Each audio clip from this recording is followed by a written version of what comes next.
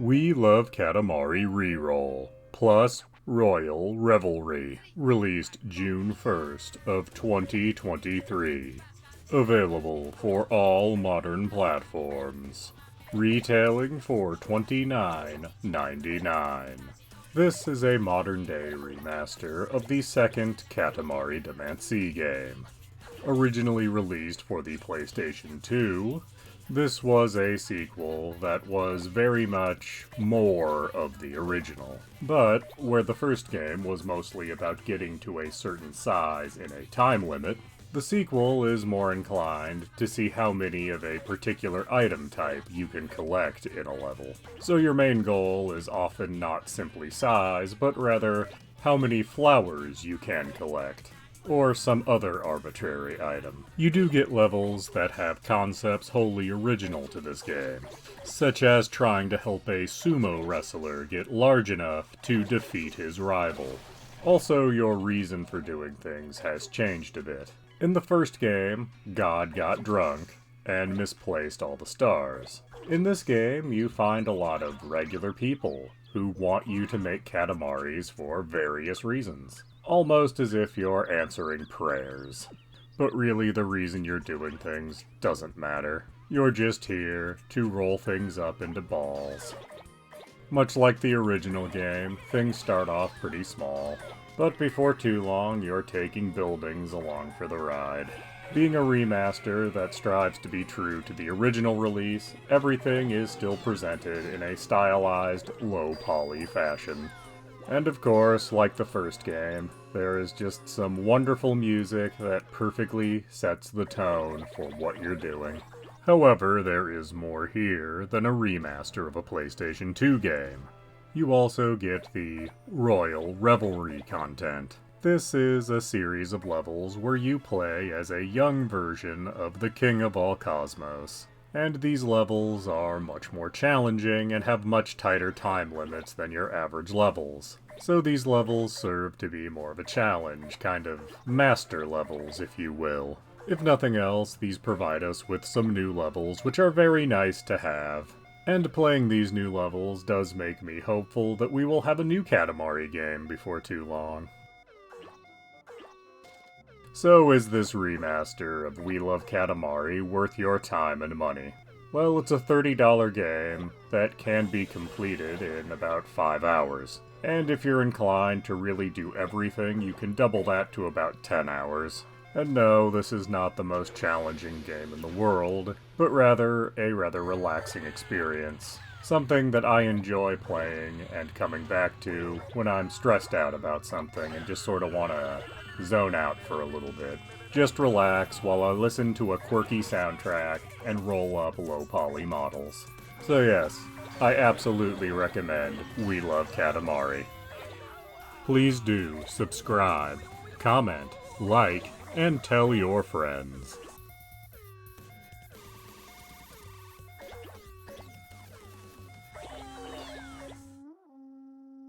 RoboCop Rogue City, released November of 2023. Available on Xbox, PlayStation, and Steam. Retailing for $59.99 on Xbox and PlayStation, but only $49.99 on Steam. RoboCop Rogue City is a first-person shooter where you play as RoboCop, aka Officer Alex Murphy.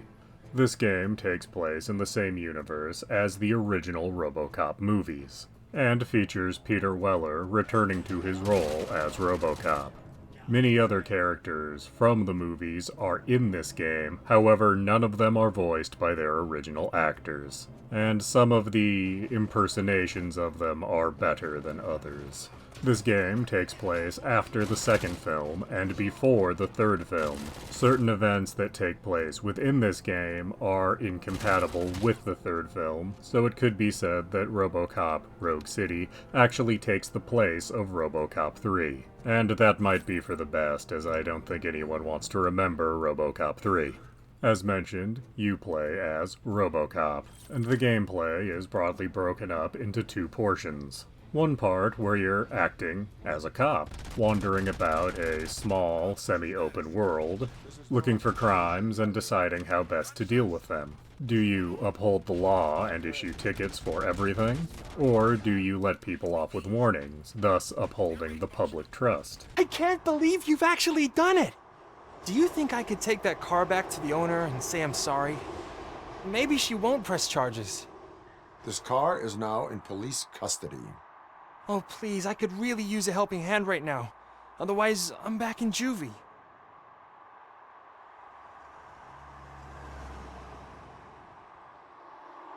Proceeding to secure the perimeter. Keys are in the ignition. Thank you so much! I promise I won't mess this up. You get to decide that throughout the game, and you will notice the perception of RoboCop by the average citizen shifts as you make those decisions. The other part of the game is shooting lots and lots of criminals. And you always have the famous Auto 9 from the movies with you, and it has infinite ammo. There are a number of other guns you can pick up around the environment or off of dead criminals, and while those are useful early in the game, you get the ability to upgrade the Auto 9 fairly early in the game. And once you can upgrade and customize the Auto 9, most of the other weapons become completely irrelevant, with only a couple of sniper rifles being actually useful, as the Auto 9 is a pistol, and no matter how much you upgrade it, it's not a sniping weapon. But the Auto 9 isn't the only thing that can be upgraded in this game. As you do various things in the game, you will get skill points. And you can use skill points to upgrade RoboCop himself. And not all upgrades are combat-oriented, as you can upgrade RoboCop's skills of deduction or psychological skills, both of which can be useful for navigating the world and dealing with NPCs, but have absolutely no application in combat.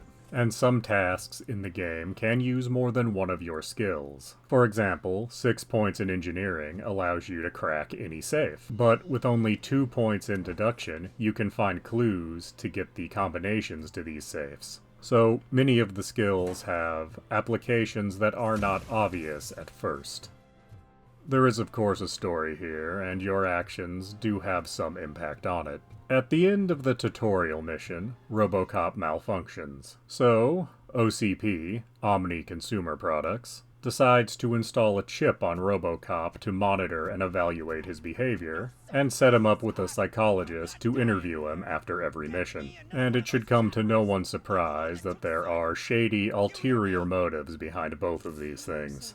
The evaluation that you're given after each mission will give you a certain amount of experience and therefore skill points. It will also let you know everything you missed during that mission, which is interesting, but there's no way to replay these missions short of starting a new game. And some of the things you can do, you're not really told about. You just have to stumble across them in the world. Sometimes things are fairly obvious. You see 2 other Detroit police officers and some police tape, and it's pretty obvious if you go up and talk to them, they'll ask for RoboCop's assistance. Other times, it's a seemingly random NPC that needs your help, and visually speaking, there's nothing about them that indicates that they need your help or interaction. Speaking of the visuals, they are a bit of a mixed bag in this game, with most of the NPCs, even some of the important ones, lacking a lot of detail and looking more like something from the last generation. The early last generation. While at the same time, a lot of the world looks very good and is making very obvious reference to the RoboCop movies. One interesting graphical detail is when you encounter Ed 209 and some of the other large encounters, they have actually been animated to look like they are stop motion, as they were in the movies. Which at first I thought was actually some kind of glitch, and then I realized what they were trying to do, and I thought it was kind of brilliant. I just wish that same level of care would have gone into crafting the average NPC. So, is RoboCop Rogue City worth your time and money? Well, it is a 10 to 15 hour game, and there is no New Game Plus, at least not at this time. However, during the course of editing this review together, news came out that there will in fact be a New Game Plus mode patched into this game, though at the moment there is not actually a time frame for that.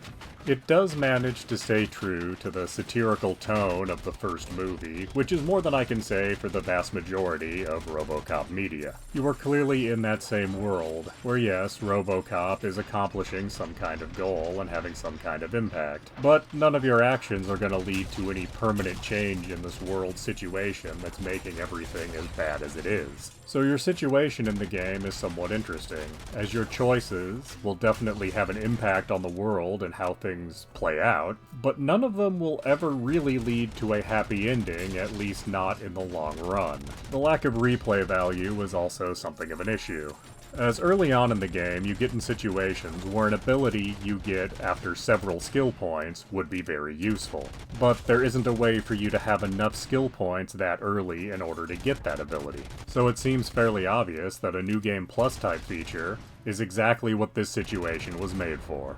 But there is no New Game Plus available, so is this situation just meant to be a tease? This leaves me very conflicted about this game, as I like the writing and the gameplay, and I definitely appreciate how faithful it is to the tone of the first movie. But it's also a fairly short experience with nothing to bring you back for a round 2. So yes, I do recommend RoboCop Rogue City, but no, I do not recommend paying full price. $60 and even $50 on Steam is just too high an asking price. Instead, I'd recommend waiting till you find this game for no more than $30. As it is a great experience while it lasts, it's just a shame that it does not last nearly long enough. Please do subscribe, comment, like, and tell your friends. Crash Bandicoot Insane Trilogy, originally released in June of 2017.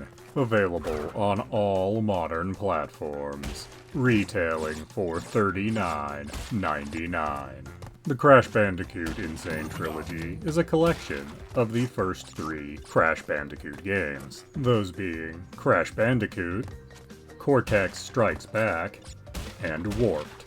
All 3 of which were originally for the PlayStation 1, and during that time Crash Bandicoot was something of a mascot for the PlayStation, which does make playing this collection on the Switch or Xbox feel a little weird.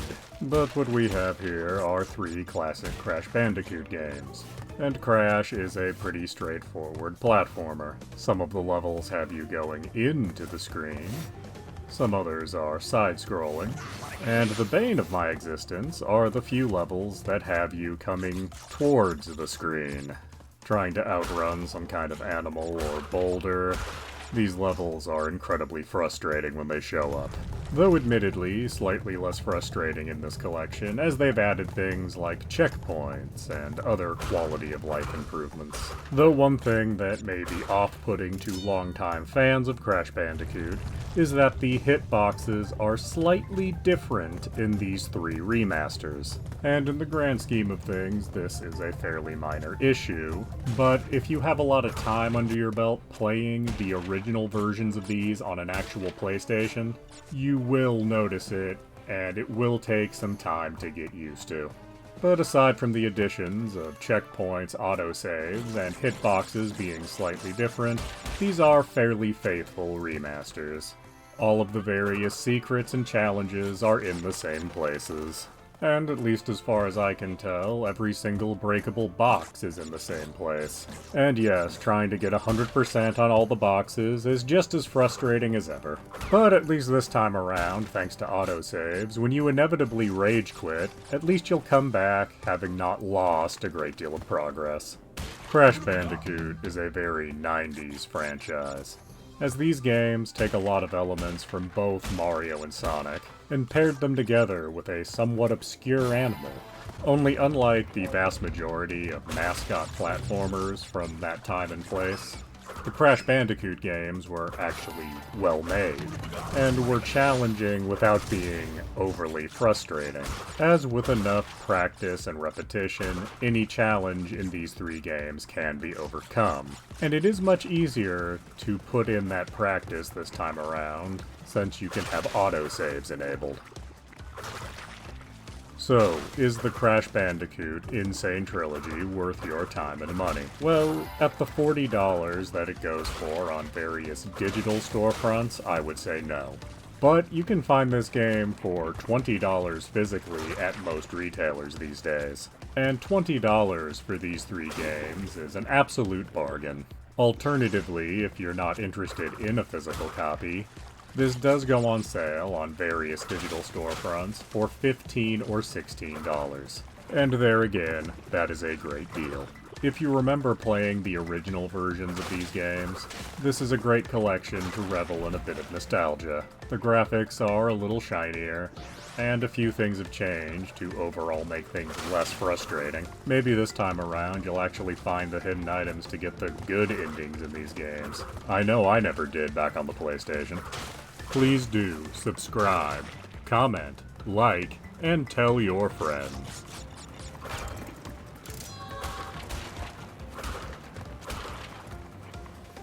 Inmost, released October of 2019. Available on Nintendo Switch, PC, and iOS. Retailing for $14.99. Inmost is a side-scrolling puzzle platformer, broken up into 3 parts. Initially, it will be very unclear how these parts actually relate to one another, as you alternate between following a girl in a neglectful and possibly abusive situation, following a man who is dealing with weird shadow creatures, and finding tools to deal with obstacles, and lastly, following some kind of knight or warrior. He has a weapon, but cannot jump, instead relying on some kind of rope gun to get higher or cross gaps. As you get further and further into the game, you will start seeing more surreal things start happening to your characters, and it becomes unclear which one of these stories is actually happening, if any of them are at all. And it's also unclear whose perspective these are actually being told from. Are these all just in the head of the man? Or of the little girl? Or are these all stories being told by some third party we haven't met yet? As the gameplay is primarily puzzle-based, you're never in any real danger in this game. And while there are parts where the shadow creatures can kill your character, the game will take you back to shortly before your death to try again. And of course, there are some encounters that could qualify as boss fights. In general, you're not really fighting in these encounters, rather just figuring out how to dodge till the boss destroys itself in some way. As you get deeper, the story connections between the 3 characters will become much more clear. I will not spoil those revelations here, however, as that would rob the experience of actually playing this game. But is Inmost worth your time and money? Well, to play the game from start to finish only takes about 5 hours, and once played, there is very little replay value. There are collectibles that you can go out of your way to find that will have some small effect on the ending, but not enough to really make them worth searching for in my opinion. And while I did find this game captivating to the point that I played through it in one long setting, I doubt seriously that I will ever play this game again, as much as I do enjoy its melancholy tone, and its primarily monochromatic graphics with splashes of color. As this is a puzzle platformer, but none of the puzzles are all that difficult. Rather, as long as you're noticing little details, you'll always know what dangers lie ahead, as every monster that might be a jump scare is telegraphed in some small way. So while this game is quite cheap at only $15, I can't quite bring myself to recommend it with only a 5-hour runtime and absolutely no replay value. But I do feel this game is worth playing, so I would recommend waiting for a sale before picking up Inmost, as if this were a $10 purchase to begin with, I would be recommending it. It may not be very long, but it's an experience that will stay with you and make you reflect on things like hatred, abuse, fear, and love. Please do subscribe, comment, like, and tell your friends.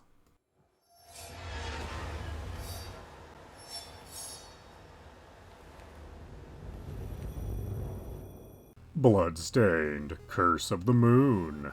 Released May of 2018. Available on all modern platforms, retailing for $9.99. Bloodstained: Curse of the Moon is a retro companion piece to Bloodstained: Ritual of the Night, and its style and gameplay is very much taken from the 8-bit Castlevania games. If playing in retro mode, you have pretty harsh knockback that will knock you into pits, and regardless of mode, you will be unable to jump on the stairs, or change the direction of your jump mid-air, because there are 2 difficulty modes to choose from. A retro style with limited lives and knockback, trying very hard to feel like a classic NES game, and the more forgiving casual style. Here you have infinite lives, and there is no knockback when you're hit. Which mode you choose doesn't affect the story. Speaking of story, there are actually 3 separate stories in this game, but they all use the same levels. And you have to play through the first story to unlock the second, and the second to unlock the third. In the first mode, you start out as a swordsman. After each of the first 3 levels, you unlock another character that comes along with you. Each character plays slightly differently and has their own health bar, and you can switch between them freely at any moment. If you die with any one character, you cannot switch to them for the rest of the level, but they will be returned to you in the next level. You'll end up recruiting the main character from Ritual of the Night. She can jump higher than the swordsman, and has a whip for longer ranged attacks. You get an old man alchemist who has low health, low jump, and low attack, but his skills are very powerful and can briefly make him invincible, or do things that will unlock new paths in levels. And the last character seems to be a vampire of some description. He can turn into a bat and fly around. Again, very useful for accessing alternate paths. As each character has their own health bar, it's very useful to switch between them during boss fights. But after you beat the game with these 4 characters, you then unlock the next mode, where the swordsman is cursed and you don't get to use him, but you start the game off with the other 3 characters already together, meaning you can access the alternate paths in those early levels before you had those characters in the first run-through. The bosses in this mode are also remixed a little bit. They'll have new attacks and new gimmicks that you'll have to get used to, and due to lacking a 4th character, you will have less total health to deal with any given boss. In the last mode, you play as the swordsman again, but you have all the abilities of the other characters. You don't unlock any other characters as you progress, and again, the bosses are a little different. And that is the last story mode that's unlocked. However, once the 3 story modes are completed, you do unlock a boss rush mode. If playing in casual difficulty, each mode will take you about an hour and a half to complete. If playing in the more difficult veteran mode, sky's the limit. So is Bloodstained: Curse of the Moon worth your time and money? Well, at a price tag of only $10, I'm inclined to say yes. If going entirely in casual mode is your thing, you'll get 5 hours of entertainment out of this. And many times more than that if you go for the more difficult veteran mode. This is a game trying very hard to bring forth the nostalgia people might have for the classic Castlevania games on the 8-bit NES. So if you're a fan of those, but would like something new to play, Bloodstained: Curse of the Moon is right up your alley. In addition, if you played Bloodstained: Ritual of the Night, this game is an excellent companion piece to that, and will flesh in a few story details. And while you do go through the same group of levels 3 separate times, each level does have multiple branching paths, meaning that no 2 playthroughs of the same level need to be exactly the same. And if you're interested in seeing everything each level has to offer, you can go back and play them at any time once you have beaten them. So at its price of $10, I absolutely do recommend Bloodstained, Curse of the Moon. Please do subscribe, comment, like, and tell your friends. Breakout Recharged. Released February of 2022. Available on all modern platforms for $9.99. Breakout Recharged is a remake of an Atari classic. Breakout being quite possibly the first game where you used a paddle and ball to destroy bricks at the top of the screen. And that's exactly what you're doing here, only with better graphics than they had back in the 70s. Not only that, but they've added power-ups. So basically they've turned Breakout into Arkanoid, but you get 3 general modes of play. Recharged, where you have power-ups but only 1 life. Classic, where there are no power-ups but you have 3 lives. And Classic Recharged, where you have power-ups and also 3 lives. But calling those last 2 modes Classic is a little disingenuous in my opinion, as the graphics are exactly the same across all 3 modes. And I personally think a Classic mode should actually look classic. Maybe even give you the option if you want the original arcade version, or the 2600 version. But sadly, none of that's available. It always looks more modern and new. However, one thing that is spot on is the actual analog controls. This is the first time I've played a game like this with an analog stick and actually thought it felt right.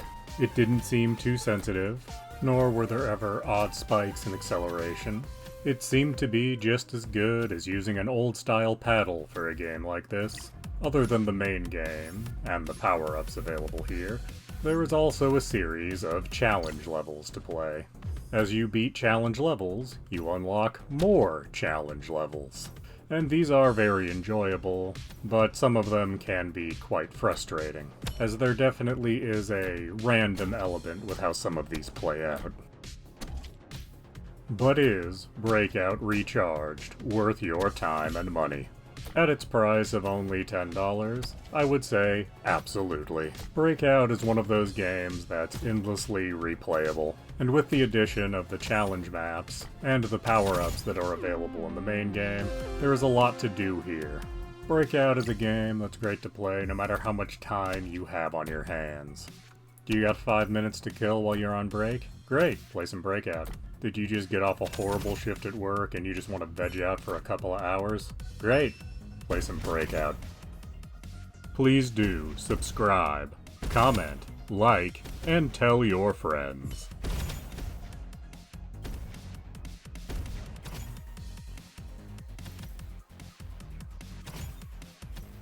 Shin Megami Tensei 3 Nocturne Remastered. The original released back in 2003, with this remaster coming out in 2020. Available for PlayStation, Nintendo Switch, and Steam, retailing for $49.99. SMT3 is a JRPG. You control your protagonist in battle, and various demons that you recruit and fuse along the way.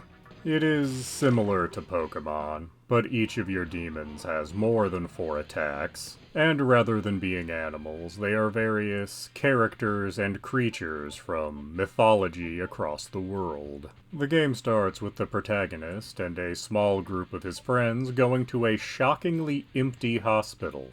Shortly thereafter, the apocalypse happens, and it would seem that the only humans that survived the apocalypse are the people that were in the hospital, so you, your group of friends, and a couple of others. And despite the fact there are monsters and demons and whatnot running around, everyone pretty much separates and does their own thing. This arguably works out well for the protagonist, as the protagonist has an encounter with a being, possibly Satan, and implants him with some kind of demon bug that makes our protagonist the Do not demi-fiend. be afraid.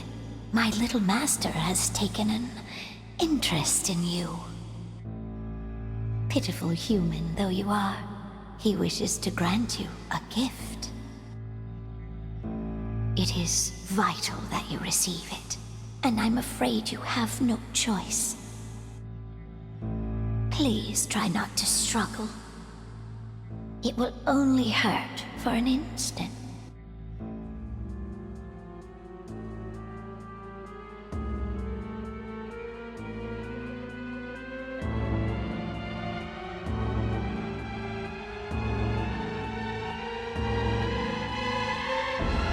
Enjoy your last moments as a human. Not quite human anymore, not quite fully a demon.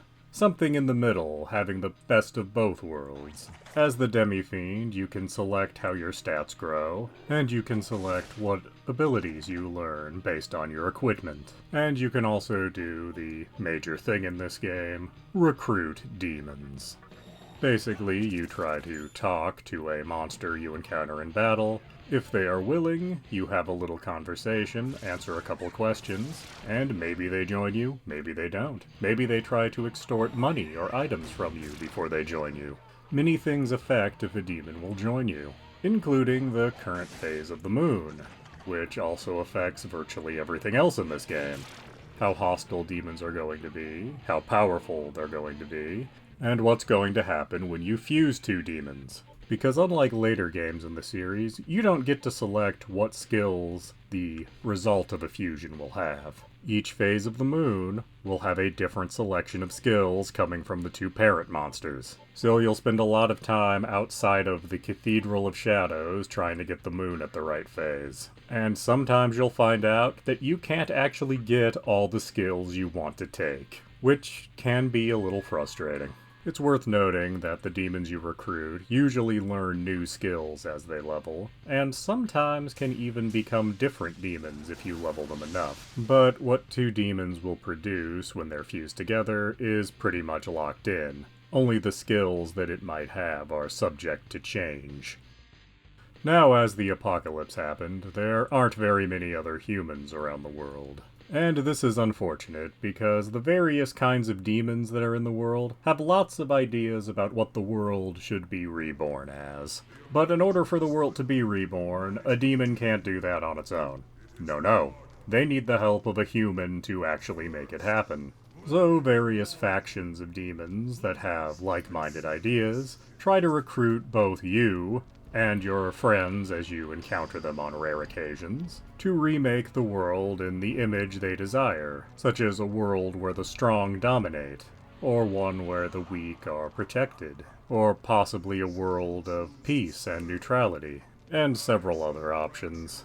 At points in the game, you will make decisions. These decisions will determine what the world will be like when you finish the game. But there is one action you can take that will completely override any other decisions you've made. You can access a optional dungeon in the game. You get menorahs from fighting optional bosses in the world, and these menorahs unlock more of this optional dungeon. And going there is worthwhile, as there's a lot of good treasure there, and it's a great place to level. However, if you actually finish this dungeon, it locks you into one of the endings. And there is no taking that back, so if you want to finish that optional dungeon, know that there's only one ending you will see. I did not know that at the time of playing, and honestly, little annoyed to find that out the hard way. Speaking of the hard way, this is a fairly difficult game, and most of the boss encounters do require you to use some strategy with your skills in order to survive them. On all platforms, there is a free DLC available called Merciful Difficulty, and I do not recommend playing the game on Merciful Difficulty. It makes it an absolute joke to play. But if you're just interested in seeing how the various endings play out, maybe it's for you. So, is Shin Megami Tensei 3 Nocturne Remastered worth your time and money? Well, it's a $50 game on digital storefronts that lasts 50 to 100 hours, depending on how much side content you want to do, so there certainly is some value for your money. In addition to that, you might want to play through the game several times in order to see the various endings that are on offer, or simply play through using completely different demons than you used the last time. as there are a ton of different demons to play with and experiment with. In addition to having different teams, you can also shape the protagonist however you like, so there is some benefit to going through the game using various stat builds. And if you're unsure about paying $50 for this game, it can be found physically for much cheaper than $50. I found a brand new copy of this game for PlayStation 4 for only $20. And that didn't require any real hunting on my part. I just happened to walk into a game shop, and it was sitting there brand new for $20. The SMT series in general is kind of a more advanced version of Pokemon. Your various demons have more attacks. You have a full party of them in battle rather than just using them one at a time. And in general, things are much less cutesy here than in the Pokemon series. So if you're a fan of JRPGs, or a fan of the Pokemon series in particular, Shin Megami Tensei 3 Nocturne is definitely a great place to find something that'll be right up your alley. Please do subscribe, comment, like, and tell your friends.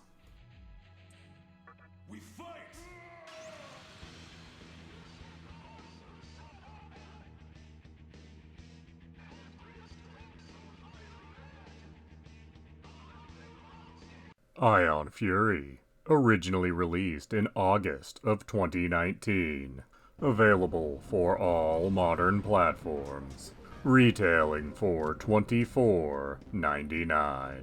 Ion Fury is a retro-style first-person shooter, but rather than try to invoke the feelings of Doom or Wolfenstein 3D, Ion Fury instead tries to invoke the feelings of Duke Nukem 3D and other build engine games. In fact, this game was supposedly developed using eDuke 32, a modern source port for the build engine. So, like many old build engine games, this game has an over-the-top protagonist, one Shelly Bombshell Harrison, and she is basically a gender-swapped Duke Nukem, having the same abilities and attitude as the Duke, as well as a habit of spouting one-liners. Apparently her day job is a bomb disposal expert, and she is single-handedly fighting Dr. Judas Haskell, a villain voiced by John St. John, that is a cult leader that has many cyborgs following him and doing his bidding. And as you go through levels, there'll be spots in them where he threatens you, but your interactions with him aren't going to be that deep, as this is, of course, a retro-style first-person shooter. So what you'll actually be doing in this game is going through levels that are actually far larger than anything that could have been done on the build engine back in the day, taking down huge numbers of enemies, and trying to find the key to get to the next part of the level. And along the way, there'll be a huge number of references to movies and television. RoboCop, Terminator, Blade Runner. The game wears the influence of 80s sci-fi on its shoulder proudly. Like any good old-school FPS, you have more weapons than the protagonist could realistically carry. But unlike the games this is trying so hard to invoke the spirit of, most of the weapons here have alternate fire. For example, the handgun you start with can give you free headshots. Meaning, unlike most games, your basic weapon stays useful throughout, as long as you're fighting anything with a head. The alternate fire approach also leads to weapons that serve interesting dual purposes, like your shotgun and grenade launcher being the same weapon. And you'll need all your weapons and all their alternate fires, as there are lots of enemies. And lots of them like to spawn in when you pick up items. So is Ion Fury worth your time and money? I guess that depends how fond you are of 90s first-person shooters, as at the end of the day, this is really just a slightly different flavor of Duke Nukem 3D. It is well made and will take about 10 hours, which is about the length of most 90s first-person shooters, realistically. I do think that $25 is slightly too much. I think it would be better to wait for this game to be $20 or less. But overall, I do recommend Ion Fury. There is one more thing I want to address about this game that's not really the game's fault. I originally played this game on PC using the Steam version. For reasons I don't fully understand, I could not get my recording software to record that version of the game. I actually wanted to review this game about 2 years ago, but because of that recording issue, could not do it. So much more recently, I saw Ion Fury on sale on the Xbox. And it was pretty cheap, under $10, I forget the exact price. So all the footage you're seeing in this was recorded on an Xbox, and unfortunately has me using a controller to play a first-person shooter. I am not great at using a controller for an FPS. So for that reason, you only see the early levels of Ion Fury, and I'm also not performing all that well in any of the footage in this review. None of that is the game's fault, but still, it's something that was quite annoying when trying to make this review. Please do subscribe, comment, like, and tell your friends.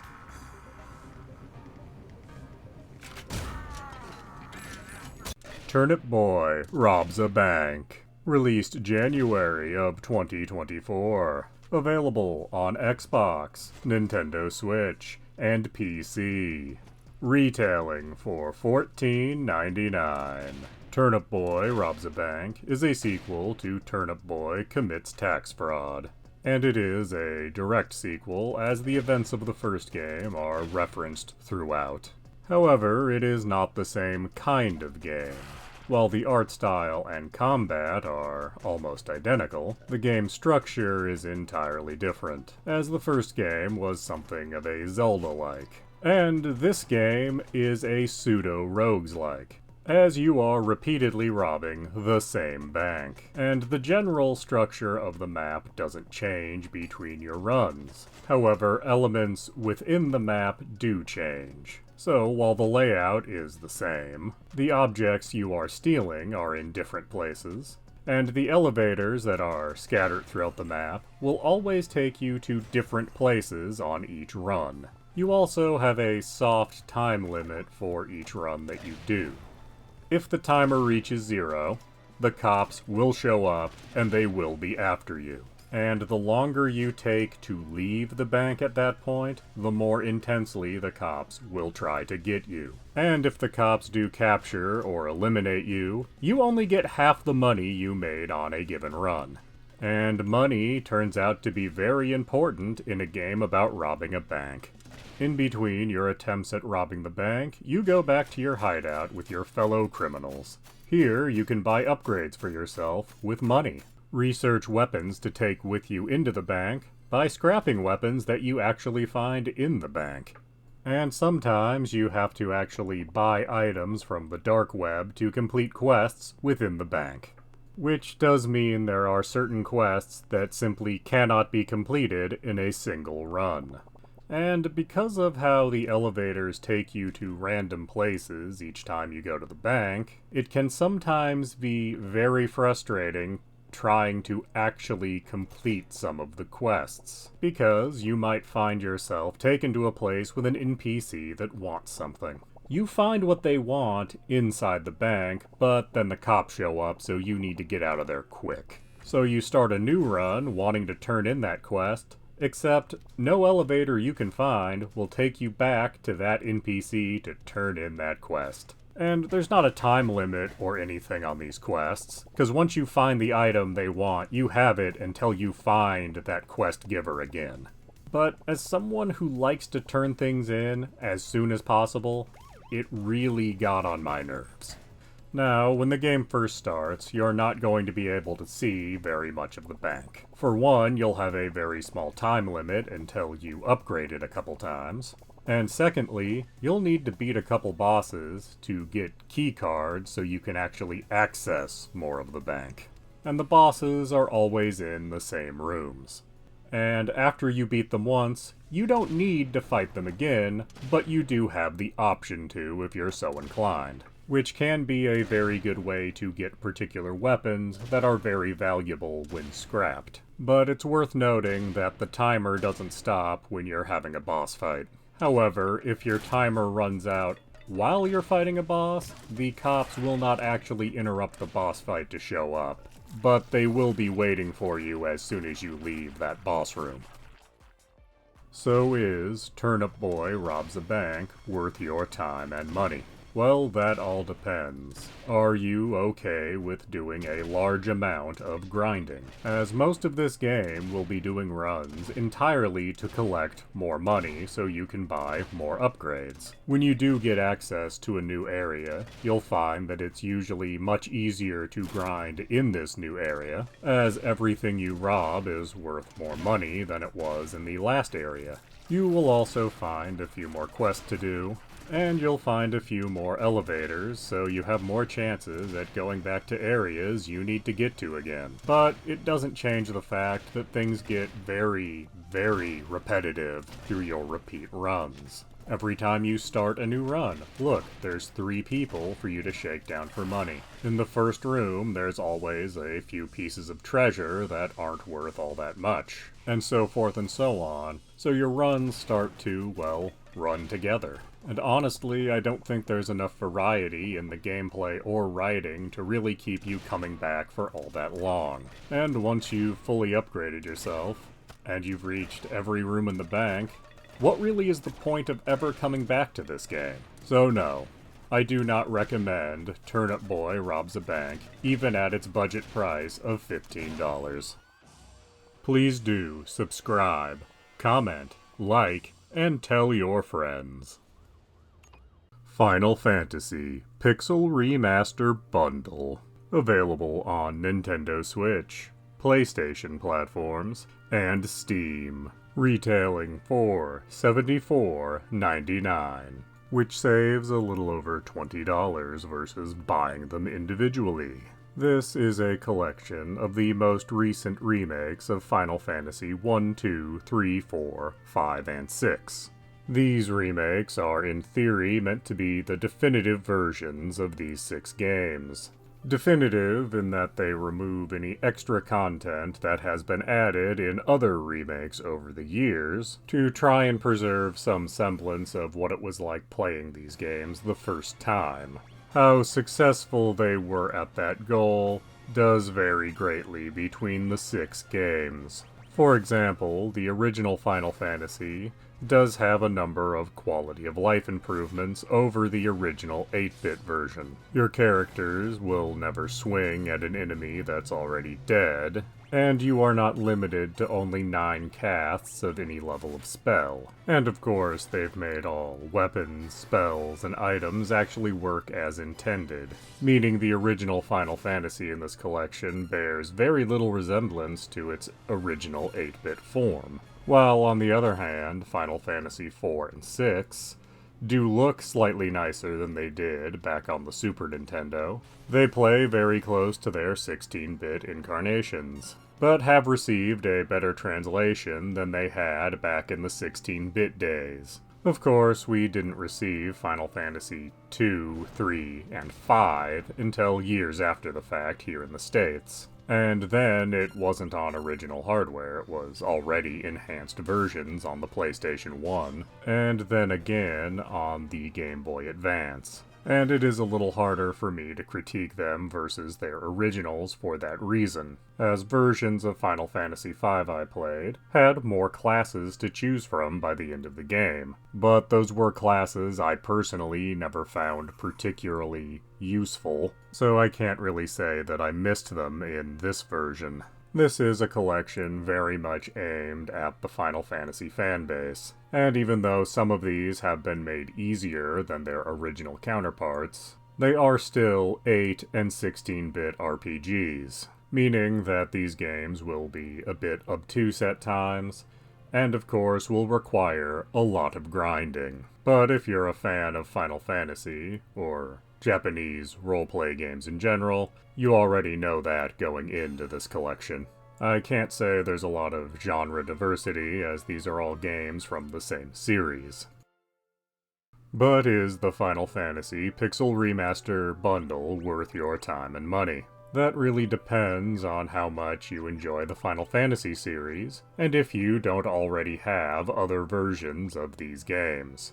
As the PlayStation Portable had better versions of Final Fantasy 1, 2, and 4, and the Game Boy Advance had better versions of Final Fantasy V and VI, along with acceptable versions of Final Fantasy 1, 2, and 4. The only game in this collection that I think truly succeeds on being the definitive version of itself is Final Fantasy III. As prior to this collection, the only official way to play Final Fantasy III in English was on the Nintendo DS. And that version was so heavily changed that it bears almost no resemblance to its original form. So if you've been a longtime fan of Final Fantasy and have other remakes of these games already, I would only recommend buying the Final Fantasy III Pixel Remaster for $18. But if you're lacking ways to play these games conveniently, then I would absolutely recommend the Pixel Remasters, as these are the most accessible way to play these games currently. They may lack some of the content and enhancements that other remakes have received, but they are still perfectly serviceable versions. I do think charging $75 for this collection is a bit much. However, you are getting 6 games, with the shortest of them being 20 hours, with the longer games here running to the 60 to 80 hour mark. So yes, I do recommend the Final Fantasy Pixel Remasters overall. However, I personally would wait for a sale when you could get this collection for $60 or less. Please do subscribe, comment, like, and tell your friends.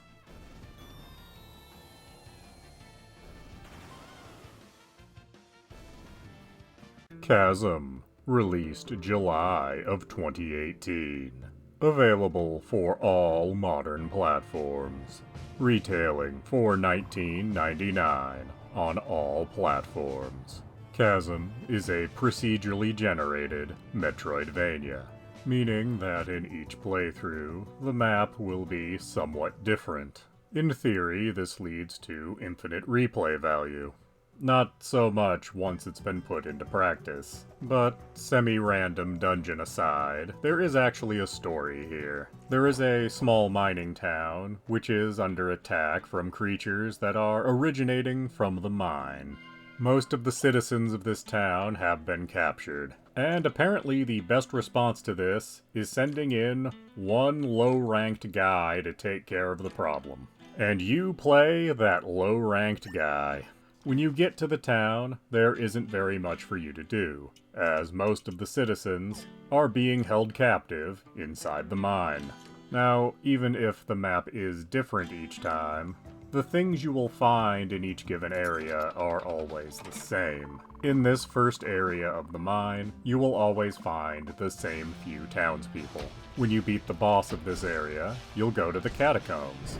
There again, there are a few citizens there to be saved, and they will be the same citizens in each playthrough. And like with the citizens, your various mobility upgrades will always be found in the same areas. In the catacombs, you'll always find the upgrade that lets you grab onto ledges. In the keep area, you will always find the slide, and so forth and so on. The only difference between playthroughs is how much repetition there's going to be between finding these people and items. The best parts of the mine are definitely the boss fights. Each boss has a definite pattern that you can learn, and can definitely be made easier by using the right weapon and right sub-weapon, as there are several types of weapons in this game. Swords that slash in front of you, things with a long wind-up over your head, spears with more reach, and many other options. The sub-weapons, on the other hand, are a greatest hits of what you've seen in Castlevania games. A throwing knife that goes perfectly straight, an axe that goes in an arc above you. And it's not that there's anything wrong with these sub-weapons, just some more originality would have been nice. You can upgrade your sub-weapons, and most of them, once upgraded, do take on unique traits. As you delve deeper into the mine and save more of the citizens, there will be more things to do in town. Most, but not all of the citizens will open up shops for you to use. And nearly all of the citizens have some kind of quest you can do for them. If they are a shopkeeper, this will either expand their inventory, or give another function to that shopkeeper. Doing the quest for the woman that sells you your sub-weapons allows you to upgrade those sub-weapons. Getting flour for the baker expands the bakery.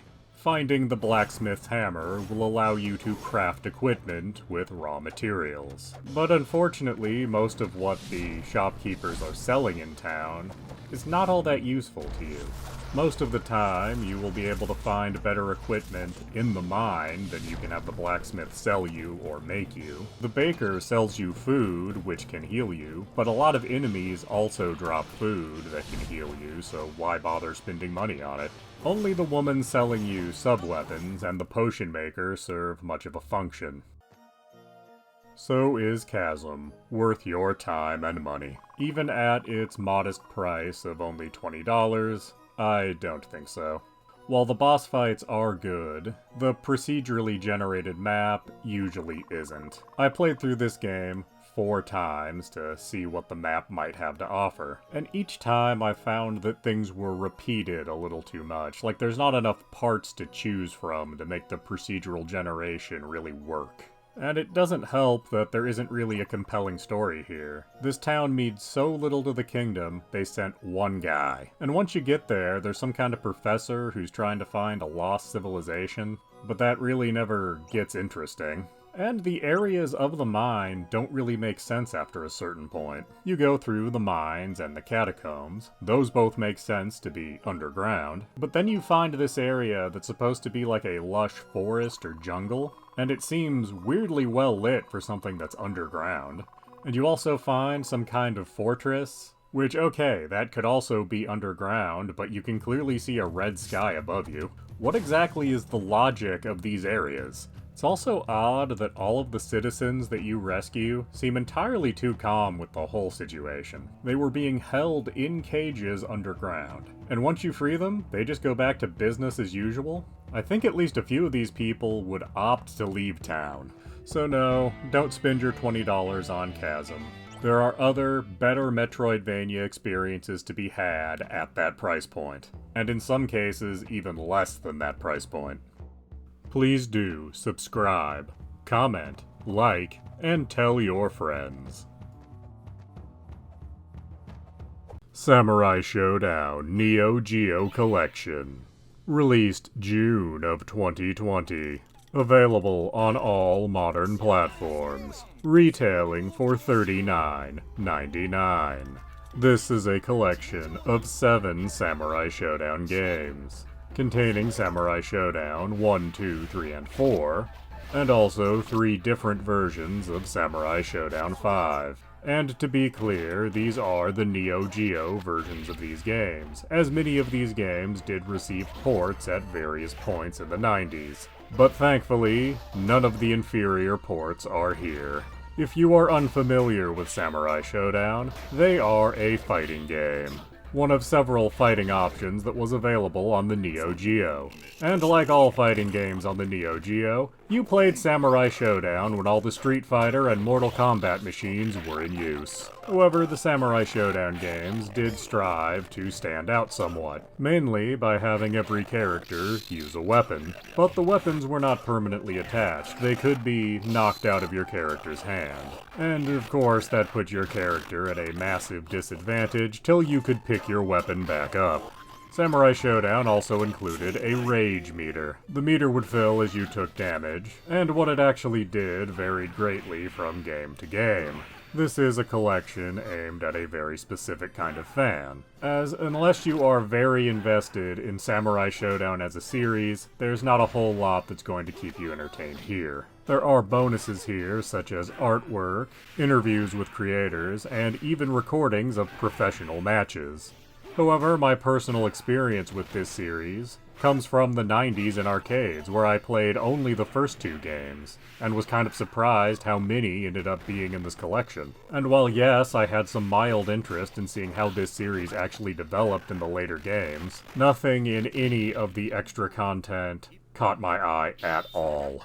I also had a bit of trouble actually distinguishing what the difference was between 2 of the games in this collection. So you have 3 versions of Samurai Showdown 5. The original, Special, and Perfect. Now I can see a difference between the original and either Special or Perfect, but when playing Special and Perfect just by themselves, I'm not really sure what is different about these two versions, and I spent several hours with both games, and I can't find any subtlety or nuance that really sets them apart. And Google was not helpful in finding an answer either.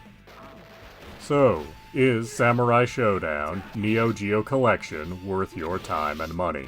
At $40, I don't really think so, unless you are a true die-hard fan of the Samurai Showdown series.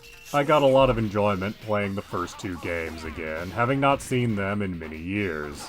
But without any nostalgia behind them, I didn't get much out of 3, 4, or the various versions of 5. At $20 or even $25, I could see the charm in this collection, but at its current price of $40, I think there's better fighting games and even fighting game collections to buy out there. So if you are interested in this, definitely wait for a sale. They happen frequently enough. Please do subscribe, comment, like, and tell your friends. Batman Arkham Knight, originally released in June of 2015. Available on all modern platforms. Available on Steam, Xbox, and PlayStation for $20, or $40 for the premium edition that includes all of the DLC. And available on Switch in the Batman Arkham Trilogy, retailing for $60, which does include Arkham Asylum, Arkham City, and Arkham Knight, along with all of their various DLCs. Batman Arkham Knight is the last game in the Arkham series, and its gameplay should be very familiar to you if you've played the other Arkham games. However, there are new elements present here. Shortly into the story, you get a new, fancy batsuit. It allows you to take out multiple criminals in one move, which, if used to its full effect, can make many encounters a complete joke. You also finally have access to the Batmobile in this game. This allows you to drive around town. However, your grappling and gliding abilities are much more efficient for getting around. And the Batmobile converts into a tank, which sounds very interesting on the surface, but just leads to the most tedious parts of this game. However, there are times where the Batmobile is used to good effect, because you can remote control the Batmobile. And when you have the opportunity to use it as part of solving a puzzle, it actually is a welcome addition. But putting new gameplay elements aside, what's actually going on in this game? Well, there's quite a few things going on, some of which are new, some of which are wrapping up loose ends from the previous Arkham games. The game gets its title from a new man in town, calling himself the Arkham Knight. He, with the help of Scarecrow, are trying to take over all of Gotham, with the army of mercenaries they could somehow afford. In a story element I'm sure no one predicted, it turns out the Arkham Knight is someone from Batman's past. But while trying to deal with the Arkham Knight, Batman has problems all his own. It turns out that the infected Joker blood was not all accounted for at the end of Arkham City. There are 5 people who actually received the Joker's blood, and it's making them turn into the Joker. And Batman is desperately trying to find a cure for this predicament because he's one of the people that's slowly turning into the Joker. However, he seems to have things under control, at least within himself, pretty well, until early on in the story when he receives a dose of fear toxin from the Scarecrow. This causes an imaginary Joker to show up and taunt Batman throughout the rest of the game. And it is shown that throughout this story, the imaginary Joker is slowly gaining more influence over Batman's actions. But it does make me wonder if it's really the Joker taking over, or just the Batman's idea of the Joker taking over. But it doesn't matter, as their scenes together are always interesting.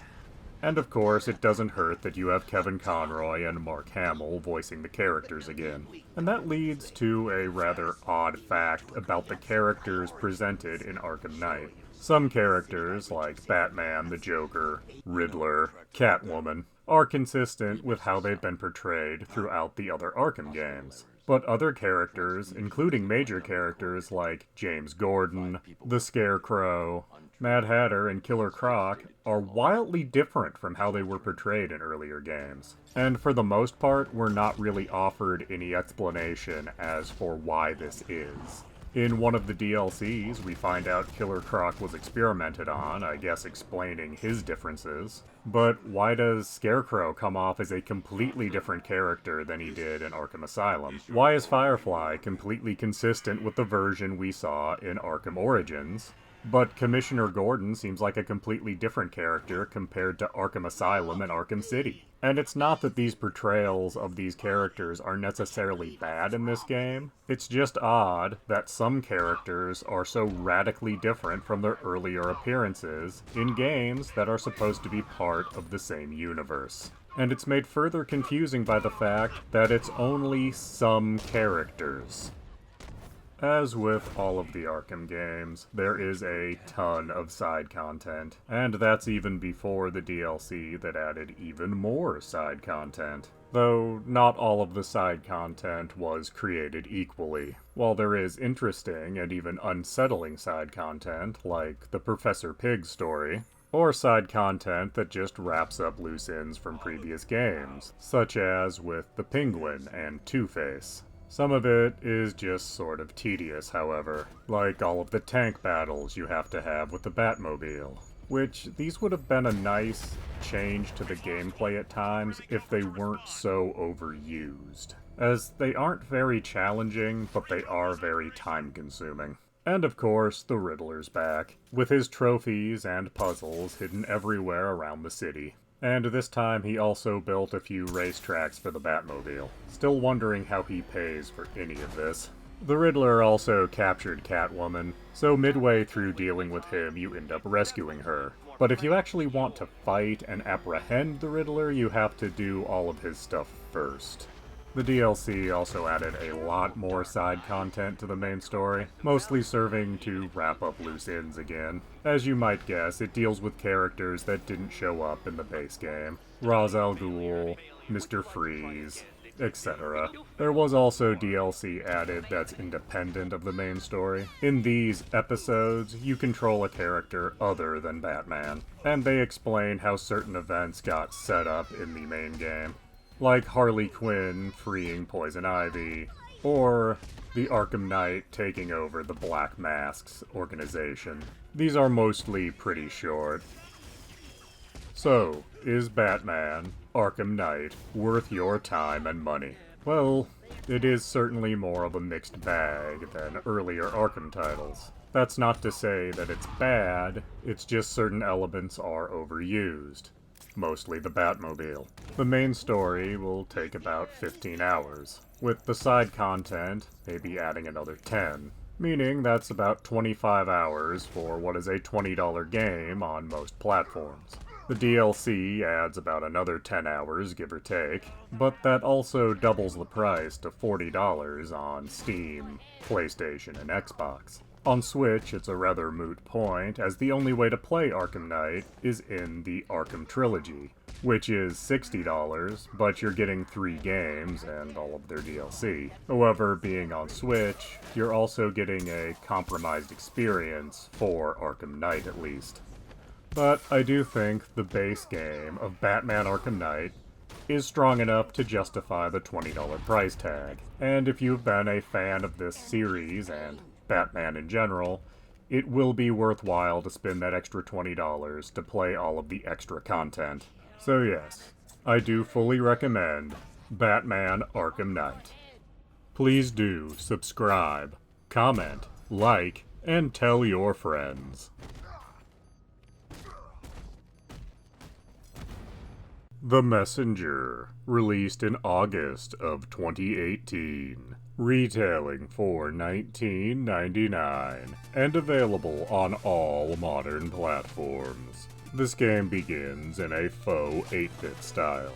You are a ninja from a ninja village, and you're seen as kind of a slacker. But because of unfortunate happenstance, you become the messenger that must deliver a scroll. and no one thinks you're going to succeed in this. And that sets the tone for the entire game, being very tongue-in-cheek and incredibly sarcastic, with literally every line of dialogue attempting some kind of joke. And some of them are actually funny. A lot of the humor, however, is simply based in referencing old video games, as you will get various ninja upgrades as you go through the game, and the shopkeeper will inevitably reference an 8-bit game that used a similar mechanic to the tool you just got. But there are actually two kinds of upgrades from this shopkeeper. The ones which are mandatory to progress, which he gives you for free, and a whole series of optional upgrades that you're required to pay for. In theory, getting the currency can be hindered by you dying a lot, because when you die, a little devil respawns you and then hangs out, preventing you from collecting currency for a little bit. But the thing is, he's there for a set amount of time, so if you just stand still and don't do anything, he will just go away. So I'm not really sure what the point of this mechanic was. Now eventually, you will get to what you might think is the end, where you deliver the scroll.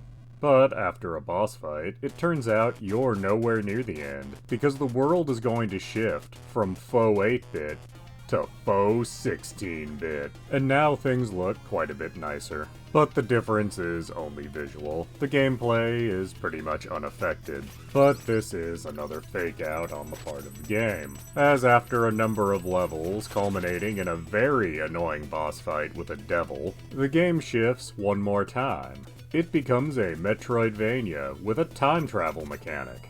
And by time travel, I mean you go through portals that shift the world from faux 16-bit back to faux 8-bit, with these shifts revealing minor changes in the map to get to areas you couldn't before.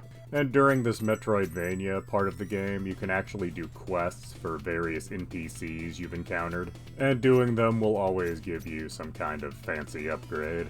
The Metroidvania section is the final section of the game, and when you beat it, you do have the option to do New Game Plus. New Game Plus makes everything slightly harder, starts you with most of your mandatory upgrades, and you get to keep one quest item. But you still have to go through the linear portion of the game to get to the Metroidvania section. And personally, I think this mode would have been more interesting if you immediately had access to that part of the gameplay. But is The Messenger worth your time and money? Well, it's a $20 game that will last 12 to 15 hours. And really, that's not too bad. The gameplay is fun and engaging, and at times the game even succeeds at being funny. Maybe not quite as funny as it thinks it's being, but still, you might get a chuckle from time to time. The game does succeed in invoking both the 8 and 16-bit eras, particularly with its boss fights. And on all platforms, there is a free DLC, Picnic Panic, that will add another 3 to 4 hours of gameplay, and is island-themed for some reason. Overall, this was a very satisfying experience that I do highly recommend. And if you're on the fence about spending $20 on this, it has been known to go on sale for as little as $5 on all platforms. Please do subscribe, comment, like, and tell your friends. Teslagrad Remastered. The original version was released back in December of 2013. This remastered version came out in April of 2023. The remaster is available for all modern platforms and retails for $9.99. Teslagrad is a puzzle platformer, taking place in a faux Eastern European kingdom, where an evil king has seized power. You play as a child, and you progress through the game finding artifacts from a group of technological wizards that the king seems to be at odds with. So you start the game with nothing. You just need to run. But after a bit of that, you find your first item. A glove that can give some things a red or blue charge. And you're gonna see a lot of red and blue in this game. Red and blue attract one another, but blue on blue or red on red will repel. And much of the game is built around these two colors and how they interact with one another. Of course, as the game goes on, you do end up with other tools, such as boots that will teleport you a very short distance, a hood that will imbue your character with one of the colors, and much later in the game you get a staff that will allow you to apply red and blue from a distance instead of directly with your hand. But regardless of where you're at in the game and what tools you have, you will find yourself going through a series of rooms, with virtually every room having some kind of puzzle that you need to use the tools at your disposal to get through, to get to the other side of the room, to get to the next room. And the game autosaves whenever you enter a room, so don't worry too much about rage quitting, because a lot of these rooms you're going to end up dying in repeatedly. Sometimes it will be because what you need to do is not readily apparent to you. Other times, what you need to do is painfully obvious, and just getting your character to cooperate with doing that is, somewhat troublesome. This can often be a problem with jumps that rely on you using blue on blue or red on red to get extra jump height, as the amount of momentum you gain from doing that doesn't seem consistent. Or at the very least, I haven't found a way to make it consistent. There are points where you have something akin to boss fights. These are also fairly puzzle-heavy, or failing being a puzzle require a very specific kind of action to deal damage. In either case, once you've figured out the gimmick, these are fairly simple. But is Teslagrad Remastered worth your time and money? Well, it is only a 5 to 10 hour game, but it also only costs $10. I found that the puzzles in the game were good in short doses. I would play for half-hour or hour-long stretches, at which point I'd had enough puzzling for a while, but a little bit later I'd find myself wanting to come back for more. It did frustrate me at times. It was never actually with a puzzle. It was always in situations that required platforming while being assisted by the effects of the red and blue magnetism. I'm honestly not sure if there was something I was missing or if there was simply an element of luck involved. Either way, I didn't find that to be a deal breaker, and I kept coming back to play more. So yes, I absolutely recommend Teslagrad Remastered. In fact, I would say it's something of a deal at its $10 price point. Please do subscribe, comment, like, and tell your friends.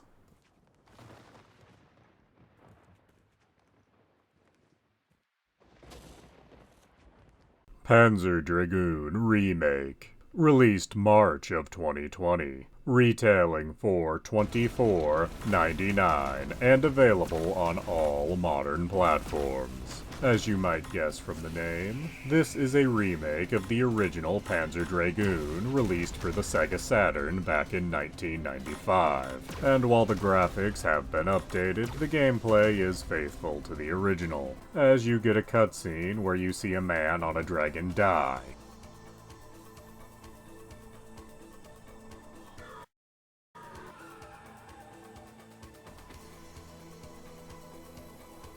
And apparently you felt it was alright to pick up his laser gun and hop on his dragon, at which point the game starts. It is a rail shooter, meaning the dragon will keep going forward. You can control where the dragon is at on the screen, and of course you can aim your laser gun, which has two modes of fire. You can either fire freely at whatever you see, or you can lock on to multiple targets at once. And taking out enemies is best done with the lock-on, whereas defending yourself from enemy projectiles can only be done by freely firing your gun. This also has a feature unique among rail shooters, in that you are being attacked on multiple fronts. The radar in the corner will tell you where enemies are at. You will have to fire in front of you, to the right, the left, and behind you. And on higher difficulties, this will become overwhelming.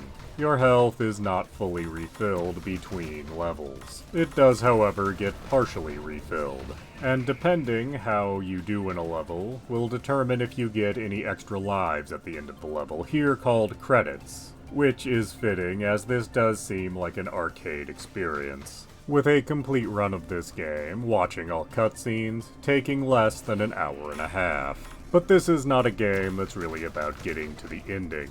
At the end of each stage, you're given a percentage as to how many enemies you killed in the stage. So with practice, you could raise your percentage, and eventually do each stage perfectly, possibly even without taking any damage. And of course, there is coming back to each stage on higher and higher difficulties, as on the easiest setting, this game is really a breeze. But the jump in difficulty even to the next easiest setting is a fairly large jump. Is Panzer Dragoon Remake worth your time and money? Well, as I stated, it is a very short game to just play through once. But this is not the kind of game that you're meant to play through once and be done with it. It's meant to be replayed so you can slowly become better at the game. And it's also worth noting this is a remake of a Sega Saturn game. And hunting down an actual Sega Saturn and all of the bits and bobs to play it, along with a copy of the original game, is a hard and expensive proposition these days. And that doesn't even include the problems of hooking up a system that old to a modern TV. So, having said all of that, I do think the $25 price tag is reasonable if you're interested in playing this Sega Saturn classic. The gameplay is very faithful to the original. The graphics have been updated and are quite a bit different from the original game. But that is to be expected, as the Sega Saturn's graphical abilities were somewhat unique, to say the least. So yes, I do recommend Panzer Dragoon Remake, on whatever platform you have access to. Please do subscribe, comment, like, and tell your friends.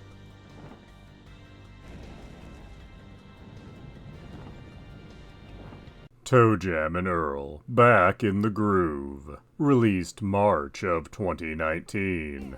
Available on all modern platforms, retailing for $14.99. Toe Jam and Earl Back in the Groove is effectively just a modern update on the original Toe Jam and Earl. You'll find the same isometric view, the same randomized presence with every new game. And of course, you're still exploring islands set in a black void as you look for spaceship parts. But that is not to say this is just a graphical update of a classic game. There are new elements added. You have more characters to choose from, including alternates of some characters, all of which have different stats that will subtly affect the gameplay. There are also new mini-games here, one as an endless runner and the other as a rhythm game. Doing either of those can net you some benefits, but at the same time I found myself avoiding them most of the time. I'm also not entirely clear on how important character choice really is in this game.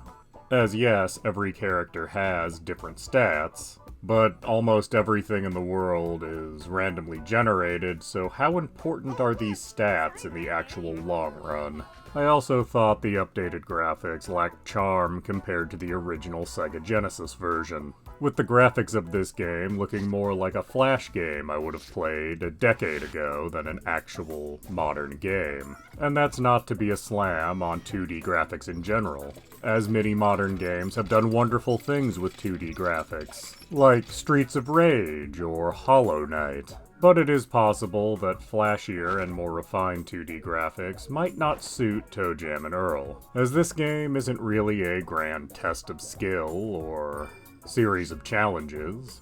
You start it up, you explore random maps looking for ship parts. The enemies you encounter aren't really threatening, they're more just silly. Maybe you find all of the ship parts and win the game, maybe you don't. Either way, when you need to de-stress, you're probably gonna pick up the game and do the same thing all over again.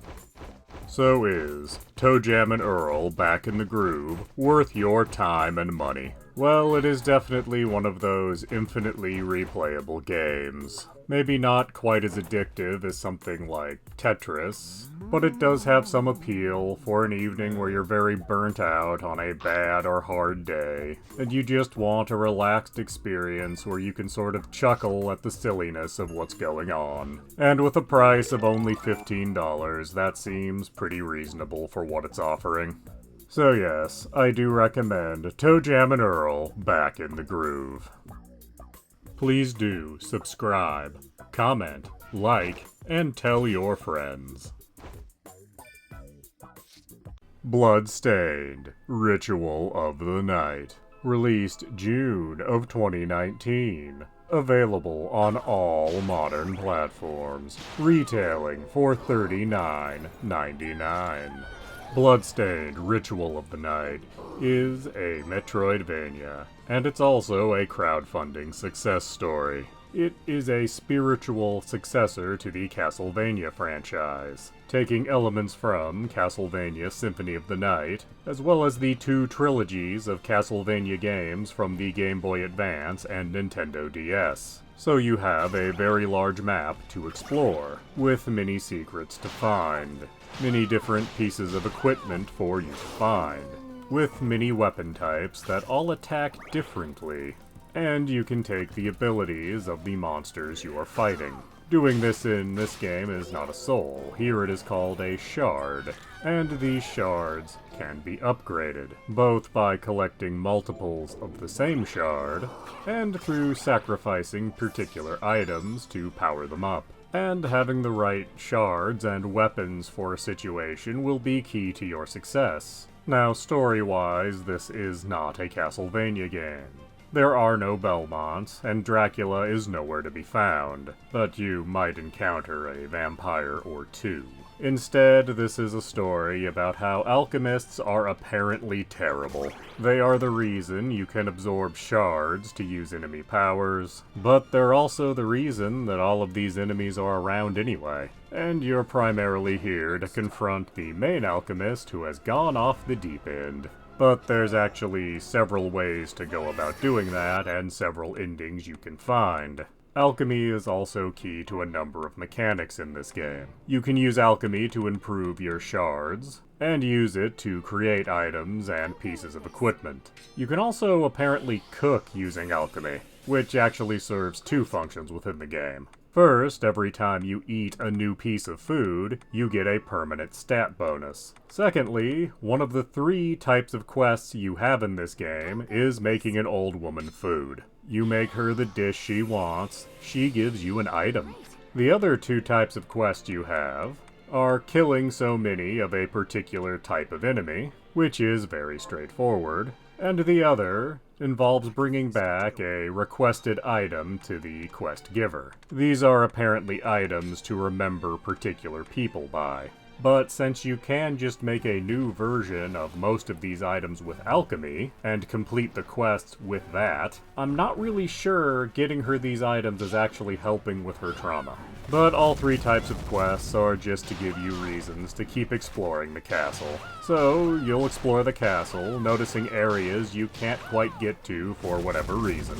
You will then fight a boss and get a new ability. You can then access more of the castle. And that's well and good, as that is the standard Metroidvania formula. But there are times within the game where it is not exactly clear where you're meant to go.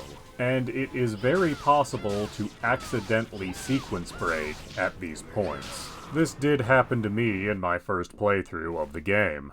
And while I did notice that the enemies seemed to be a pretty big jump over the last area I was in, I just assumed that was intentional. So, having found a new area, albeit a very difficult one, I simply started to grind until the area seemed more reasonable. Getting to the boss of this area, and seeing how powerful it was, I then went about grinding a few more levels, which allowed me to finish this boss, but it also made the areas that I'd accidentally skipped in this game a complete joke.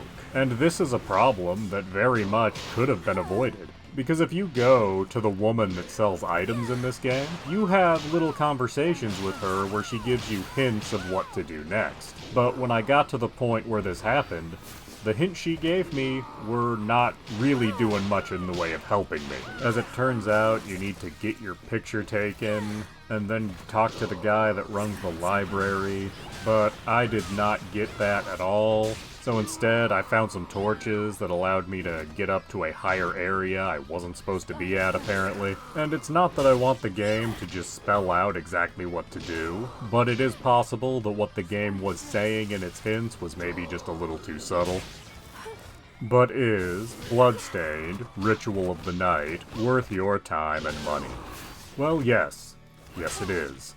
And that might be surprising, given that you just heard me talk about the sequence breaking that I had issues with, but I do want to be clear that I enjoyed myself the entire time. This really does feel like the third game that would have followed in the footsteps of Aria of Sorrows and Dawn of Sorrows.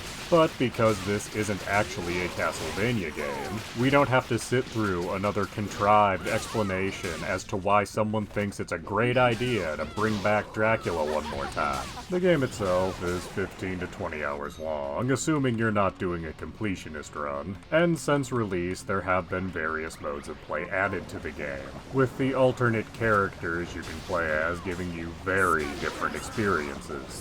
So yes, I do recommend Bloodstained, Ritual of the Night, and I would even go so far as to say it is worth its $40 price tag. But it is worth noting that on all platforms it goes on sale fairly frequently, so while I absolutely think it's worth full price, it is possible to not have to pay it. Please do subscribe, comment, like, and tell your friends. Today we're doing something a little different. I'm talking about the Fallout 4 Next Generation patch that recently hit PlayStation, Xbox, and PC. This next-gen update improves the graphics somewhat, kind of. Well, it depends on your platform, really. Adds a handful of quests for cosmetic items. Adds the Enclave for all the fans of Fallout 2. And along with the Enclaves comes a bunch of unique items, and also more cosmetics. Because we need more cosmetics, apparently. On Xbox platforms, this update is pretty much the smoothest it can be. After the download, the game now appears as an Xbox Series title as opposed to an Xbox One title. And it does look somewhat better, and actually load times are faster somehow, so of all the platforms, this one benefited the most, actually. On PlayStation 5, however, things are a little stranger, as it's not just a patch. You actually have to download an entirely separate version of the game. And once you do this, your save files don't come along for the ride. So if you had a 200-hour save file from your PlayStation 4 Fallout 4, too bad. You get to start all over. This decision is truly baffling to me. And finally, we have the big loser of this update, the PC version. Now, the good part is, with this patch, it became Steam Deck certified, which is the only positive I can find on the PC side of this issue, because this next-gen update makes it so the vast majority of mods no longer work.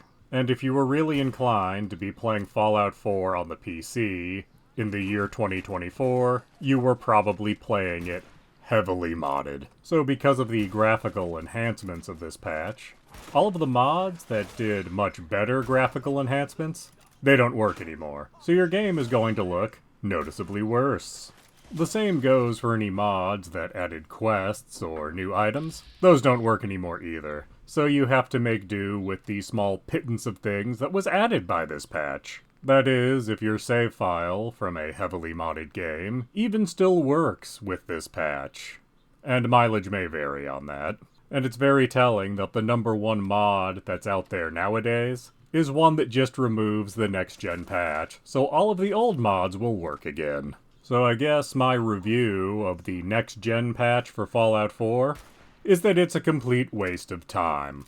For everyone on all platforms. as even the supposed Steam Deck compatibility doesn't actually mean very much, as the game ran perfectly fine on a Steam Deck before this patch came out.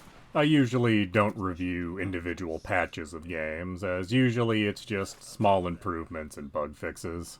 But this is a unique and terrible case. But don't worry, I don't plan to make this a regular feature on the channel. This is a special case. Please do subscribe, comment, like, and tell your friends.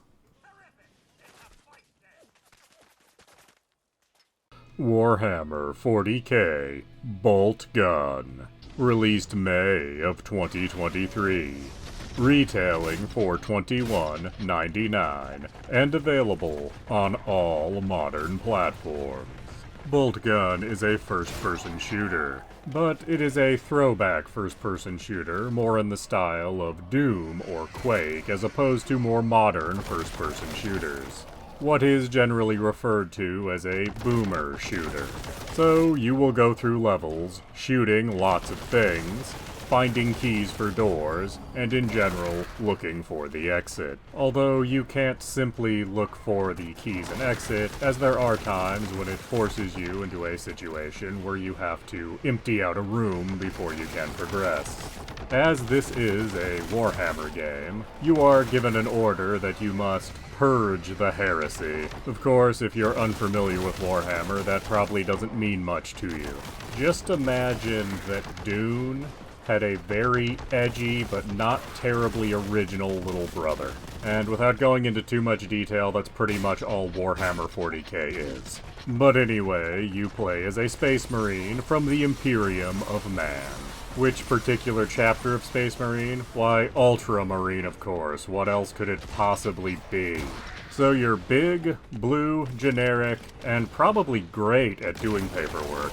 You're also apparently the only one of your squad that survived planetfall. So you're in a situation where it is literally you versus an entire planet of chaos forces.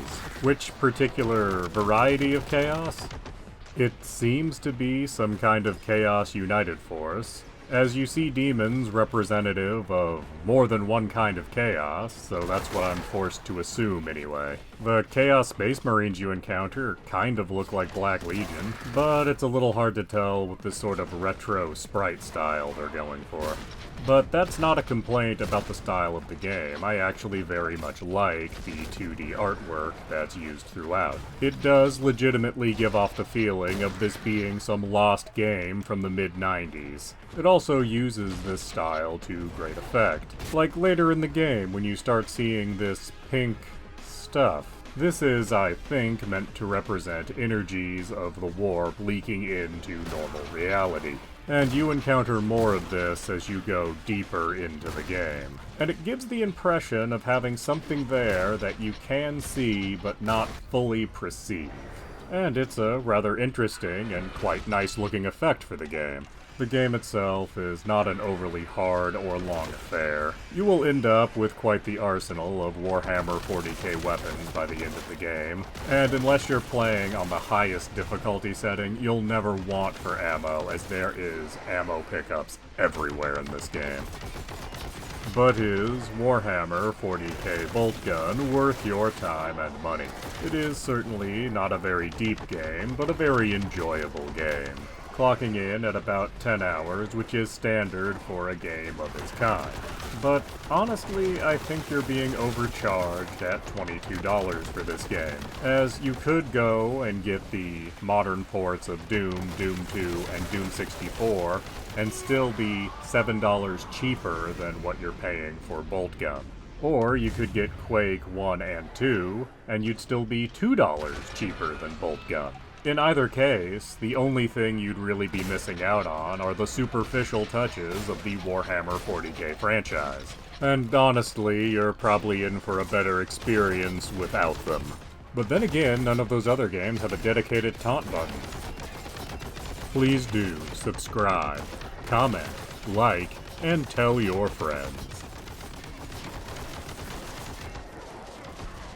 Sonic Adventure, originally released in 1998 for the Dreamcast. It is, however, still available today on both Xbox and PC platforms, retailing for $7.99 on Steam and $4.99 on the Xbox Store. Sonic Adventure was the grand 3D transition for the Sonic franchise, and was a launch title for the Dreamcast, featuring 6 playable characters, each with their own story that all intertwine. The playable characters include Sonic, Tails, Knuckles, Amy, a robot named Gamma, and lastly, Big the Cat. In addition to having their own stories, each character also had their own gameplay style, with Sonic being the fastest, shockingly, and having a homing jump attack. Tails can fly, just as in 2D Sonic game.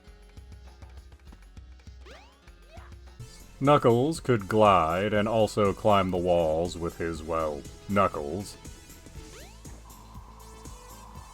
Amy is slow, but has a big hammer. Gamma has a gun, and can lock on to enemies with his gun.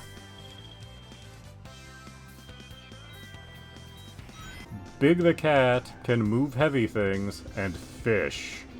They may have been running out of ideas by the time they got around to Big the Cat. The main issue with having these characters is that they have to share levels. And when you're in a level, you can tell exactly who it was really designed for, and you can tell when they've just sort of shoehorned another character into the level. And of course, this had to be the case because of the limits of the time. 1998 was a long time ago. As stated, the stories for all the characters do intertwine, with the overall story featuring Dr. Robotnik trying to get all of the Chaos Emeralds to empower some kind of Chaos God. And you fight that Chaos God repeatedly throughout the game in various stages of its progression. Though I'm rather unclear on what Dr. Robotnik's motivation was for doing any of this. I assume it has to do with a plot to take over the world, but I'm not sure that empowering a Chaos God is the best way to do that, as Chaos tends to be rather hard to control by definition. I'm also unclear what the situation is with Sonic and friends living in this world, as we see the game takes place in a somewhat ordinary world. There are regular people going about their business. The setting seems to be some kind of vacation town near the beach. But for most of the game, we don't see any other creatures that are like Sonic and company. And the rare occasion that we do see other such creatures, it's only in flashbacks. Now, I am admittedly no expert on Sonic lore, but all of this did kind of bother me. So is Sonic Adventure worth your time and money? Honestly, I don't really think so, even with its extremely cheap price tag. Sonic Adventure doesn't seem to have aged quite as gracefully as some other transitions to 3D. In fact, there are multiple points throughout the game where the camera angles you're forced to use and the controls you have seem to be actively fighting you. And it doesn't help that the 6 characters on offer are not well balanced in terms of their gameplay. Going through the levels as Sonic works fairly well, and is still fairly good when playing as Tails or Knuckles. But then you get to a point where you need to play as Amy Rose or Big the Cat. Their sections of the game are painful to sit through. So, unless completely blinded by nostalgia goggles, I would recommend everyone avoid Sonic Adventure. Please do subscribe, comment, like, and tell your friends. Cyberpunk 2077, released December of 2020. Available on PlayStation, Xbox, and PC platforms. Retailing for $59.99 on PC and Xbox, but only $49.99 on PlayStation. Cyberpunk 2077 is a first-person shooter role-playing game. It takes place in a dystopian city, Night City. Everything in the city is either controlled by criminals or the mega corporations. And the only difference seems to be that in the corporate areas, people are dressed slightly nicer. And as you are a career criminal in this game, you will end up allied with one power or another.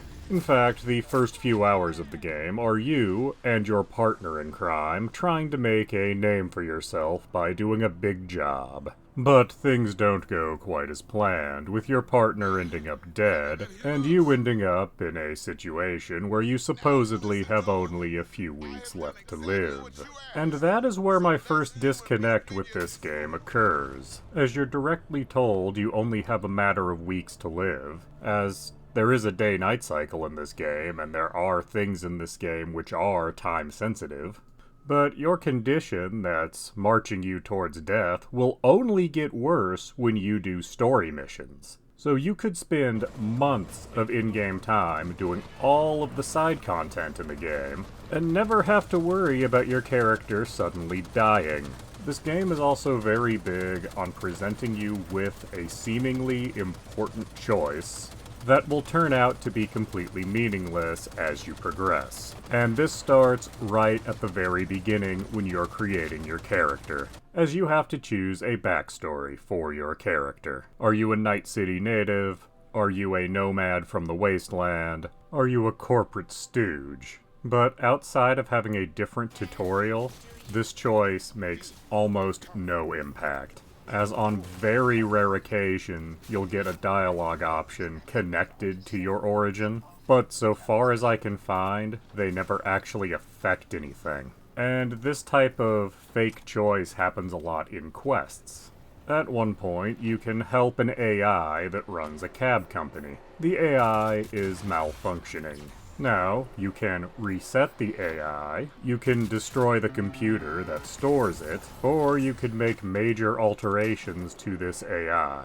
Regardless of which of these you do, you end up just getting a car for your troubles. Now, where the choices you make in the game don't really seem to matter, what does actually matter is how you build your character. Every level you gain allows you to increase one stat by 1 point, and allows you to pick a perk. There are frequently obstacles in this game that can only be overcome by having the right amount of a given stat. And when you take care of an obstacle using a stat in the environment, it usually makes your situation much easier, such as using your body stat to force open a door, or using your cool stat to pass a dialogue check to avoid combat. And not only that, but your stats also determine how you'll go about combat, and you will be doing a lot of combat in this game. Are you going to be a stealth character with a high cool and reflex stat? Are you going to use your intelligence and technical ability to hack almost everything? Or are you just going to punch things? All of these options are equally viable. And outside of combat, stats will have other effects, cybernetic augmentation being a big part of this game. And if you're looking to make the most of that, you need a very high technical ability stat, as the stat and its perk tree directly affect how much you can be augmented, even having special augmentations that are only available to you with heavy investment in this stat and its perk tree. The stats will also affect what kinds of guns you're going to be using. A lot was made out of the smart guns in this game that can auto-target. To make the most of these kind of weapons and make them actually viable, you'll need to invest a lot in your intelligence stats and the perks therein. As without doing so, those weapons will take a while to lock on, and they don't do nearly as much damage as other, more traditional weapons. Before release, a lot was made about the fact Keanu Reeves was in this game. And yes, he is in fact here. But he is effectively a figment of our main character's imagination. He's Harvey the Rabbit, or Mr. Floppy. He's basically the Joker in Batman Arkham Knight. He shows up from time to time to heckle our main character and the situation that he's currently in. And usually he's just spouting some faux rebellious first-year poli-sci nonsense. Which is a shame, as elsewhere in the game there are some very interesting characters, and it seems as if a little more could have been done with the talents of Mr. Keanu Reeves. The two elements where the game truly shines are the combat and NPC interaction, as the combat has a ton of different options, all of which are interesting to use. This being a rare case where going in guns blazing, or going in stealthily, are both equally entertaining and rewarding, with you even having options to go a completely non-lethal route if you so choose, with the only real issue being that there's a limit to how much you can grow your character, so unfortunately you will not be able to experience all aspects of combat in one playthrough. And what I mean about NPC interaction is the fact that NPCs behave slightly more naturally than is generally the case in games of this nature. And it comes down to a lot of relatively minor things. That during conversations with NPCs, they'll stop and sip a drink. That they're not just staring at you blankly, waiting for you to give your response. They react more like an actual person would if you were to wait 45 seconds to give your response to someone in a conversation. And seeing this is rather refreshing, and I personally hope more games take up doing things like this. But is Cyberpunk 2077 worth your time and money? Well, if you're just doing the main story, it clocks in at just over 20 hours. Being an open-world game, if you're inclined to do side content, this will be more like a 60 to 100-hour experience. So yes, I would say that at this point Cyberpunk 2077 is worth your time and money. It has been 4 years since it first launched with one of the rockiest launches in recent memory. But at this point there has been many patches and the game now runs much better. And during my time with it, I never encountered anything that was game-breaking or even game-crashing. However, I would recommend playing this on PC, PlayStation 5, or Xbox Series X, as while the game is available on PlayStation 4 and Xbox One, as even after 4 years of patches, those versions still have quite a few issues and are an inferior experience. I would also recommend that if you're interested in playing Cyberpunk 2077, that you track down a physical copy, as digitally this game is $50 to $60 depending on platform. I was able to find a brand new physical Xbox copy for only $10 at Walmart. I know, however, that depending on what you're playing on, a physical copy might not actually work for you. So I am inclined to say that this game is worth it, but that you probably should wait for a sale. Please do subscribe, comment, like, and tell your friends. Final Fantasy III Pixel Remaster, released June of 2021, retailing for $17.99. This is, of course, a remake of Final Fantasy III, and a decidedly more faithful to the original take on Final Fantasy III than we originally got back in 2006 on the DS, as this Pixel Remaster version has 2D graphics and doesn't add superfluous story elements or odd gameplay mechanics. What we have here is essentially the 8-bit version of Final Fantasy III, only looking quite a bit nicer than it ever possibly could in true 8-bit. In keeping with the original Final Fantasy, you control 4 heroes of light, and you're out to fight darkness, which I guess is the natural enemy of a warrior of light. But the hook this time around is that you can change the classes of your 4 heroes pretty much freely, and this will start with a small handful of classes, and as you progress you'll unlock even more classes. This class system is clearly meant to be the selling point of the game, but it's also the game's biggest detriment. So you have all these classes to choose from. Great. Will you actually use the vast majority of them? No. No, you won't. as yes, technically any job can become very powerful, but only if you spend a great deal of time grinding up levels on that job, as each character has 2 levels to keep track of: their actual character level, and the level of their current job. And the jobs having levels makes it so even when a new job is a direct replacement for an old job, that new job will actually feel like a step down in terms of power when you first use it. You notice this most with melee characters, such as the early job, Warrior, and its direct replacement, Knight. Though you could just as easily switch Knight out for Viking, Dragoon, or Dark Knight, etc., as none of these new jobs will be doing as much damage as Warrior is by the point you get them. Now, all of these classes are ultimately able to do far more damage with enough levels, but that is going to take some grinding,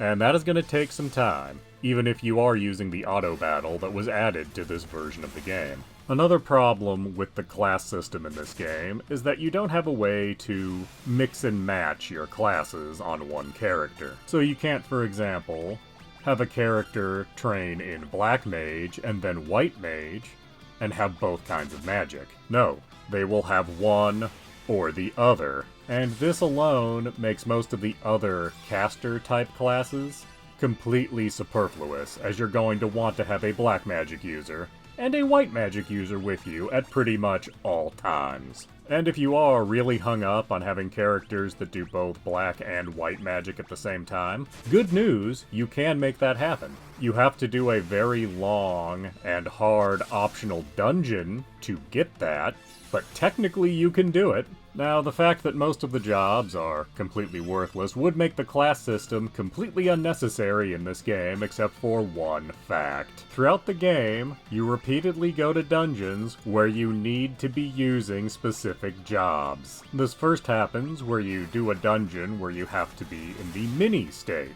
Being in the mini state means you do virtually no physical damage with any class, thus requiring you to have a whole team of magic users. But later, you go to a dungeon where you need to be using Dark Knights, and another one where you need to be using Dragoons, and so forth and so on.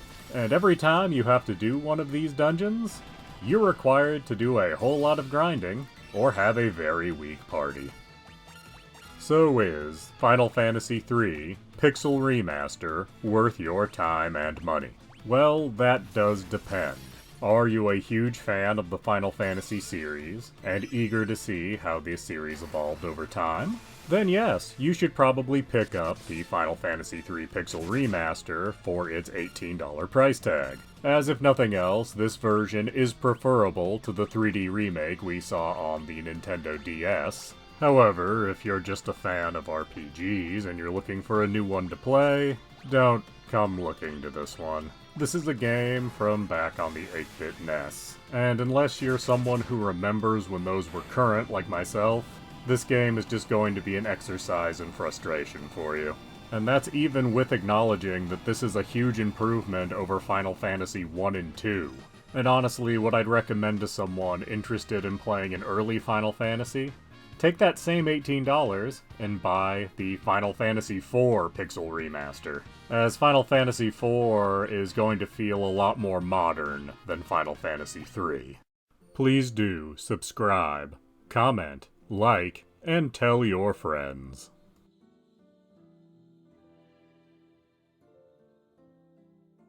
Borderlands, the pre-sequel, originally released in October of 2014.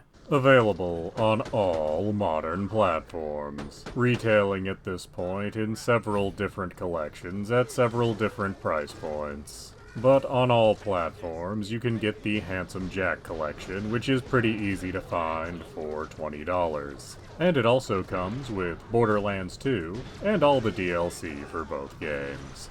Borderlands the Pre-Sequel is the third game in the Borderlands franchise, and serves to bridge Borderlands 1 and Borderlands 2, in addition to having the worst name in the entire franchise. The entire point of this game is to explain where the villain of the second game, Handsome Jack, came from. So you choose a character, which are slight variations on the characters from Borderlands 1 and 2, and you're working directly for Jack, before he became Handsome Jack. And while at this point he is not necessarily a bad guy, he's definitely very goal-oriented, and takes some questionable actions to achieve his goals. But what ultimately pushes him over the edge are the actions of Lilith and Moxie. And that does make you read Borderlands 2's story just a little differently. Gameplay-wise, this is exactly what you would expect from Borderlands. You shoot things, you loot things, and on a rare occasion you do a fairly simple puzzle. But everything is not quite the same. For one, this game doesn't take place on Pandora. No, it takes place on the moon of Pandora. And taking place on the moon actually does affect gameplay. For one, the gravity in the game is much less, so you can jump high and float around a bit. And as you're on the moon, large portions of it do not have an atmosphere. So you have a piece of equipment that has a set amount of air in it. So in some circumstances, you might find yourself running to find more air to breathe. But that doesn't happen all that often, as enemies tend to drop air containers a lot. And if you play as Claptrap in the game, you don't actually have to worry about air, because he's a little robot. To get around, you will have to drive using a lunar buggy, which performs exactly like the vehicles of previous games. Which is to say that driving is easily the worst part of this game. Though later you do get access to a kind of motorcycle hovercraft called a Stingray. It can jump. And there is a certain novelty to that, though it is still terrible, because driving is apparently the perpetual curse of the Borderlands series. And it is noticeably worse in this game due to the large number of instant death pits that are scattered around every map. And you will have to jump over these death pits frequently when traveling around the game. And they're likely the thing that will actually kill you the most times in this game. Another new aspect to Borderlands the pre-sequel is the grinder. Put in 3 items of the same quality and of the same type, and out will pop a new item. Sometimes it will even be of a higher quality. And this is an actual interesting concept, and it gives you something to do with weapons you would otherwise just sell, as money in general becomes meaningless very quickly in this game, as with all Borderlands games. And if you're looking for something of a guarantee for a higher quality item, you can spend Moonstone to try and ensure that. It doesn't actually guarantee it, it just makes it far more likely. And Moonstone is the currency you use to upgrade your clip size and backpack size. And honestly, it's not that hard to come by. Every time you start the game, just go around the main city opening all the containers. You'll always get at least a few pieces of Moonstone that way. And that's in addition to it dropping off of enemies, which is not an uncommon occurrence. So is Borderlands, the pre-sequel, worth your time and money? Well, you're looking at a 20-hour game, plus another 10 hours for its DLC, which I'm including here because on most platforms you have to buy them together at this point. And I would say, for $20 in the Handsome Jack collection, it is absolutely worthwhile to play through Borderlands the pre-sequel. It's often considered the black sheep of the Borderlands series, and that's generally because it has less post-game content than other games in the series. But personally, I'm not huge on endless post-game content. I like there to actually be an ending to the game I'm playing. And playing through the pre-sequel does also make a lot of things about Borderlands 2 make more sense, as Borderlands 2 tried to retrofit a story onto the original Borderlands, and it wasn't exactly smooth in doing so. So a lot of the issues with that are addressed in the pre-sequel. Admittedly, it still doesn't make the retrofitting of a story 100% smooth or anything, but it does succeed in making things make a little more sense in the end. Please do subscribe, comment, like, and tell your friends. Lords of the Fallen, Released October of 2023. Available on PlayStation, Xbox, and PC platforms. Retailing for $69.99 on Xbox and PlayStation, but only $59.99 on PC. Lords of the Fallen is a Souls-like, and is the second game to be released under that title, the first being a not very good game in 2014. Thankfully, this version of Lords of the Fallen is considerably better. It is what could be termed a Dark Souls clone, having many similarities to that franchise, in terms of its gameplay, and its style, and even its method of storytelling. And it has that same thing where when you help an NPC get what they seemingly want, it will then go pretty poorly for that NPC, generally speaking. But what does it do to set itself apart? Well, that comes down to two things. Firstly, this game takes place between two worlds, the real world and the umbral world. When you are in the real world, you can see into the umbral world using your lamp. You can also use your lamp to enter the umbral world. And at times, you will need to do things in the umbral world to affect things in the real world, and sometimes you'll just have to go there because a bridge or platform exists in the umbral world and not in the real world. But there are two important facts about being in the umbral world. You are on a timer in that world, and if the timer gets to the end, it spawns a very nasty enemy that you probably won't be able to fight off. And once you are in the umbral world, it's not easy to get out of the umbral world. There are specific sites to go to in order to get back to the real world, as well as being able to do it at the game's checkpoints. And going into the umbral world comes with all kinds of consequences. Your hit points slowly corrupt, your healing items don't work as well, there are a lot more enemies.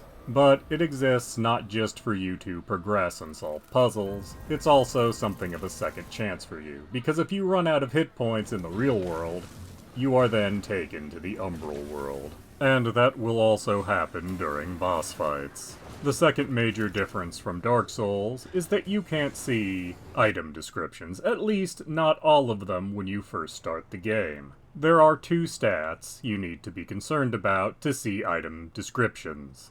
Those being Radiance and Inferno. Some items require one of them, some items require the other. Radiance and Inferno are your caster stats, basically the equivalents of Faith and Intelligence. Thus, if you're looking to read all of the item descriptions, you are forced into playing a caster in this game, or playing through it multiple times, or possibly just doing a simply ridiculous amount of grinding. Regardless of which path you choose on that, I am not a fan of this mechanic, as it seems like little more than a way to pad out the game. There is, of course, something resembling a story here. You are with a church of some kind, trying to fix whatever exactly is wrong with the world right at this moment. This involves you going to 5 specific locations and using your lamp to cleanse them in some fashion. Although you have to go to these locations, you don't actually need to cleanse them if you don't want to. Of course, that will affect the ending. And regardless of what you decide to do with that, there will of course be a really big boss fight at the end. Boss fights are of course a pretty big part of this game, and they come in 2 varieties. You have your major boss fights, where generally you can summon an NPC helper, and you're fighting something that's truly unique. There are also lesser boss fights. In these, you're just fighting a souped-up version of a regular enemy. These are often used to introduce you to a new enemy type. These don't allow you to have a summoned helper. And some of these lesser boss fights are completely avoidable, as they just serve as guards between shortcuts in the world. And as the game has fast travel from the very beginning, you don't necessarily need to unlock every shortcut. Speaking of fast travel, it is mostly between the game's equivalent of bonfires, looking like huge suits of armor that are slumped over. but you can at times make a temporary checkpoint. And while there are many places to put a temporary checkpoint, you can only have one at any given time. And it will stay wherever you put it until you create the next one. So oftentimes, before a boss fight, there'll be a place to put one of your temporary checkpoints. But the game is actually fairly liberal with where the areas are to place these. And to be clear, you don't have to place one anywhere if you don't want to. But some of the locations that are available to you are just confusing, as oftentimes you'll find places to put these checkpoints that are immediately next to one of the permanent checkpoints. Like right here, for example.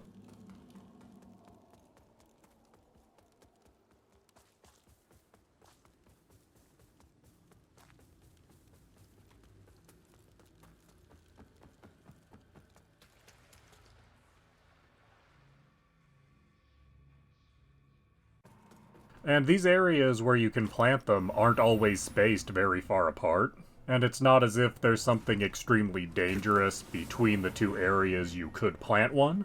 It just seems odd how many opportunities you have to create these temporary checkpoints.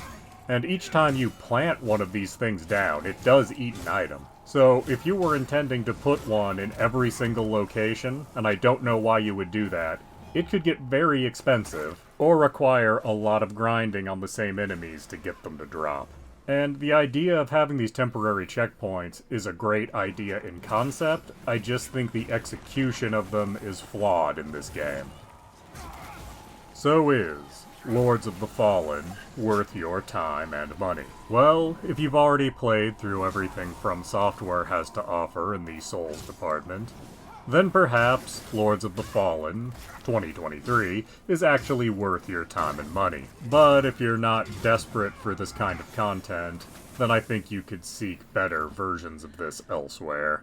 This game is a little too free with the cheap deaths, and I think it's free with the cheap deaths because you have the mechanic of going to the Umbral world upon dying. So if you're over a death pit, there's frequently enemies hidden that are just gonna push you into the death pit. And the first time that happens and you go to the Umbral world, it's like, okay, I see what they were doing there. But then they proceed to pull that trick at every single death pit, and it gets old. Also, I think it goes a little too over the top with some of the art style of the game. It kind of feels like a 3D version of Blasphemous in a lot of places, and that kind of art direction works for a little while, but then you just kind of grow numb to it. It stops being shocking or moving in any way. The actual Souls-like experience here isn't too bad. I just think $70 or even $60 is too much to pay. I'd wait for this to be more in the $30 to $40 range before slapping your money down. Please do subscribe, comment, like, and tell your friends. Sonic Colors Ultimate, released September of 2021. Available on all modern platforms, retailing for $39.99. Sonic Colors Ultimate is a remake of a Wii title, Sonic Colors, originally released in November of 2010. The premise of the game is that Dr. Eggman has constructed a space amusement park, supposedly as a way to apologize for his various acts of villainy. But of course, that's all a lie. The reality of this space amusement park is actually to subjugate a race of aliens, referred to in-game as Wisps. So, Sonic and Tails need to go through this amusement park, saving the aliens, and destroying as much of Dr. Eggman's property as humanly possible. Or hedgehoggily possible? Gameplay uses elements from both 2D and 3D Sonic. There are portions of the game where you are running into the screen and towards the screen, but the vast majority of the game is actually a side-scrolling platformer.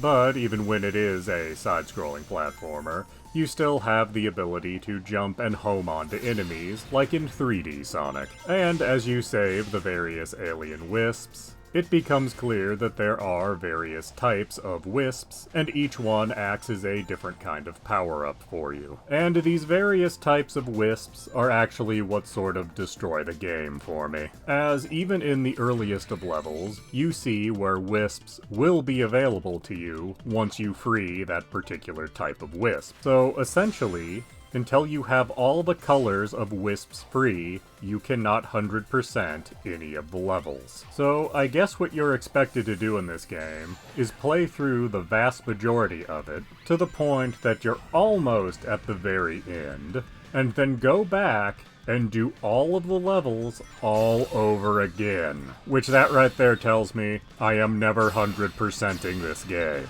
And it's not just due to that fact, it's also that the levels are not very well balanced, as you might go through one level that had one very frustrating section where you had to do something almost perfectly in order to progress. It will then be followed by 2 levels that are very short and very easy, to the point you almost don't need to do anything to finish those levels. So you're constantly swinging between the game being easy to the point of boredom, or frustrating to the point of throwing your controller.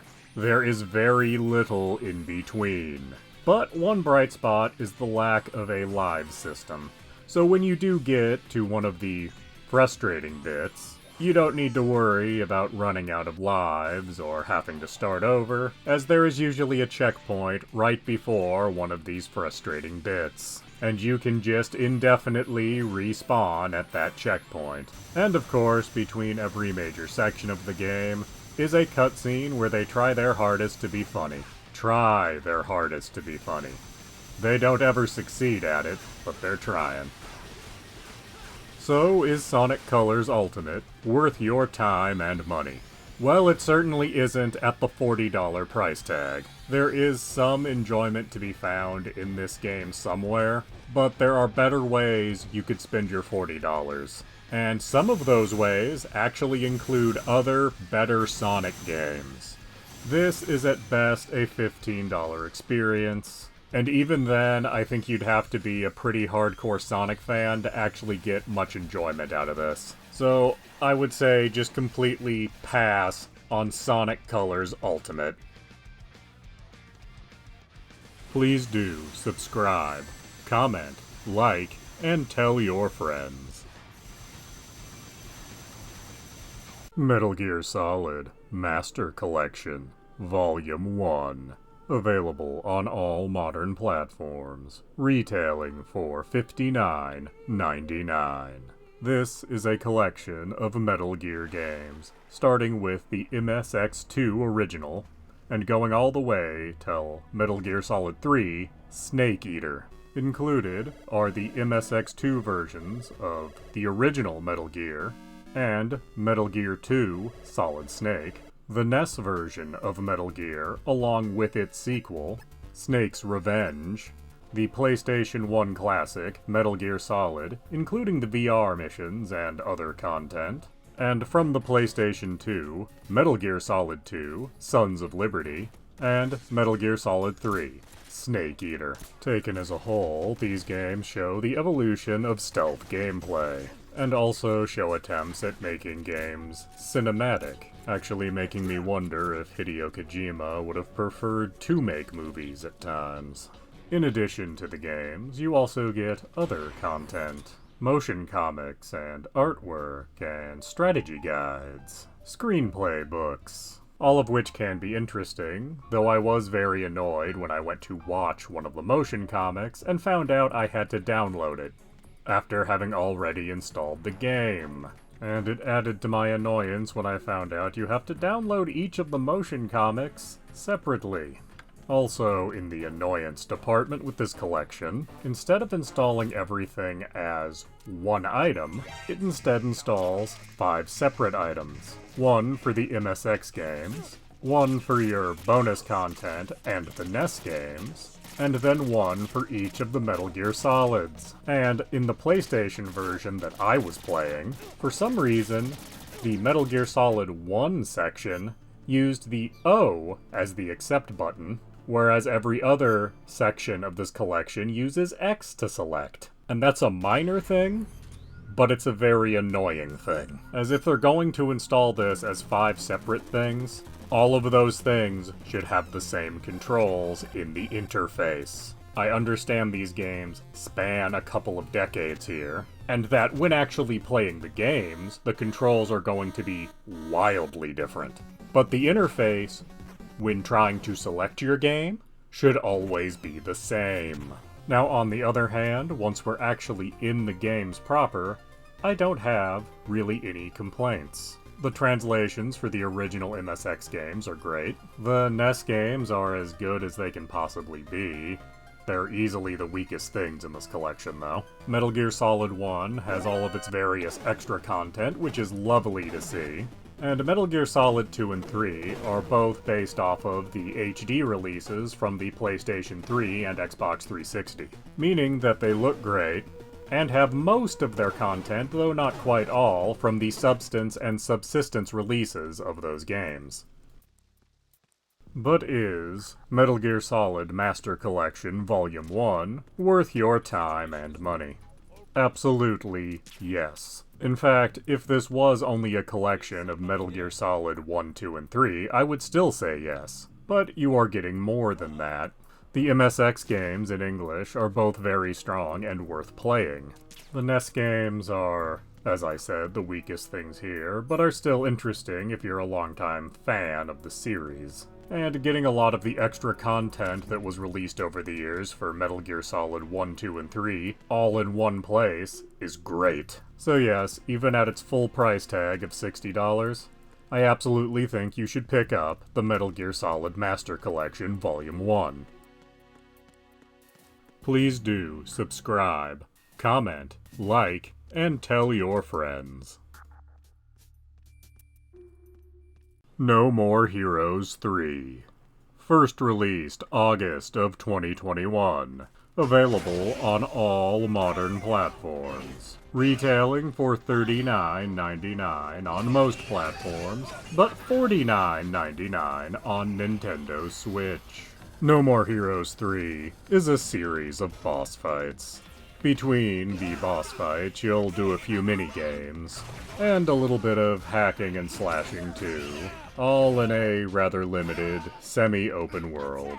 Which is to say, this is highly similar to the first 2 No More Heroes games, but this time around you don't have the novelty of motion controls to make you think things are interesting. In fact, there are many parts of this game that seems like they were designed with motion controls in mind, but then had to be adapted to work with more standard methods of control.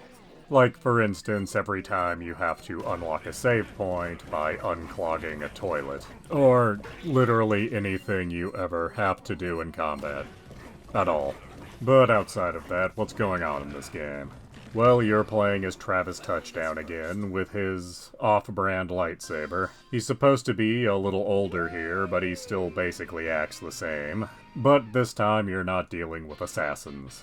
No, this time you're dealing with aliens. Aliens that apparently escaped from some kind of space jail, and have decided that conquering Earth is the easiest way for them to adjust to life on the outside.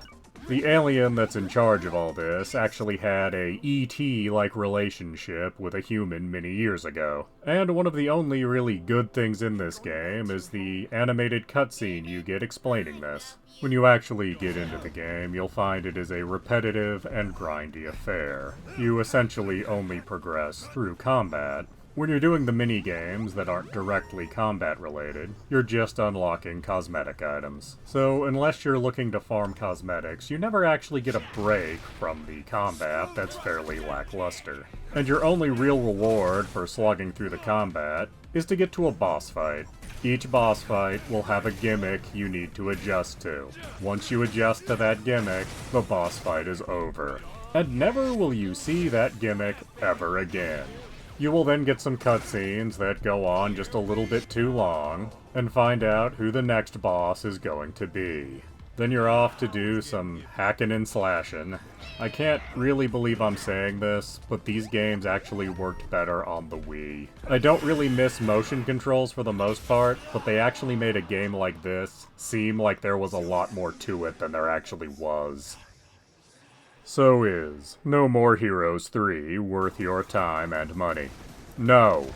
No, it is not. Travis Touchdown is a terrible character that is impossible to actually root for. The alien boss fights in and of themselves can be kind of interesting, though all of them could have been taken further than they were taken in this. But everything you have to do between the boss fights is just god-awful. Combat against regular enemies is not enjoyable. The amount of grinding you have to do to upgrade yourself is just unreasonable. And it's kinda hard to want to save this particular world, because after all, if the aliens do successfully take it over and possibly destroy it, at least then Travis Touchdown would be dead and we'd never have to put up with him ever again. This game released in 2022 on most platforms, and is still retailing for $40, and this game is in no way, shape, or form worth a full $40. This is a budget title at best, and it's $10 more expensive on the Switch, so I would recommend you avoid No More Heroes. If you can find yourself a Wii that's still in working order, play the first two No More Heroes games. Those were a lot like this game, but just done better. But as for No More Heroes 3, save your money. There's better ways you could spend that $40. Please do subscribe, comment, like, and tell your friends. Atari 50, the Anniversary Celebration. Available on all modern platforms. Retailing for $39.99.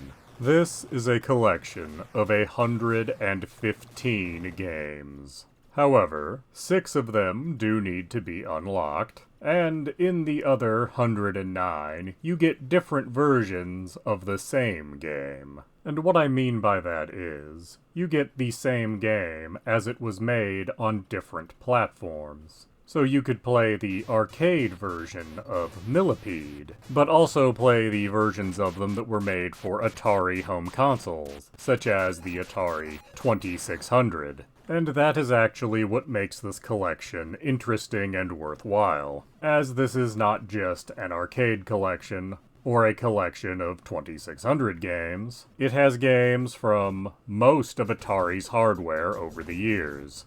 The arcade cabinets, the Atari 2600, 5200, and 7800, the Atari 8-bit line of home computers, and most interestingly in my opinion, the Atari Lynx and Atari Jaguar, as well as containing some brand new games which are based on classics but that have been reimagined, meaning that there is a great deal of variety on offer in this particular collection, showcasing how video games evolved from the 70s to the 80s and into the 90s.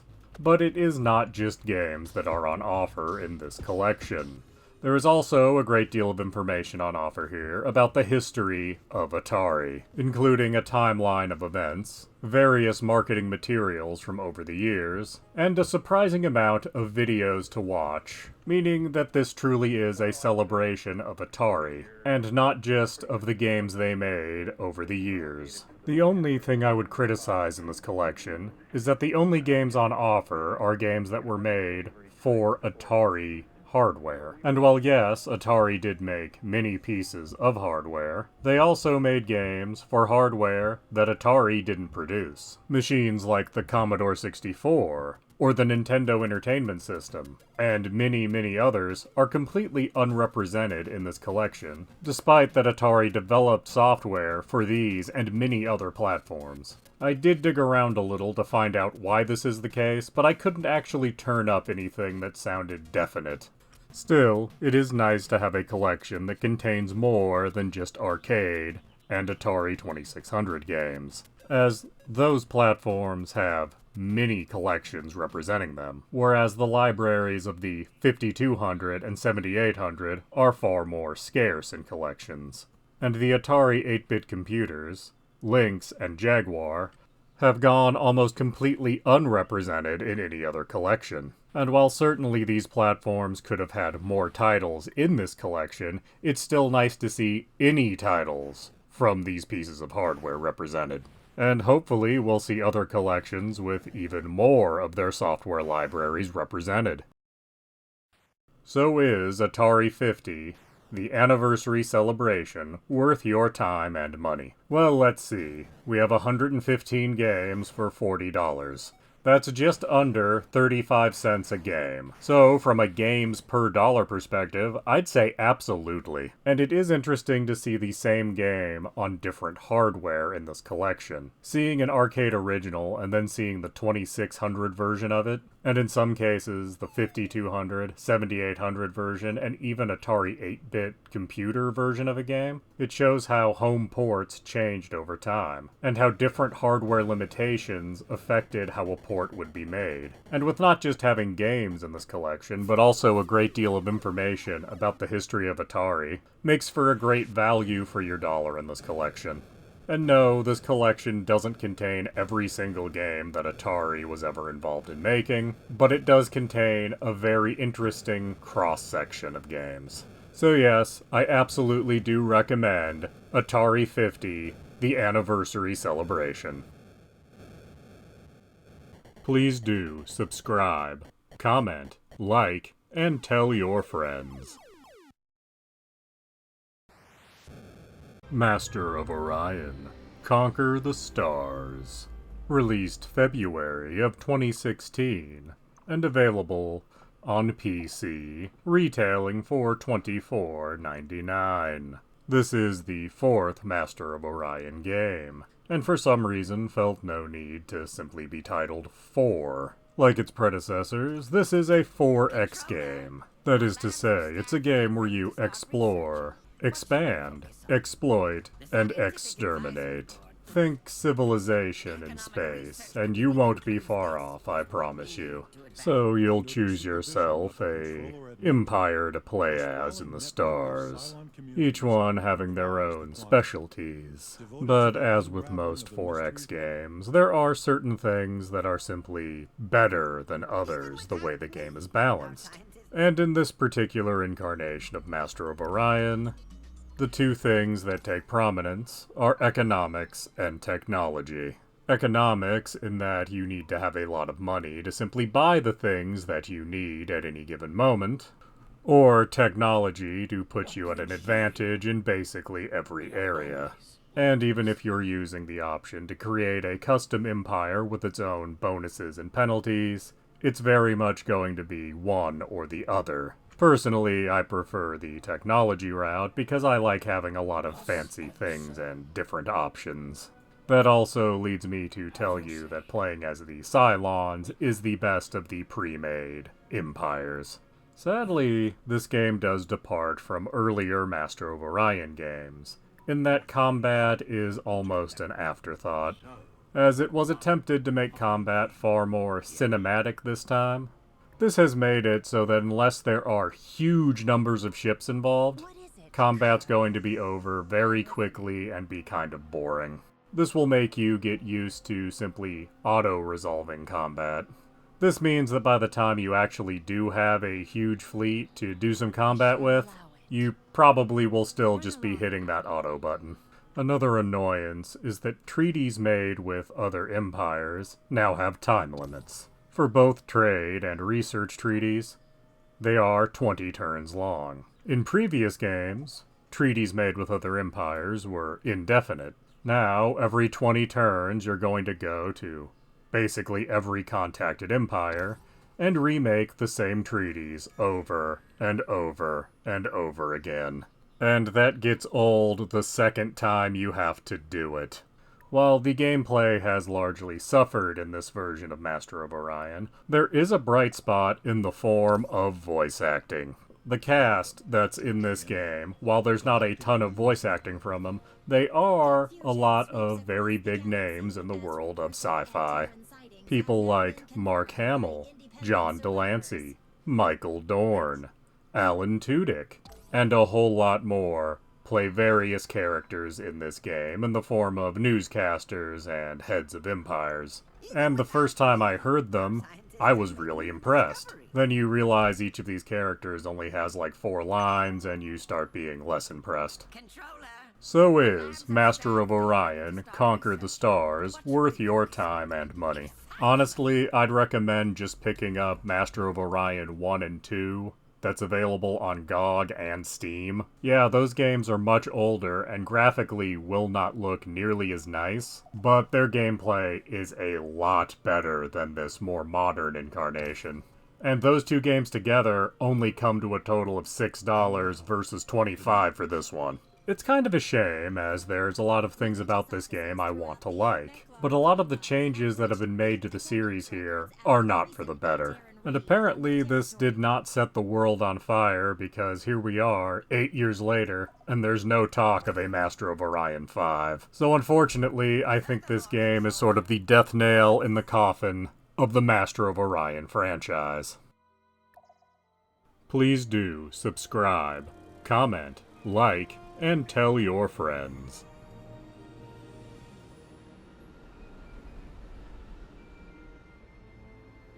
Bro-tato, released June of 2023. Available on all modern platforms. Retailing for $4.99. Bro-tato is a simple game. You play as one of many different potatoes, each of which starting with their own advantages and disadvantages, and you must survive 20 rounds that get longer with each round. Between each round, you're given an opportunity to buy new weapons and equipment. You're given the option between 4 pieces of equipment, and if you have the funds, you can buy all 4. You can also re-roll what's available in the shop, for a small price at first, but that price goes up with each reroll. And there is a huge number of options in what to buy, and more items get unlocked as you accomplish certain things within the game. You also unlock more potatoes to play as you play the game. But what items you should buy is very dependent on what potato you're playing as if you're looking to actually make it through all 20 rounds, you're going to need to play to your potato's strength. As you might think, you can compensate for your potato's weakness with the right equipment and picking the right things when you level up, but in reality that will usually not work out. So in other words, if your potato gets a bonus to elemental damage, you'd better be picking up nothing but elemental weapons. If your potato gets a bonus for using turrets, well then you'd better make sure you're using a lot of turrets. However, the items that are in the shop are at least somewhat random, so the best laid plans don't necessarily work out every time. It's also worth noting that when you're actually playing the rounds, you have very little control. Your weapons will either fire or swing automatically. Turrets and mines are placed randomly. You can only control where your character moves. Now, as enemies will chase you, you can use this to your advantage. Make it so a large group of enemies chasing you steps on a mine, or kite them around a couple of turrets that happen to spawn next to each other. Now, your potato, regardless of which one you play as, has a lot of different stats, and it isn't readily apparent what all of these do. But if you want to save yourself a lot of guesswork, you can actually find out when you're in the shop between levels. You can highlight all the stats, and it tells you exactly what they do. And it actually took me a lot of playing before I noticed this. Overall, this is a simple game, but not necessarily an easy one. It reminded me most of playing Flash games in the early 2000s in both its look and style. However, this game had far more polish than any Flash game I ever played did. So is Bro-tato worth your time and money? Well, since it only costs $5, yes, absolutely it's worth your time and money. It's literally cheaper than a movie out of the dump bin at Walmart. But aside from its incredibly cheap price, it's also a quality game, as each potato unlocks an item when you actually beat round 20 with them. And beating round 20 unlocks higher difficulties on that particular potato. And as you beat difficulties, higher difficulties unlock, at least for a little while. And higher difficulties introduce new enemy types with new behavior patterns, and also force you to be a little more dedicated in your strategy. But as there are a lot of random elements, Sometimes things are stacked against you no matter how you're playing. And sometimes it really feels like the shop is giving you the exact wrong selection of items to choose from, no matter how many times you reroll. But even that happening is alright, because this is not the kind of game that's about any single run you're playing. It's about playing runs over and over again, till you eventually get one where you win. Or even win when a lot of things are stacked against you, because that can happen.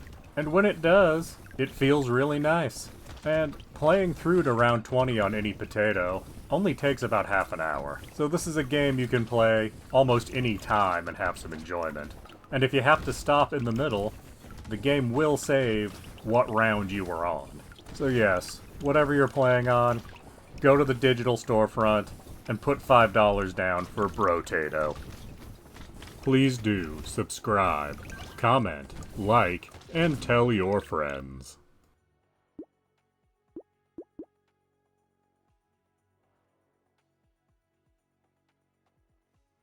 The SNK 40th Anniversary Collection, originally released in November of 2018.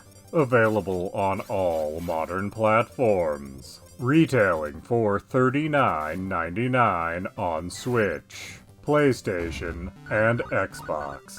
But only $29.99 on PC. As you might guess from the title, this is a collection of games from the legendary game developer, SNK. However, this is not a Neo Geo collection. In fact, there is not a single Neo Geo title on offer. The games in this collection all predate the Neo Geo. There are a total of 25 games on offer in most versions of this collection. The Xbox alone has an extra game, bringing the total to 26 on that platform. The games on offer are mostly arcade games, some of which also have the versions ported to the Nintendo Entertainment System. And 2 of the games on offer were never arcade titles. They were made for the NES exclusively. Mostly these games are very much 80s arcade affairs, being games that were very much meant to eat as many quarters as possible. And that's not to say that they're bad. It's just that they were meant for you to die and have to put another coin in the machine. It is interesting to see the games where both the arcade and home versions are on offer, as in some cases, the home version was actually better than the arcade. And in other cases, the home version bears very little resemblance to the arcade version. Being able to play different versions one after the other is definitely a big plus for this collection. There is some genre diversity in this collection. While the majority of games in this collection could be called shoot-em-ups, there are also beat-em-ups available. And of course, Crystallis serves as the one and only RPG in the collection. And it itself is actually an action RPG, and of course was a NES exclusive back in the day. There is also exactly one fighting game on offer here. It predates the style of fighting game that would become big in the 90s, making for a rather unique experience when played today. So while there is certainly genre diversity here, it's also rather limited in scope. Not to say that is a problem. This is very much an 80s arcade collection, so it's natural that shoot-em-ups would be the majority, with beat-em-ups being in second place. Oh, and the exclusive game on Xbox is Baseball Stars, which was originally a NES game. I have no footage of it in this collection, because I did not have access to the Xbox version of this release. There is of course also a museum mode where you can see various materials. This material is great for anyone that is a hardcore SNK fan, but to most people it probably doesn't mean very much.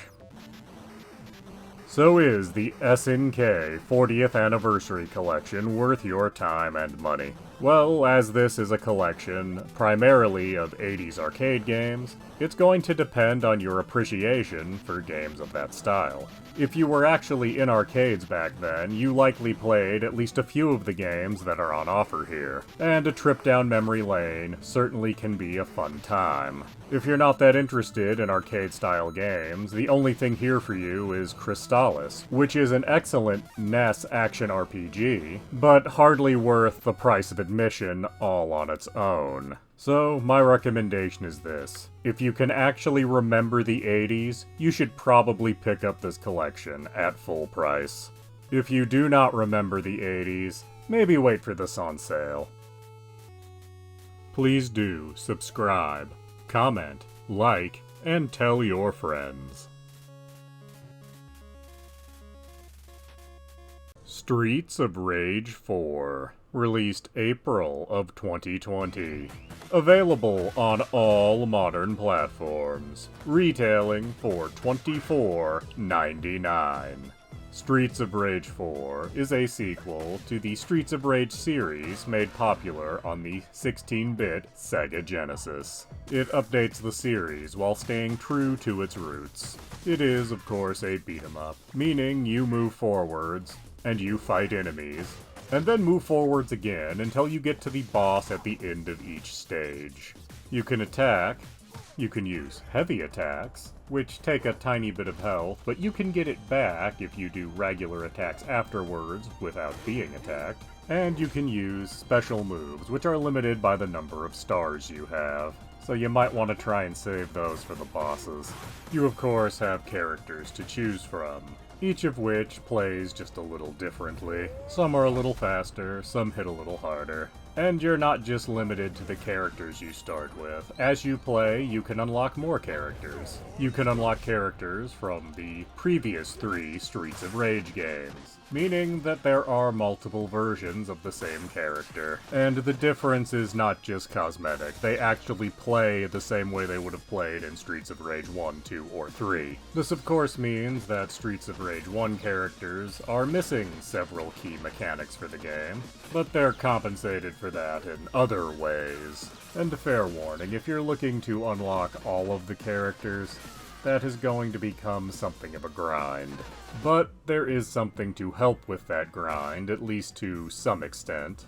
After you complete the game once, on any difficulty level, you unlock a mode where you can select a level, and you can play the levels in higher difficulties. But when you go up a higher difficulty, you still have to start at level 1 and go through them sequentially.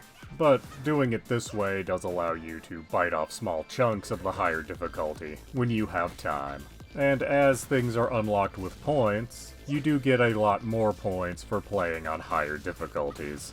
There is also a DLC available for an additional $8. It gives you 3 more playable characters, all of which were bosses in the base game. More importantly, it unlocks Survival Mode. You go through a series of randomly generated backgrounds and enemies, and the points you gain here don't go towards unlocking characters. Instead, the points here allow you to unlock alternate movesets for whichever character you were using. As to if the alternate moves are actually better or worse, that seems to be a matter of taste. I do, however, appreciate that they're here, providing a level of character customization. As to other elements of the game, there is a very simple story here.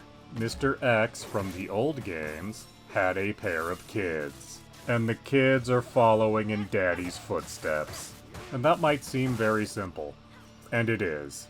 And I have no complaints about that because this is a beat-em-up. No one has ever played a beat-em-up for the deep story. Graphically, this game has beautiful 2D sprite work, being somehow reminiscent of the Genesis originals, while also being far better looking than anything a 16-bit console could have ever produced. The music here is also pretty great, being very reminiscent of the 16-bit originals again, but sounding far better than the Genesis was ever capable of. So yes, there are a lot of elements here that are banking on nostalgia for the 16-bit original series. Thankfully, the underlying game is actually good enough that the nostalgia is just frosting on top of the cake. It's not necessary, but it's nice that it's there. So is Streets of Rage 4 worth your time and money? Yes, it absolutely is. However, I'm gonna recommend that you don't actually spend the $25 on the base game and an additional $8 on the DLC, because this game goes on sale frequently, and regardless of what platform you choose to play on, it's easy to find the game bundled with the DLC for $10 to $12. And while this game is certainly worth full price, it goes on sale frequently enough that I see no reason to actually pay full price. So absolutely yes, you should pick up Streets of Rage 4. But do yourself a favor, and probably wait 2 weeks to see it on sale. Please do subscribe, comment, like, and tell your friends.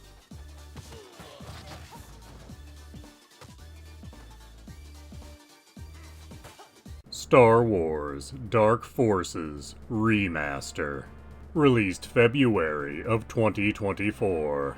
Available on all modern platforms. Retailing for $29.99.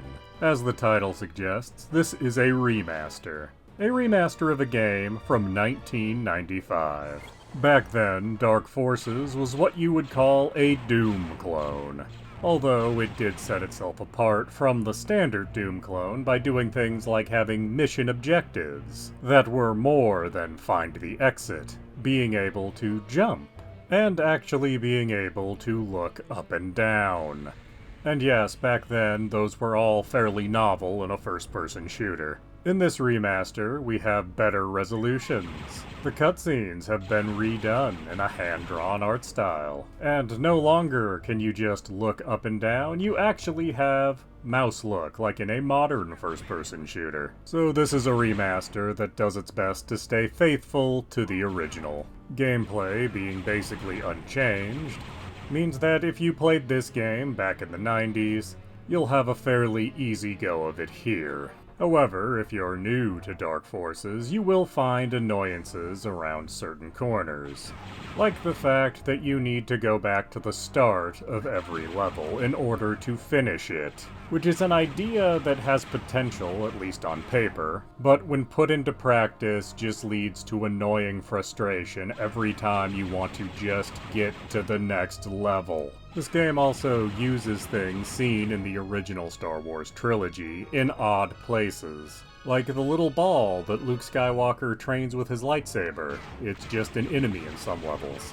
Same thing with the medical droid from the first movie. Apparently, in addition to giving Leia injections, it's also just a standard enemy type. Or the huge number of probe droids. Apparently they're not just for probing Hoth, they're also just guards, I guess? Which I guess that's fine, they're here to add variety. Not every enemy can be a stormtrooper. That'd get pretty boring pretty fast. But there is a story going on here. You play as Kyle Katarn, a former Imperial officer who's now an operative for the Rebellion. The game starts with you trying to get information on the Dark Trooper project, and progresses to a point where you're stopping the Dark Trooper project. Kinda like a James Bond in space, but without all the gadgets and drinking. And while the name Dark Trooper sounds interesting, it's just robot stormtroopers. Which in fairness, this was before the prequel trilogy, so the idea of droids as troops was still kind of new and interesting. At least back in '95. But is Star Wars Dark Forces Remaster worth your time and money? I think that's going to entirely depend on your appreciation for both Star Wars and 90s first-person shooters, as this was released in a time where there wasn't a huge amount of Star Wars content available, and Doom was the most popular thing on PCs. And while my nostalgic memories made me initially quite interested in playing this remaster, I found I was not really getting a kick out of the Star Wars elements anymore. And honestly, the addition of having to go back to the start of each level to end it really was dragging me down by level 3 in this. I had somehow managed to forget that that was a mechanic in the original game. And in some levels they spawn some more enemies, so there's actually something to do on your way back to the start. They don't do that in all of the levels. And when you have to walk back through a maze that's now empty, It's really boring. And this is a $30 remaster, which admittedly is cheaper than some that come out, but it's hard to suggest you buy this game at $30, because on Steam you can get the original version of Dark Forces for only $6. Sure, it doesn't quite look as nice, but the only reason you're probably interested in playing Dark Forces Remaster is you have nostalgic memories for the original Dark Forces. So playing the version on Steam of the original that runs in DOSBox might really be a better experience for you than paying $30 for this new version. So no, I'm gonna say give a pass to Dark Forces Remaster, at least at its full $30. I might suggest picking it up if you can find it for $20 or less. And that probably won't be too hard to do because Night Dive Studios games generally get pretty cheap pretty fast. Please do subscribe, comment, like, and tell your friends.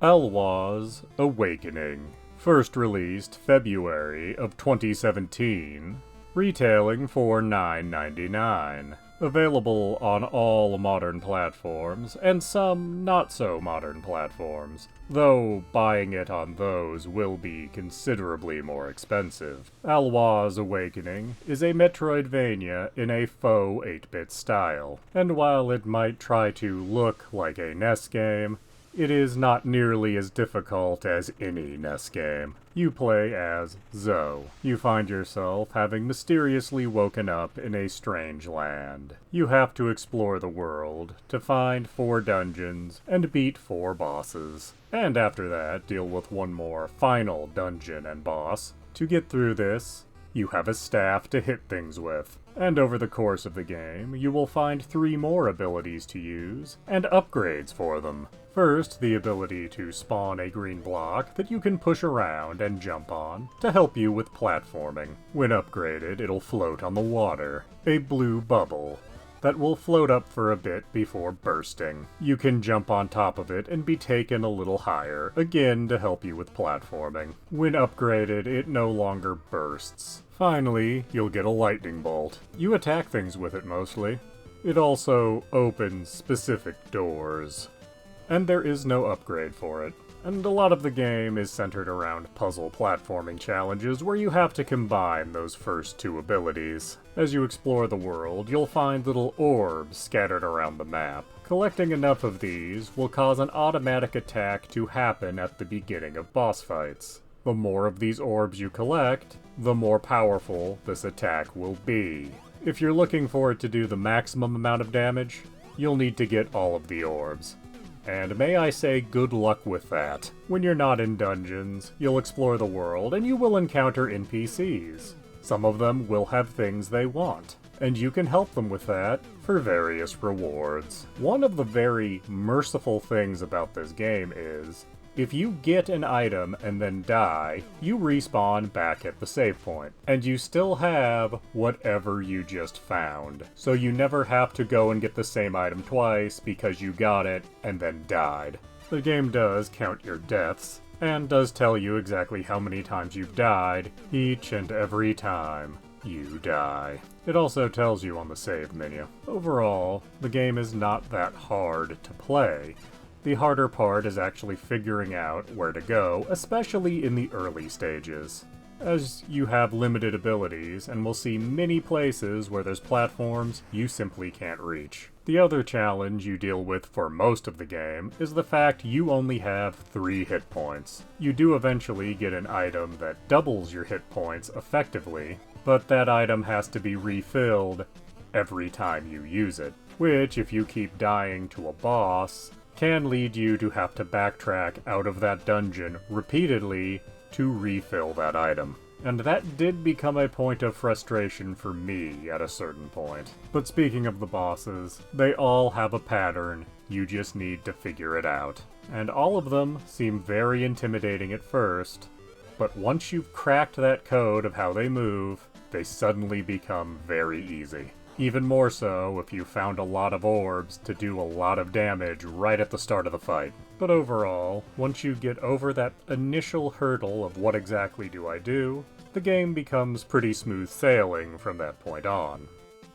But is Alwa's Awakening worth your time and money? Well, if you're buying it digitally on any modern platform, it's only $10, and is about 10 hours of game. And that's pretty reasonable considering I've seen $60 games only last 10 hours. But this game is really for people that have played games on the NES and have fond memories of doing so, but want something that's maybe a little more reasonable, a little more approachable, and a lot less punishing, as this does want to wear the skin of a NES game while having internals that are far more modern, letting you keep items you found even if you die, having a fairly large amount of save points, and also warp points around the map for fast travel. No limit on how many lives you have. So yes, I do recommend Alwa's Awakening, and $10 is a steal of a price for this game. Now, if you're looking for it on other platforms in a physical format, it's gonna get pretty expensive, and I don't recommend that personally. But if you are someone that's into collecting, a physical version of this for the NES would be a pretty cool item to have in a collection. Please do subscribe, comment, like, and tell your friends.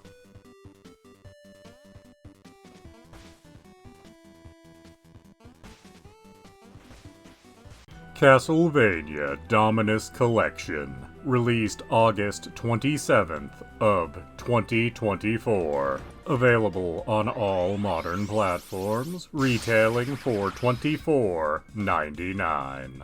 The Castlevania Dominus Collection contains 5 games, those being the 3 Castlevanias released on the Nintendo DS, Dawn of Sorrow, Portrait of Ruin,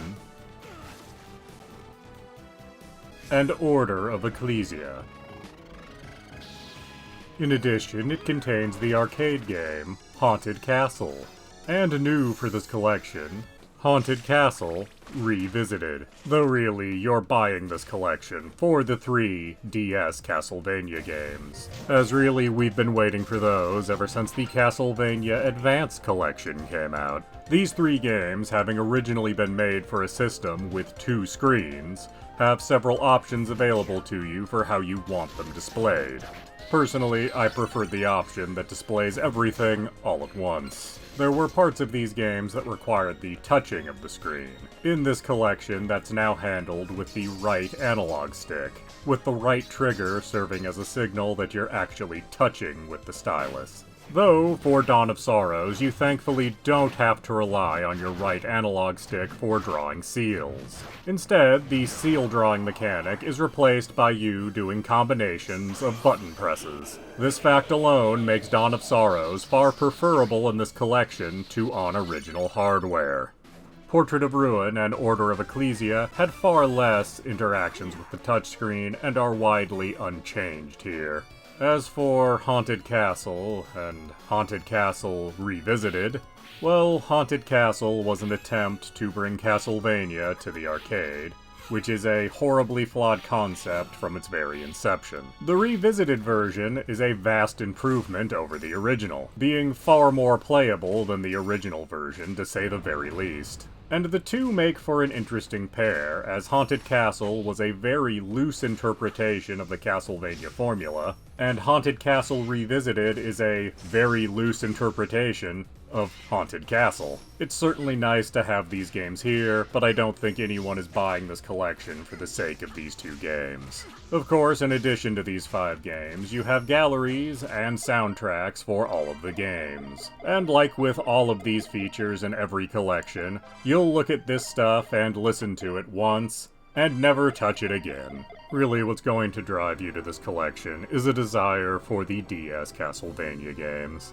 Dawn of Sorrow being a direct sequel to Aria of Sorrow, it follows the same character and uses the same mechanics. You're again capturing the abilities of enemies, and trying to prevent the resurrection of Dracula, as apparently you weren't the only candidate available. Portrait of Ruin, which is a sequel to Bloodlines from the Genesis. You actually have two characters in this game. You can switch between them at any time, and even have both on screen at once. This game actually takes a page out of Mario 64, as you travel into paintings to see new worlds. You also have quests handed to you to complete throughout the game. Order of Ecclesia does things very differently from earlier Castlevanias. For one, you're not just in Dracula's castle. You go to a number of different areas throughout the game. You don't actually have weapons. Instead, you get glyphs that give you abilities that use your MP. Some of these glyphs are dropped by enemies, some of them you absorb while enemies are casting them themselves. It's the most different and most difficult of the Castlevanias from the DS. So is Castlevania Dominus Collection worth your time and money? Well, obviously yes. Any one of the DS Castlevania games would easily be worth the $25 price tag. Even more so when you consider how hard it is to actually find the cartridges for them for the DS. And as stated previously, Dawn of Sorrow is actually far preferable in this collection, just to not having to draw the seals for every boss. The original Haunted Castle is almost completely pointless here, but the revisited version does provide some mild entertainment. So yes, I do absolutely recommend that you spend the full $25 for the Castlevania Dominus Collection. It's a fine companion piece to the Advance Collection, but this collection does still leave us with the question of when exactly will they re-release Symphony of the Night for the Switch and PC.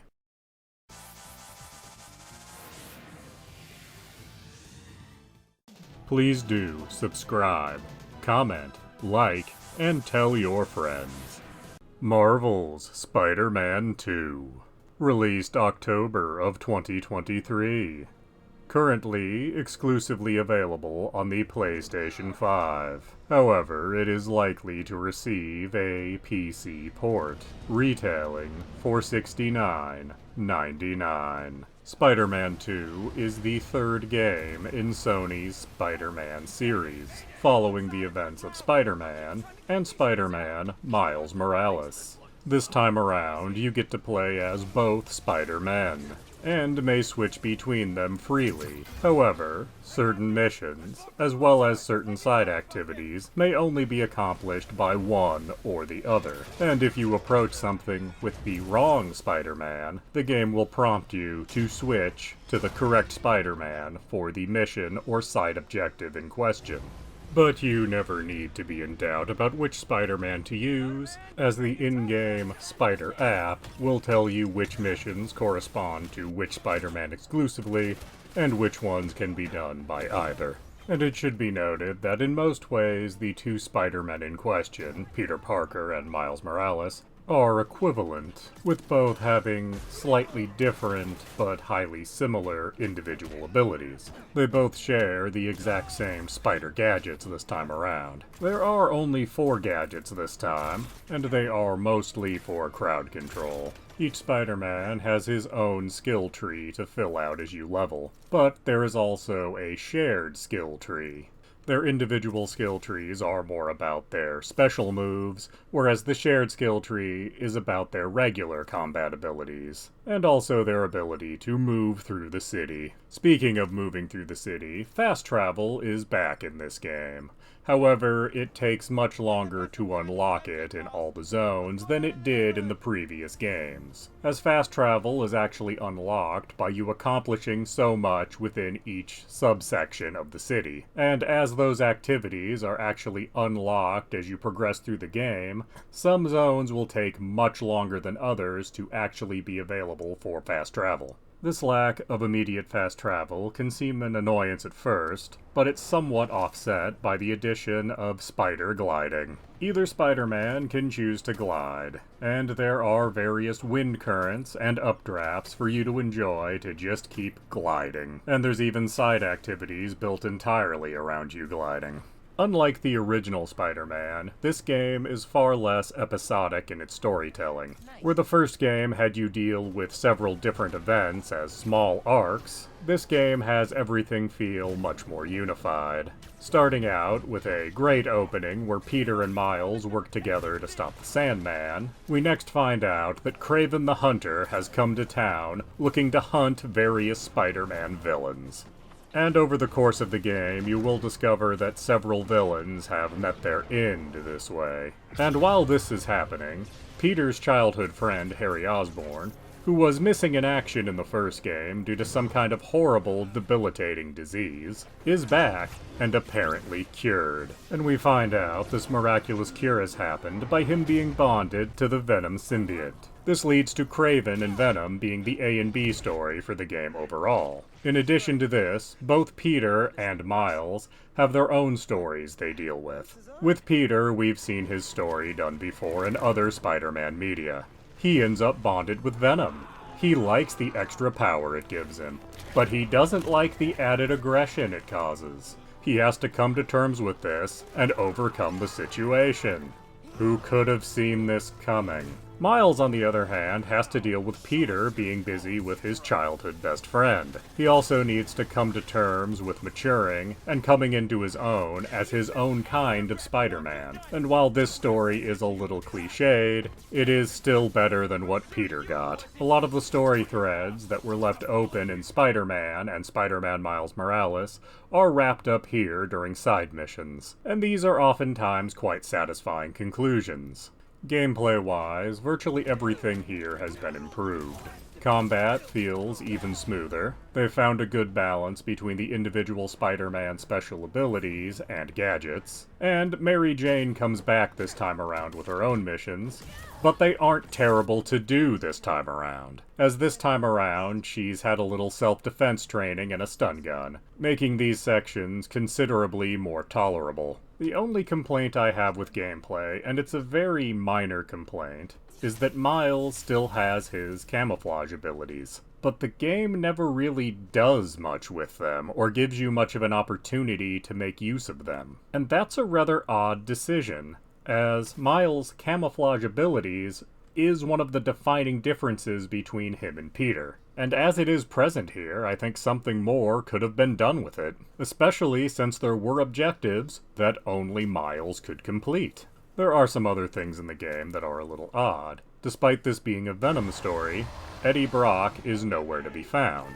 And despite there being no Eddie Brock, Venom still ends up looking like the classic incarnation of what we think of as Venom. That is to say, being a much larger character than Peter, with fangs and a long tongue. But the thing is that Venom is only so large because Eddie Brock is a much larger man than Peter Parker. And I thought that might be because Kraven the Hunter was going to get the Venom symbiote at some point, but that doesn't happen here. In fact, the guy that ends up becoming Venom later in the game is portrayed as being the same size as Peter, at least roughly, but it's a minor quibble on my part. And after all, it's an alien entity of some kind. It can have all kinds of powers. Maybe it can expand you.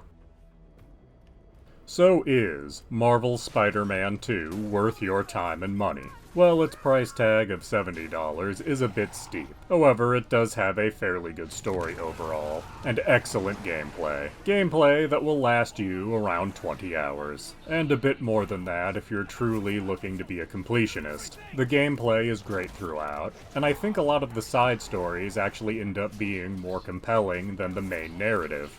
And of course, in addition to that, you can just wander around the city playing Spot the Easter Egg, being both Easter eggs for previous games in this Spider-Man series, but also Easter eggs for the broader Marvel Universe, and even for different incarnations of Spider-Man over the years. My only real issues with this game are very minor. It would have been nice had Miles and Peter had more to distinguish them when you were playing as them. The game also does a lot to hint at what will come in the next game. but it actually does it with so many items that I wonder if all of it will actually be made good on or not. As the game's been out for almost a year, and thus far there has been no DLC for Spider-Man 2, and some of this foreshadowing might be for DLC, but at this point it seems odd none has been released, nor has there been any major news about that. But putting that aside, I do think that Spider-Man 2 is absolutely worth your time and money. And while on the PlayStation Store it is still $70, you can find this game physically released for $50 at many retailers. And assuming you have a PlayStation 5 capable of playing discs, that is the way I would recommend you go. Please do subscribe, comment, like, and tell your friends.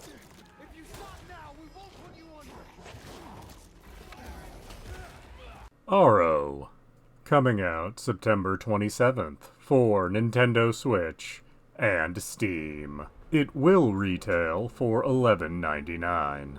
In interest of full disclosure, I received my copy for free from the publisher of the game, Nakana.io.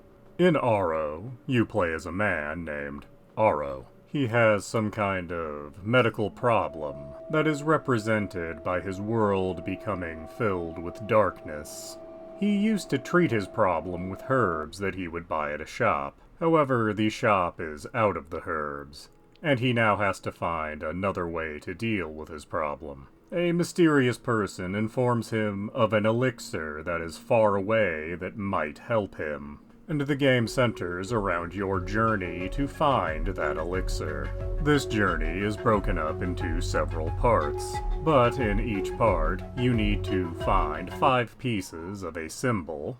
Completing the symbol will allow you to pass the darkness obstructing you. Each area is naturally a little harder than the last, and you must thoroughly explore each area in order to find the pieces of each symbol. And you have 2 methods of doing this. Firstly, you can simply walk around, but know that you are on a time limit walking around, as you are a sick man who's trying to find a cure. So your walking time is limited, but you can extend it by finding wild herbs. And your succumbing to sickness is paused at various moments, specifically when you're using the other method of exploration. At certain locations in every section of the game, you can meditate and separate your mind from your body. And this allows you to fly around wherever you like, but at a rather extreme time limit, at least at the beginning. But as the game progresses, you do find ways to increase your time separated from your body. When flying around, you can still collect herbs to stabilize your condition.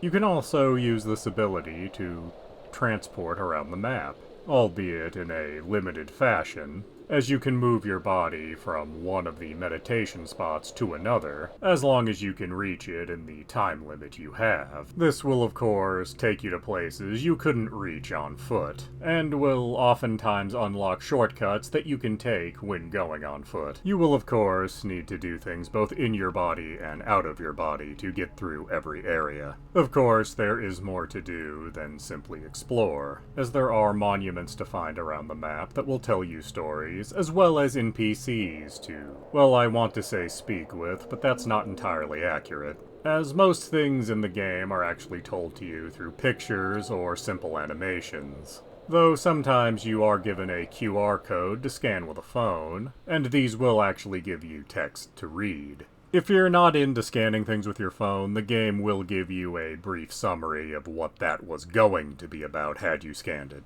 Personally, I like the pictures and animations better, as they leave things more open to your own interpretation.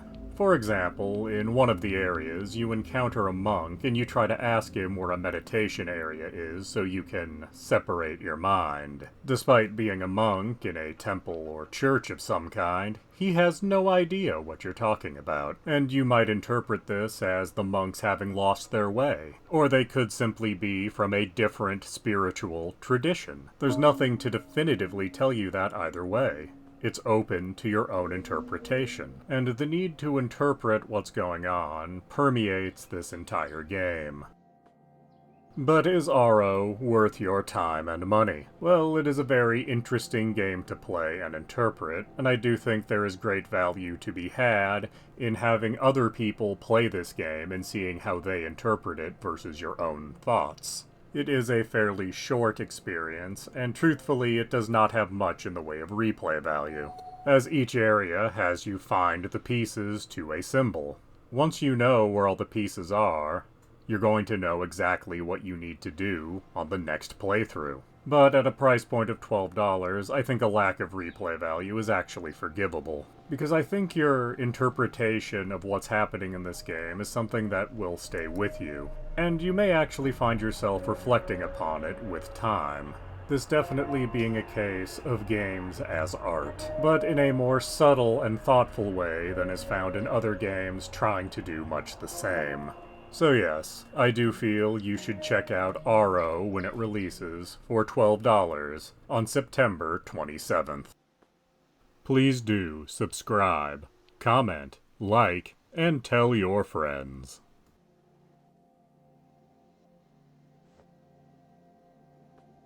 Capcom Fighting Collection, released June of 2022.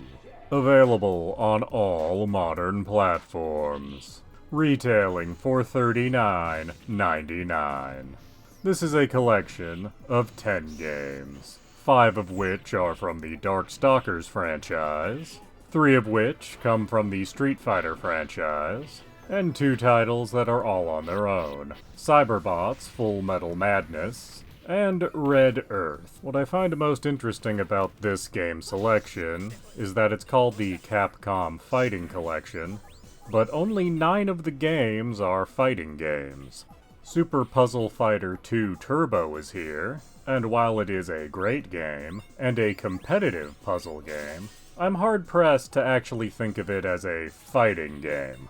But I don't see the inclusion here as negative. Rather, I just think it's an odd choice. But putting that aside, it's not the reason you're here anyway.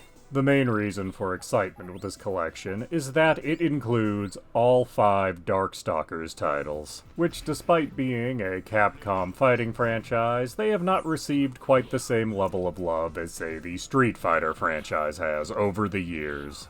If you're unfamiliar with the Darkstalkers games, don't worry too much, because if you're familiar with the Street Fighter series, the gameplay will not be strange to you. After all, they're fighting games from Capcom, but instead of various martial artists, you instead control various monsters and mythological creatures. And in general, there's a lot more humor running through this series. Thankfully, this collection is not clogged with a bunch of variations on Street Fighter 2. Instead, we just get one version. Hyper Street Fighter 2, the Anniversary Edition, which was originally released on the PlayStation 2. And this is an odd version of Street Fighter 2, simply because it allows you to play as various versions of characters from the various versions of Street Fighter 2. Meaning you can have the original version of a character fight another character from Street Fighter 2 Turbo, which can make matchups in this game very strange. Red Earth is a game in this collection I'd not heard of before this collection, as it's a fighting game that has elements of RPGs in it, and it uses fighting game mechanics to have you not fight other fighters, but a series of boss characters, which is quite an interesting idea, especially when you consider this game was from 1996. So is Capcom Fighting Collection worth your time and money? Well, in all honesty, $40 for 10 games isn't all that bad. And it's important to note that it's 10 good games. Yes, there is a certain similarity to most of these games, as they are fighting games from Capcom. But that's probably the reason you're interested in this collection to begin with. And not since the days of the PlayStation 2 have we had all 5 Darkstalkers games available in one place. And of course, it's not just the games themselves, there's some interesting materials in the museum too. So yes, I absolutely think that this collection is worth its full $40 price tag. And hopefully a collection like this is a sign that the Darkstalkers franchise is ready to come out of retirement, as we've had a few ports over the years, but we haven't had an actually brand new Darkstalkers game since 1997. And when you look at how many Street Fighter games have come out, I think we can all agree that Street Fighter could use a little break for Darkstalkers to come back for just one game, please. Please do subscribe, comment, like, and tell your friends. Castlevania: Dawn of Sorrow, originally released in August of 2005 for the Nintendo DS, is currently available on all modern platforms in the Castlevania Dominus Collection, released August of 2024. The collection retails for $24.99. Castlevania: Dawn of Sorrow is a direct sequel to Castlevania: Aria of Sorrow. It follows the same protagonist, Soma Cruz, and he has his same abilities to absorb the powers of enemies. However, he's apparently forgotten all of the abilities from the first game. And for reasons that go unexplained, many of the enemies actually give you completely different abilities this time, though not all of them. Is there any explanation for why the same enemies now give you different abilities? None whatsoever. But anyway, Soma finds himself again drawn into a situation where someone's trying to resurrect Dracula, the Dark Lord. And as it turns out, Soma Cruz isn't the only candidate for becoming the Dark Lord. There are two other characters. Dario, a man with fire abilities, and Dimitri, a man that can mimic the abilities of others. And the details of how you deal with these gentlemen will determine which ending you get, of which there are 3. While this game does bear many similarities to Aria of Sorrow, including the gathering of abilities being incredibly grind-heavy at times, it does have some new mechanics, those being a weapon upgrade system, and the magic seal system for bosses. Upgrading weapons is fairly straightforward, as a sword will always turn into a better sword, an axe into a better axe, so forth and so on. And the upgrades work by combining a particular weapon with a particular demon ability, and in some cases, there's more than one way to upgrade a weapon, and this will be your primary way of getting better weapons in the game, as you will still find weapons around and dropped off of enemies, but they are far less common than in other Castlevania games. And if you're willing to put in the effort to grind for the right abilities, you can get some very overpowered weapons very early on. The other new mechanic is the magic seal system. This mechanic only affects boss fights. In the original version of the game, when you fought a boss and it ran out of hit points,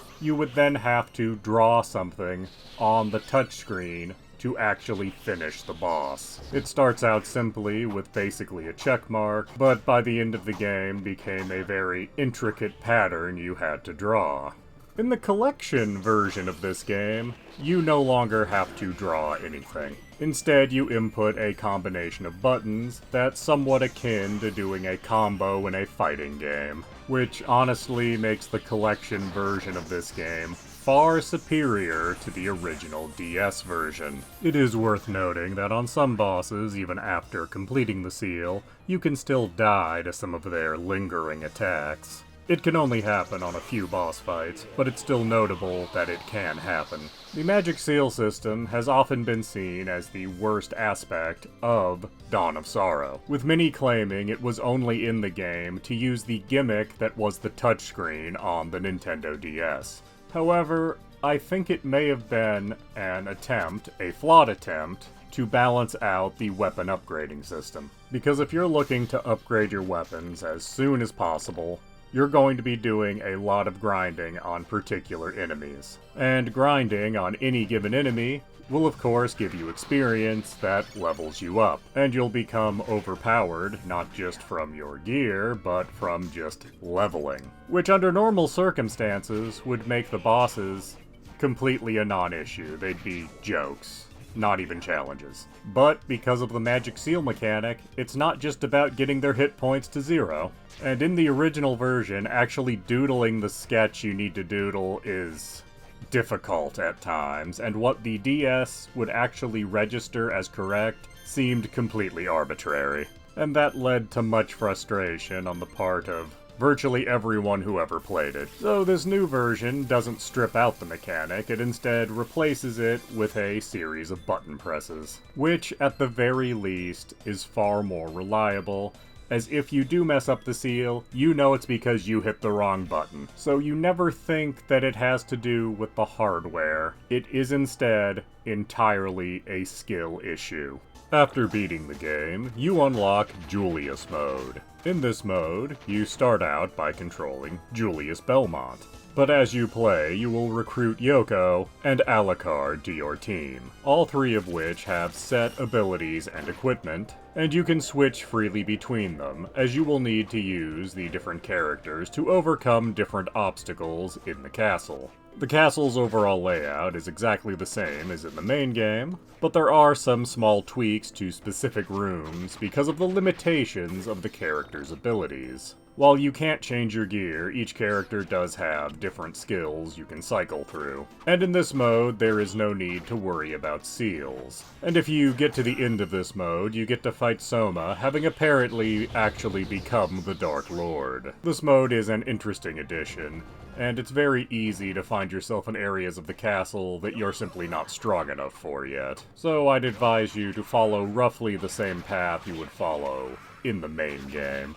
Or you could just spend some time grinding to just skip right to the end. As since you don't gain abilities to access more of the castle, most of the bosses here are in fact optional. But overall, this makes for an interesting Castlevania 3 tribute act. Or maybe a beta for the next game in this series, but we'll get to that game some other day. Probably sooner rather than later. So is Castlevania Dawn of Sorrow worth your time and money? Absolutely yes, if you're going to be playing it in the Castlevania Dominus Collection, as the collection is only $25, and Dawn of Sorrow, when it first released on the DS, would have been $40 by itself. Dawn of Sorrow also makes for an interesting Castlevania, because it takes place in the modern era, and at the time of its original release was actually a few years in the future, making it literally the last chapter in the Castlevania franchise. It took nearly 2 decades for this game to get a re-release. Maybe that's a sign we'll finally get to know what happens after this game. But either way, the collection release of this game really is the best possible way to experience Castlevania Dawn of Sorrow. My only remaining question is why they chose to change the art style between Aria and Dawn, as Aria went for a much more classic style for the characters' in-game portraits, where Dawn chose to go full anime style. It's not an issue either way, I'm just curious why this change was made. Please do subscribe, comment, like, and tell your friends. The Oregon Trail, first released in 2010 as a browser game, and later being expanded and releasing on various platforms. The complete edition is now available on PC, PlayStation, and Nintendo Switch. And the complete edition will run you $9.99 on all platforms. The Oregon Trail is very much a parody of the Oregon Trail, which is a game that doubtlessly everyone played when going to school. The Oregon Trail seeks to parody and very much ape the style of earlier versions of the Oregon Trail, such as you might have played on the Commodore 64 or Apple II. But anyway, the game starts and there's been a zombie apocalypse of some description. You are on the east coast of the United States, and apparently the only safe zone is all the way on the west coast. So you select your character, all of which are references to zombie movies. Name the other people that are coming with you, and you set off on a coast-to-coast drive, where you will have to manage your resources. and you will stop at various locations along the way. At these locations, you can trade your resources around, sometimes buy an upgrade for your car, or maybe see a doctor. And at virtually every location, there will be some kind of job you can elect to do, and sometimes more than one. Doing jobs is a bit of a gamble, because if you do them successfully, you will be rewarded. If you fail, you only have things to lose. So definitely pay attention to how dangerous the job is. Of course, between your various locations, a lot of random things can happen. The people you're traveling with can become ill or get injured. You can encounter any number of very bad things, and a seemingly small number of good things. And of course, everything you encounter, for good or ill, will undoubtedly be a reference to a zombie movie. Because at the end of the day, this is just Oregon Trail, except with a bunch of zombie movie references. And you really feel that with how resource management is, as you never know exactly what you're going to need because you don't know what's going to happen along the way. Will you need to have 3 extra mufflers for your car? Probably not, but it's not impossible that you'll encounter a need for 3 mufflers. And it's all random. You might go a whole game without anyone getting seriously injured, making any medkits you bought completely pointless. And you can literally say that for any resource except for food and fuel, as you will consistently need food to feed your people, and fuel to keep your car going. And to be clear, that's not a complaint on my part. The random nature of what can happen is exactly what keeps you coming back to this game and games like it. Because yeah, you can sit there and plan as logically as you want to, thinking you have every base covered. But the game can always throw you a curveball that you are not prepared for. And it can surprise you for a very long time with new things. So is Oregon Trail Complete Edition worth your time and money? Well, at a price of only $10, yes, absolutely it is. As this is one of those endlessly replayable games, especially if you are a fan of zombie media. I've played through this game a few dozen times at least, and each time I found a new little joke or new reference that made me smile. And it doesn't hurt that I'm old enough to remember playing the old versions of Oregon Trail in school, and this is very much just a better version of that. And this is the kind of rather quick game that you might play when you're frustrated with something else. Like you're playing Elden Ring, for example, and you're frustrated with a particular boss, so you finally quit. So you fire up Oregon Trail to relax a little bit, recharge your batteries, maybe chuckle a little bit. Maybe you make it to the West Coast, maybe your whole party dies. It doesn't particularly matter. But you'll be relaxed, refreshed, and ready to go back to throwing yourself at whatever it was you were throwing yourself at. Please do subscribe, comment, like, and tell your friends. Castlevania Portrait of Ruin. Originally released in the holiday season of 2006 for the Nintendo DS. It has finally been re-released in the Castlevania Dominus Collection, retailing for $24.99 and available on all modern platforms. Castlevania Portrait of Ruin is a Metroidvania, and as with virtually all Castlevania titles, you're trying to stop the resurrection of Dracula. However, this time there is a different vampire, going by Bronner, and he's apparently based off a real-life French artist. He's here with 2 female vampires that he claims are his daughters. I find it a little strange how his sprite looks something like Count Orlok from Nosferatu, but then his portrait for speaking does not look like that at all. And to go along with him being based on an artist, he has somehow sealed away Dracula's power with various paintings. And just like Mario 64, you're going to have to go into those paintings to take care of business. Gameplay-wise, Castlevania Portrait of Ruin does set itself apart from other Metroidvanias in a number of ways. Firstly, you have 2 characters, Jonathan Morris and Charlotte Ullen.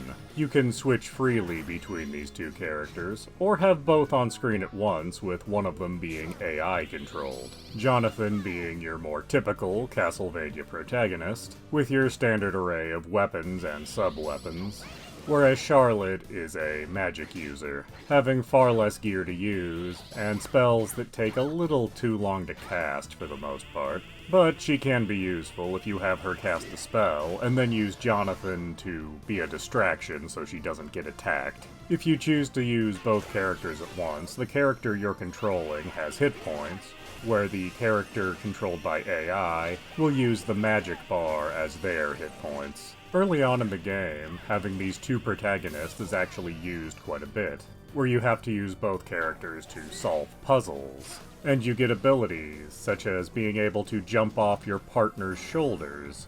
But later in the game, these kind of puzzles and abilities fall by the wayside. Like when you find a more traditional double jump that means you'll never spring off your partner's shoulders again. But outside of your partner gimmick, you also have a series of tasks that are fully optional but rewarding to do.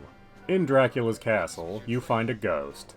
He's from Castlevania Bloodlines, and as you explore Dracula's castle and find the various paintings you need to go into, he will give you tasks to perform. They take many different forms. Defeat X number of this enemy, bring me these items, find this location, master this ability. While these are all optional, they are very worthwhile to perform due to their rewards. But there are times when you will get one of these tasks assigned to you, and you can't actually complete it at the current point in the game. And this can lead you to spend a lot of time going over the same areas again and again, without actually accomplishing anything. And some of these tasks can be a real grind, like when you need to master a skill that maybe you've never used before, or when you need a specific drop that only drops off of one enemy. You may also notice as you play that Dracula's castle seems unusually small this time around. That is because you have to go inside these paintings that are all worlds onto themselves. And these actually give the game a lot of visual variety, as you'll find yourself going through a European city, desert ruins, a circus where the enemies can walk on the walls and ceilings at times, and what seems to be an abandoned college. These make the areas stand out from one another quite a bit more than they do in the standard Castlevania, and later in the game you get to go through alternate versions of these areas that are far harder. This was the second Castlevania to come to the Nintendo DS, and it set itself apart from its predecessor by having almost no touchscreen interaction, at least in the base game. It also often feels much easier, as you're generally much more overpowered, particularly if you're doing all of the optional tasks. And the fact that you don't have to draw any seals certainly helps too. But in addition to the base game, there were also 4 other modes that could be unlocked.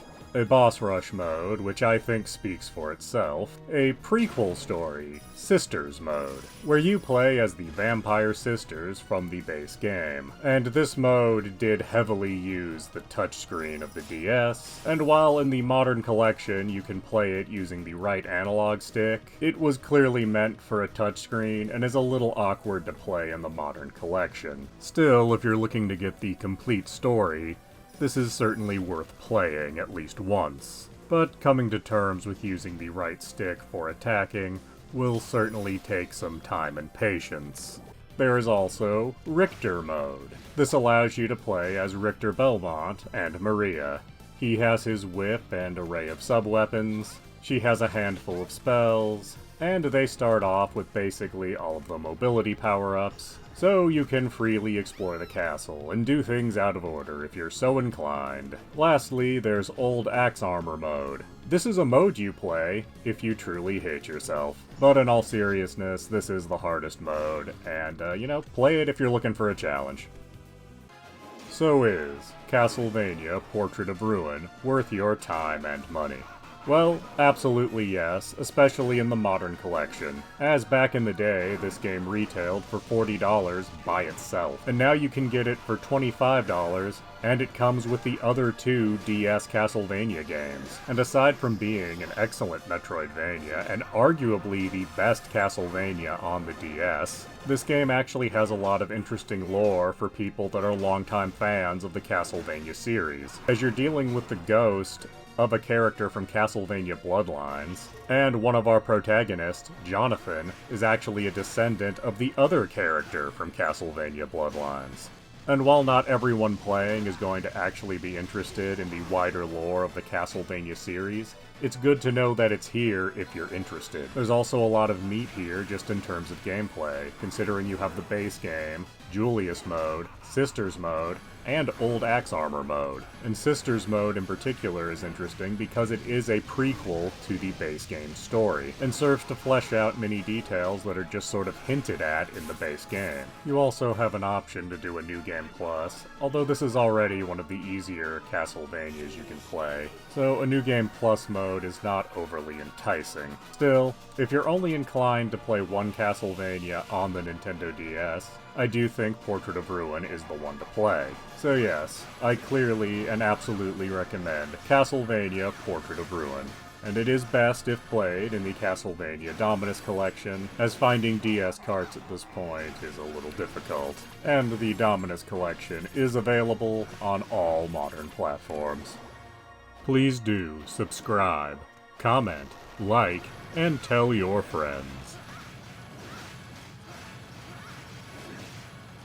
Castlevania Order of Ecclesia, originally released in October of 2008 for the Nintendo DS. It is available today on all modern platforms in the Castlevania Dominus Collection, retailing for $24.99.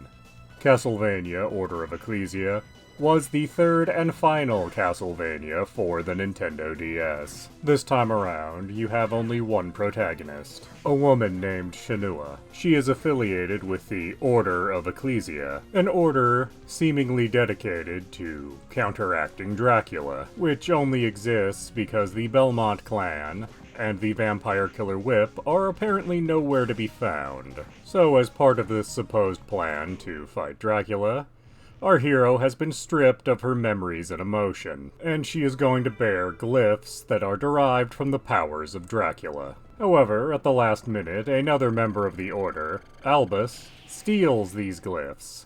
And the game really starts with you having to pursue Albus to reclaim the 3 Dominus glyphs. And right from the start, you're going to notice a lot of things that are different from previous Castlevanias. Firstly, you don't actually have weapons. You have glyphs, and you can get new glyphs by absorbing them. Sometimes you find them around maps, sometimes you can witness an enemy trying to use one, and some are dropped by enemies after you take care of them. They can take the form of weapons like swords and hammers, or the form of elemental spells, or familiars, and sometimes they even take the form of movement utilities. All of them use some of your magic meter, which regenerates far faster than in other Castlevanias, and generally speaking, the weapon and mobility glyphs use very little magic, and the elemental spells and summons tend to use a lot more. The system is unique and does allow you to combine certain glyphs,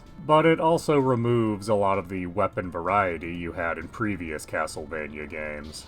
Enemy weaknesses also play a much bigger role in combat, so you'll be switching glyphs around a lot. The next gameplay change you'll notice is that you don't have one large map that you're exploring. The game is instead broken up into many small areas that you select with an overworld map. The size and complexity of these areas does vary quite a bit, with some being a straight line, and others having at least some areas to explore. But these areas are all opened in a rather linear fashion, and thus remove the choice, or at least illusion of choice, that comes with traditional Metroidvania gameplay. Throughout these tiny zones, you will occasionally find villagers that are frozen in what seems to be amber, which leads to the third big change in gameplay. Most of the villagers have a series of quests for you to do.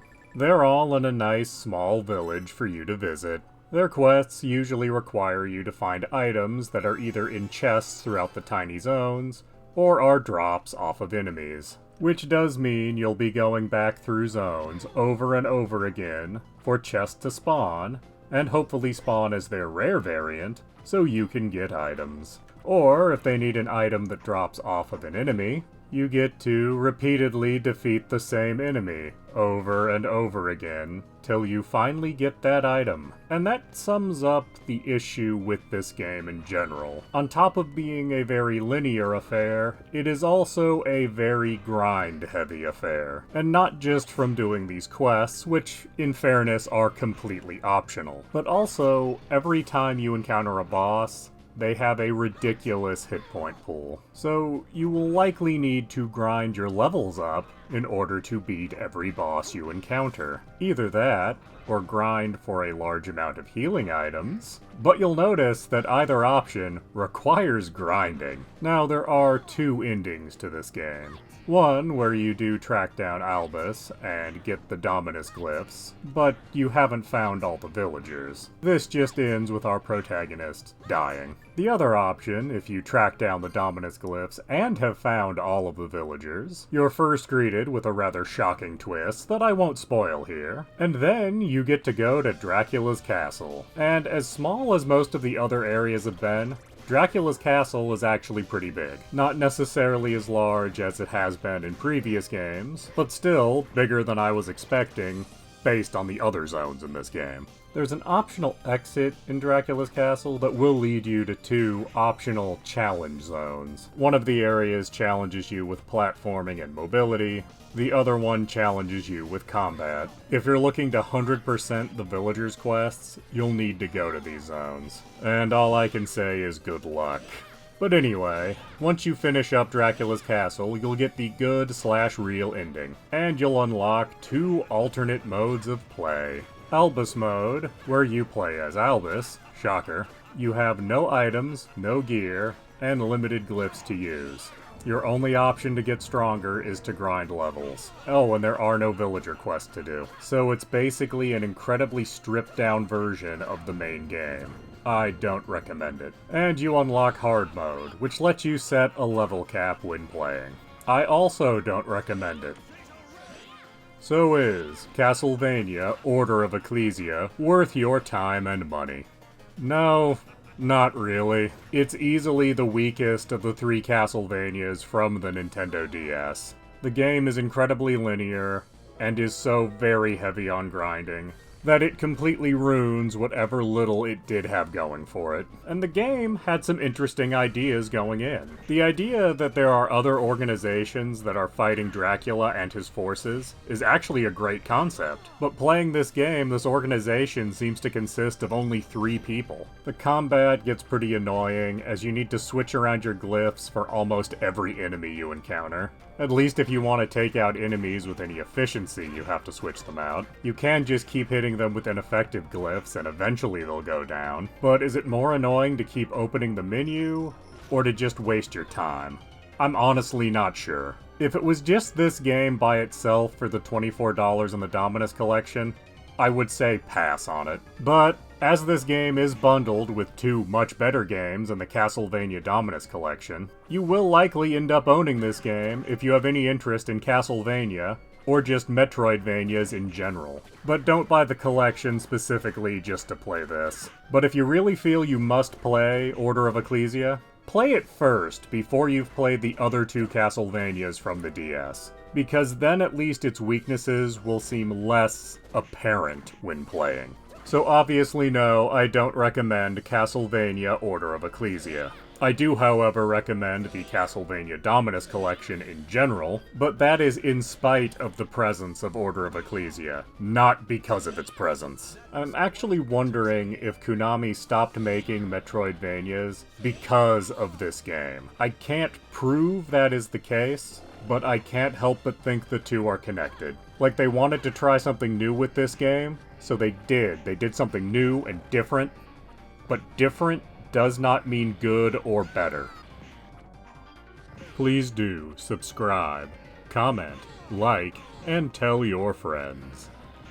Sonic Origins Plus, released June of 2023, available on all modern platforms, retailing for $39.99. This is an expanded version of the Sonic Origins collection. This version adds everything from the Plus DLC. So if you have the original Sonic Origins, it is fully possible to get everything in this collection via download. So in this collection, you have Sonic 1, Sonic 2, Sonic CD, and Sonic 3 and Knuckles, with Plus adding an additional 12 Game Gear games. In the 4 main titles, you can play as Sonic, Tails, or Knuckles, as well as being able to play as Knuckles with Tails in Sonic 2 and 3. Plus also adds Amy Rose as a playable character. And again in 2 and 3, you can play as Amy Rose with Tails. Each of these games comes with both an Anniversary and Classic mode. Anniversary allows you to play as the other characters, as well as having other enhancements such as widescreen. And Classic mode is far closer to what you would have played on the original Genesis, or Sega CD. In addition, all 4 of these games gain animated intros and endings. In Plus, the 12 Game Gear games you get don't really receive any enhancements, nor is there any extra animations done for them. It's also not ideal that all 12 of these games are the Game Gear versions, as several of these games did receive Sega Master System versions, which were virtually identical, except for allowing you to see a little more of the play area, which is very useful in games where you're going fast. Though some of the games on offer here are not held back by that.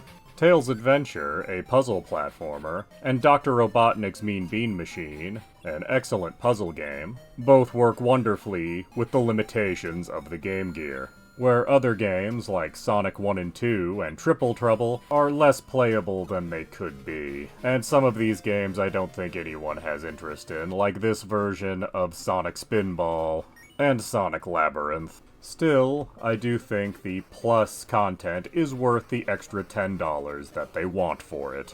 Being a modern game collection, of course there is a museum. If you're interested in seeing things in the museum, most of the content will need to be unlocked. You get currency to unlock things in the museum in the 4 games from the base Sonic Origins.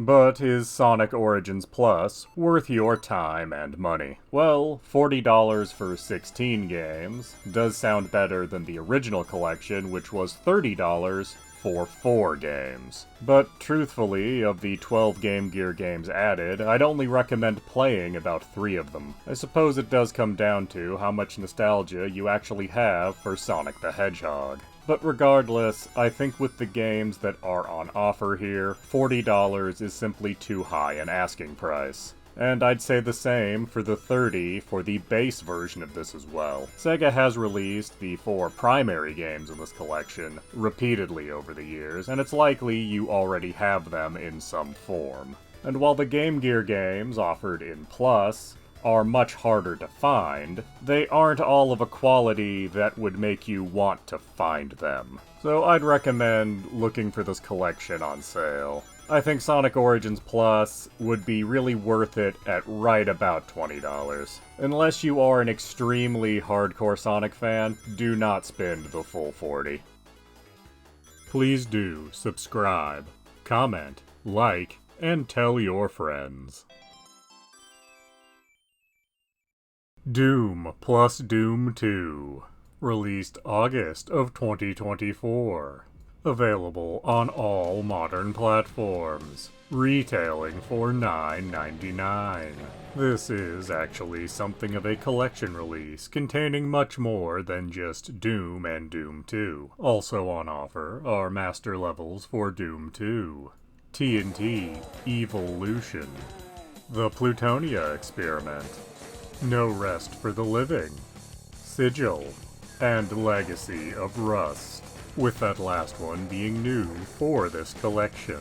The others you may already be familiar with, as some of them did receive their own physical releases once upon a time, and all of them started out life as fan-made creations, at least to one extent or another. Of course, regardless of what you choose to play here, the experience will be very similar, as while Doom is not the first first-person shooter, it is arguably the most influential, and it definitely popularized that style of first-person shooter, where you start a level and your only real goal is to find the exit. You might need to find some keys before you get to the exit, and in a few levels there might even be more than one exit. But at the end of the day, there is no story, there is no dialogue. There is only shooting monsters and finding the exit. But that's alright, because adding those elements would spoil what Doom is. Regardless of what content you start with, you will have many options ahead of you, as you can simply start from the beginning, on whatever difficulty you like, or you can freely pick what level to start on, as well as choose from a selection of difficulty modifiers. And of course you have the option to go to the mod shop. Sadly, you don't have the option to add popular features from various source ports over the years, such as jumping or completely free mouse look. Still, there is enough content here on offer and modifiers to make this a very satisfying package. The level select feature in particular was very welcome, as there are levels for Doom 2 that I haven't seen in years, and it was nice to be able to jump right to them. Although I can't help but notice that some of the elements from Wolfenstein 3D have been censored a little bit in this version. And honestly, I am never happy to see censorship in any media, regardless of what the reasoning might be. Oh, before I forget, this version allows you to play with original music, or with updated remixes. You've been hearing the remixes and all the footage if you listen carefully.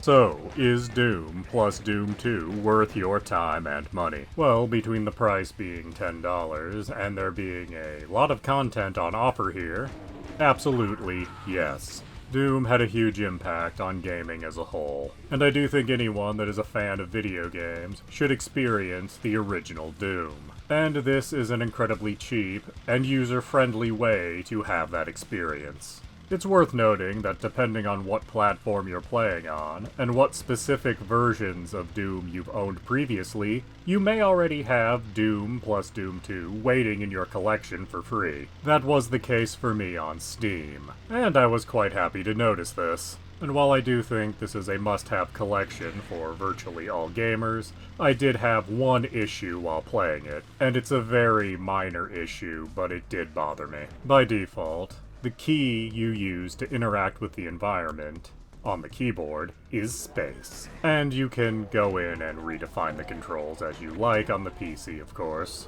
but the default being the spacebar seemed wrong to me, because anyone who played first-person shooters in the 90s knows that the key to interact with anything is E. And I don't understand why this collection had space as the default when other earlier re-releases of Doom had E as the default.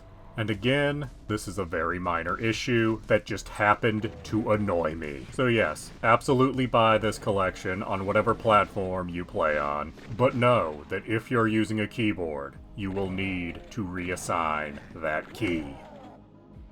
Please do subscribe, comment, like, and tell your friends. Borderlands 2, first released in September of 2012, is available on all modern platforms, and its price varies wildly, as the game by itself is $20, but there are various collections and repackaging that range from $20 all the way up to $150, though those more expensive packages always come with more than just Borderlands 2. Anyway, Borderlands 2 is the second Borderlands game. Shocking, I know. And it is a huge step forward in refinement from the first game, and has set the tone for what the series has been ever since. So, after a pretty good opening cinematic, and selecting your character, You find yourself in a frozen wasteland.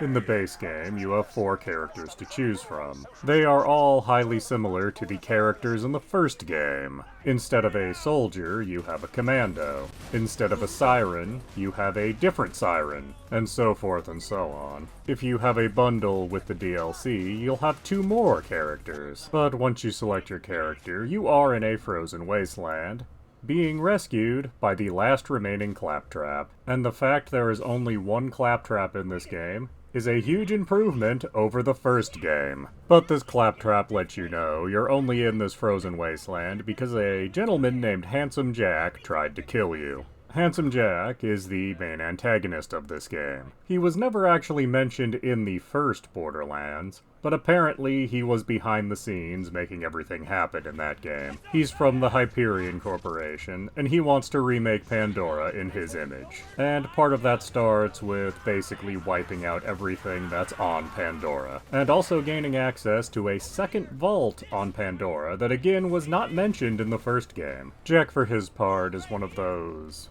funny, charming villains. It's very clear that he believes himself the hero in this situation, and that he's gone more than a little mad with power. But once you find your way out of the frozen wasteland, you'll find a place called Sanctuary. Sanctuary is the main hub of the game, and a lot of the characters from the first game are here, including the playable characters from the first game. And unlike the first game, they all actually have their own personalities now. Where all 4 of them were just after money in the first game, we now find out that they're all kind of heroes out of nowhere, that truly care about the goings-on of the regular people of Pandora. Which I guess is fair enough, because if you're going to have them in this game, they kind of need a broader personality than we're here for money.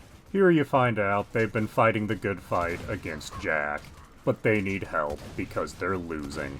And of course, you're going to turn that all around. And through the course of turning things around, you'll see that this game is far more varied than the original Borderlands. Varied in terms of locations, as there's much more than desert wastelands this time around. Varied in terms of enemies, as there's much more wildlife, and even human enemies come in far more flavors this time. And varied in that some of the missions you do have multiple ways to finish them. Gameplay, on the other hand, has been streamlined, as you no longer have weapon skills to worry about. So this means if you've mostly been using pistols, and you suddenly find a great shotgun, you're not going to lose anything by switching to that shotgun. Speaking of guns, they have also been changed for the better. As you'll notice, guns are branded. Jacobs, Dahl, Hyperion, etc. Each one of these brands has specific properties that will be present on all of their guns. Torg weapons will always be explosive. Bandit weapons will always have huge amounts of ammo. And knowing what brands are going to do what will prevent you from buying weapons that might not be ideal for your playstyle. Driving is back in this game, and it's just as terrible as it always is in Borderlands. This time you have 2 different vehicles to choose from. The small fast vehicles from the first game, and a larger, more truck-like vehicle later on. To get around, you're going to have to use them, and it will be terrible the entire time. There are actually several missions this time around, centered entirely around driving. Having to drive around the map and either pick up or deliver something under a particular time limit. These missions are technically possible, but their rewards are fairly meager, so they're not really worth the frustration they will cause you having to do and redo them to finally succeed. Thankfully, all of these driving-centric missions are fully optional. As you play the game, you'll often notice that the game is trying to be funny, and honestly, the humor is a mixed bag in this game. Most of the stuff with Handsome Jack actually works fairly well, with him being kind of like a more business-minded Joker. But then there's characters like Tiny Tina, who is so clearly trying to be funny and is just so very annoying with every word they say. Of course, everyone's sense of humor is different, so there might be some people out there that truly enjoyed Tiny Tina. I mean, hypothetically, in the infinite void of the universe somewhere.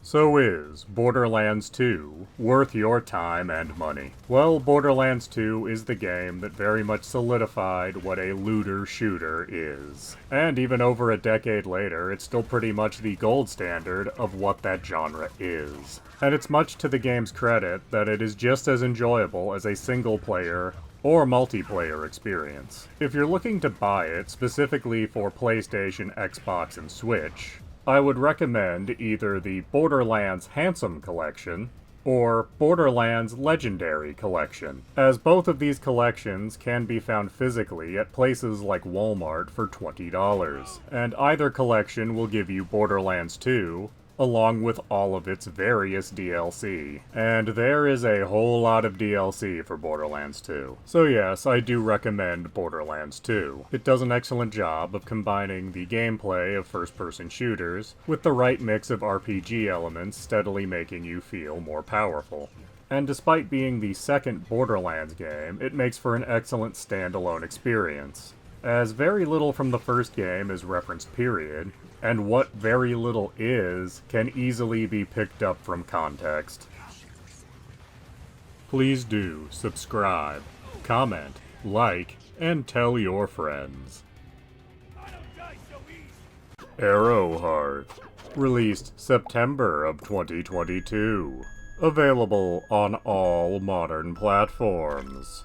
Retailing for $19.99 on most platforms, but is $24.99 on Nintendo Switch. Arrowheart is a semi-open world with pseudo-RPG mechanics. That is to say, Arrowheart is trying very hard to be a Zelda game.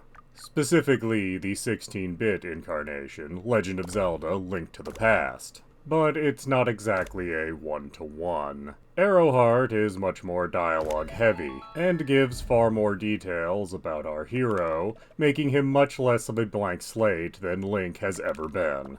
The story begins by letting us know that the kingdom we're currently in is nearly at war with a neighboring kingdom, and our hero is somewhat conflicted in this, as he's of mixed heritage between the two kingdoms.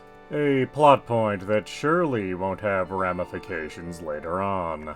Making the tensions between the two kingdoms worse is that the neighboring kingdom is trying to find a set of MacGuffins in your kingdom. And you probably already guessed that what you're going to do is go to a series of dungeons, where you in fact collect those MacGuffins yourself. These dungeons do depart from your standard Zelda dungeons in one key way. Instead of you just finding one item that helps you complete the dungeon, in some of them, you find more than one item. And at the end of the dungeon, when you collect your MacGuffin, you don't always just get more health. Sometimes you're enhanced in some other way. This is how you get the ability to lift rocks, and then bigger rocks. Also, in a departure from the Zelda formula, you have equipment in this game. There are different pieces of armor with different stats and different weapons with different stats. And you'll have to decide what to use. Do you go for the heaviest armor for the best defense? Or do you go for the lighter armor that gives you a bonus to some kind of attack? You can change it whenever you want. So if you find yourself dying too much with one option, you can always try another option. And you'll be dying a lot, as while this does look a lot like Link to the Past, it's considerably harder, though admittedly part of that is the incredibly clunky and imprecise controls, which cannot be adjusted so far as I can tell. And this isn't much of an issue early on, but eventually you start dealing with puzzles in the dungeons that require a level of precision that these controls are just barely capable of. When you're not in dungeons, the world does have many secrets and side activities for you to pursue, and doing some of this can definitely make you have an easier time. However, there's nothing indicating how strong you need to be to do any of it, and sometimes you'll end up finding something where the enemies are just beyond the weapons and items you have available to you. And while you do have a journal of sorts, it doesn't really give you precise locations, so good luck remembering where something that was too hard for you a few dungeons ago was. Also, Between every dungeon, there tends to be a big dialogue dump.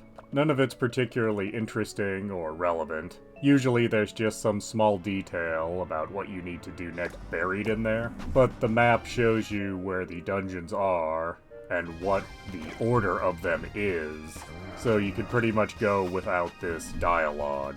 And I think the idea of a more story-driven Zelda experience is hypothetically interesting. The execution in this case was just not good on that front. So is Arrowheart worth your time and money? No. No, not really.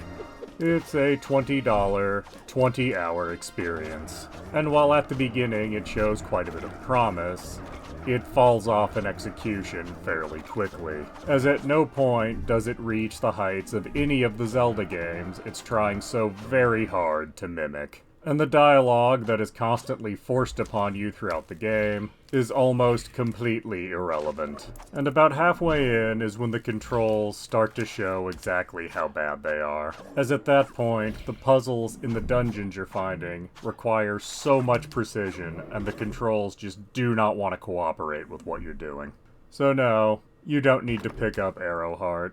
Save that $20, or $25 on Switch. There are many better experiences you could have for that $20.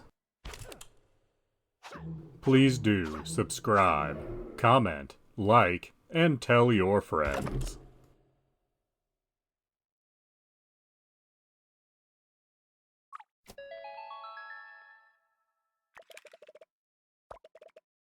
Shakedown Hawaii, first released in May of 2019, is currently available on PC, Nintendo Switch, and PlayStation platforms, retailing for $19.99. Shakedown Hawaii is a top-down 2D game very much in the vein of the early Grand Theft Auto games. But in addition to the main gameplay style, there are also a number of mini-games, all of which harken back to old retro games. You play as the owner of Feeble Multinational, a Hawaii-based company that our protagonist set up decades earlier, and apparently once it became profitable, he simply went on permanent vacation, or maybe early retirement is a better way to put it. But he sees a news story indicating that Feeble Multinational is on the verge of bankruptcy, and this prompts our hero into going back to the office. Once there, we find out that everything that Feeble does is pretty much just out of date. They run retail stores and have VHS rental shops, a cab company, etc. They basically have businesses that the internet has destroyed. But our hero wants to fix all this, and his number two, a mustachioed gentleman named Ron, while being very disapproving and outright dubious of our hero's help, nonetheless provides him with the information to try and turn the company around. And of course, the first actions we take actually make the situation much worse, triggering the option for a buyout of the company. And the only gentleman that seems interested in buying is of course our hero's rival. He's another rich businessman named Featherbottom. So, story-wise, we have a time limit for turning our company around. But in reality, you can take as long as you want. There is no time limit here. In fact, taking your time makes things a lot easier because your company gives you money every day. And that's important, because you can do business with that money. What kind of business? Well, that can best be summed up by this here. That is our hero, and that is very accurate as to how he handles things. His rival, Featherbottom, by contrast, seems to be a completely legitimate businessman. But when you first start, all you can really do is shake down various businesses for protection money, which is totally something the owner of a multinational corporation should be doing. And after you've done that enough, you'll have enough money that you can actually start buying various businesses. And that's your real goal in this game, is to own everything on your island. And in fairness, you're not just buying these things and forgetting about them. As there are multiple kinds of businesses, there are side missions you can do to make these more profitable. And as you progress through the story, you can unlock multipliers for your varied businesses. So anything that generates money could be generating 6 times as much if you have all the multipliers bought for it. But not all the multipliers are available up front, and not all the businesses are available to buy up front.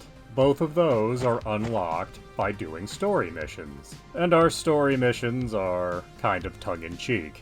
Our hero goes to one of the businesses that he owns, and figures out some way to either con people or cut corners to make the business more profitable. So it's a fairly cynical view of how business works. And in fairness, there are various moments in the games where these cons and corner cutting do come back to bite you. So you have to do different corner cuttings and different cons to get things back to normal. And it's very strange to watch how the people that work for your company react to how you run things. As I said earlier, your number 2 Ron is completely disgusted by most of your actions. And there's other people that you meet that are equally as disgusted and shocked. But then there's other people that work for you that are 100% on board with conning people and breaking the law and whatnot. And even a few that seem completely oblivious to what it is you're actually doing. But it's strange that none of the people that are disgusted by your actions actually ever take any actions against you. They might shake their heads during cutscenes, but at the end of the day, they're going along with everything you're doing. So despite their discomfort with your actions, their hands aren't really any cleaner than yours. It's never actually stated how long these people have been employed at your company, but presumably some of these people were around when you first started this business. And our hero doesn't strike me as the kind of guy that used to be an honest man that just went bad. So why is anyone that works at the company actually shocked or disgusted by his actions? And was all of the business they were doing completely on the up and up when he wasn't around? No way to know for certain, just something that struck me as odd. What's also interesting is that you're not always playing as the owner of these companies. At times, you'll play as his lazy and disappointing son, and other times you play as a consultant to the company. And if the stuff our hero does is generally shady and possibly illegal, the consultant does things that are very overtly illegal. Although everyone here has pretty dirty hands and is guilty of, ending many people. Every mini-game that's on offer here is first played in one of the missions. And if you're not a fan of it, you don't need to play it more than in that one mission. Which is nice that they are optional mini-games. And it's also nice that the game is showing you exactly where to go to play them. The only thing that really needed improving in this game is how you buy the multipliers for your various businesses. It's okay, you go to the map, you choose a business, you buy the multipliers for it. Great. If you go to that business again, you can open up a menu to show you all of the same type of businesses that you own. So if it was an auto shop, it'll show you all the auto shops you own. A mall, all the malls you own, etc. And you can then buy multipliers for all of those types of shops. Great. But at a certain point, when you're on the map, it's hard to find a type of business that you own you haven't already bought the multipliers for. So it becomes harder and harder to get all your businesses to have all the multipliers. And that led me to much personal frustration. So is Shakedown Hawaii worth your time and money? At its price tag of $20, absolutely. There's a great deal of fun to be had here, being kind of a 2D parody of Vice City stories. It's the kind of game that can be very enjoyable to play in short bursts. Pick it up, spend some time terrorizing the city, or do 1 or 2 missions. Spend 10 minutes to buy a bunch of businesses and set them up. And it's also worth noting that this game did receive physical releases on a number of legacy platforms. It may in fact be the last physical release on the PlayStation 3 and Wii, although I've found contradictory information on that. I first played this myself on the 3DS, though the footage is from the PC version. And I'd like to reiterate that if you're paying $20 for this game, that's a great deal. But if you're inclined to find the physical versions for the PlayStation 3, Wii, or even PlayStation Vita, they're going to be quite expensive, and I'm not sure the game is realistically worth $100. But if you are a collector, it would certainly be an interesting item to have in your collection. please do subscribe, comment, like, and tell your friends. Alwa's Legacy, first released June of 2020, available on Nintendo Switch, PC, and PlayStation platforms. Retailing for $17.99. Alwa's Legacy is a Metroidvania, and a sequel to the game, Alwa's Awakening. Where the first game went for a faux 8-bit style, this game tries for a 16-bit style, though is far more liberal in the interpretation of that. Story-wise, this is a direct sequel. You play as Zoe, who, having finished the first game, is now attempting to go home.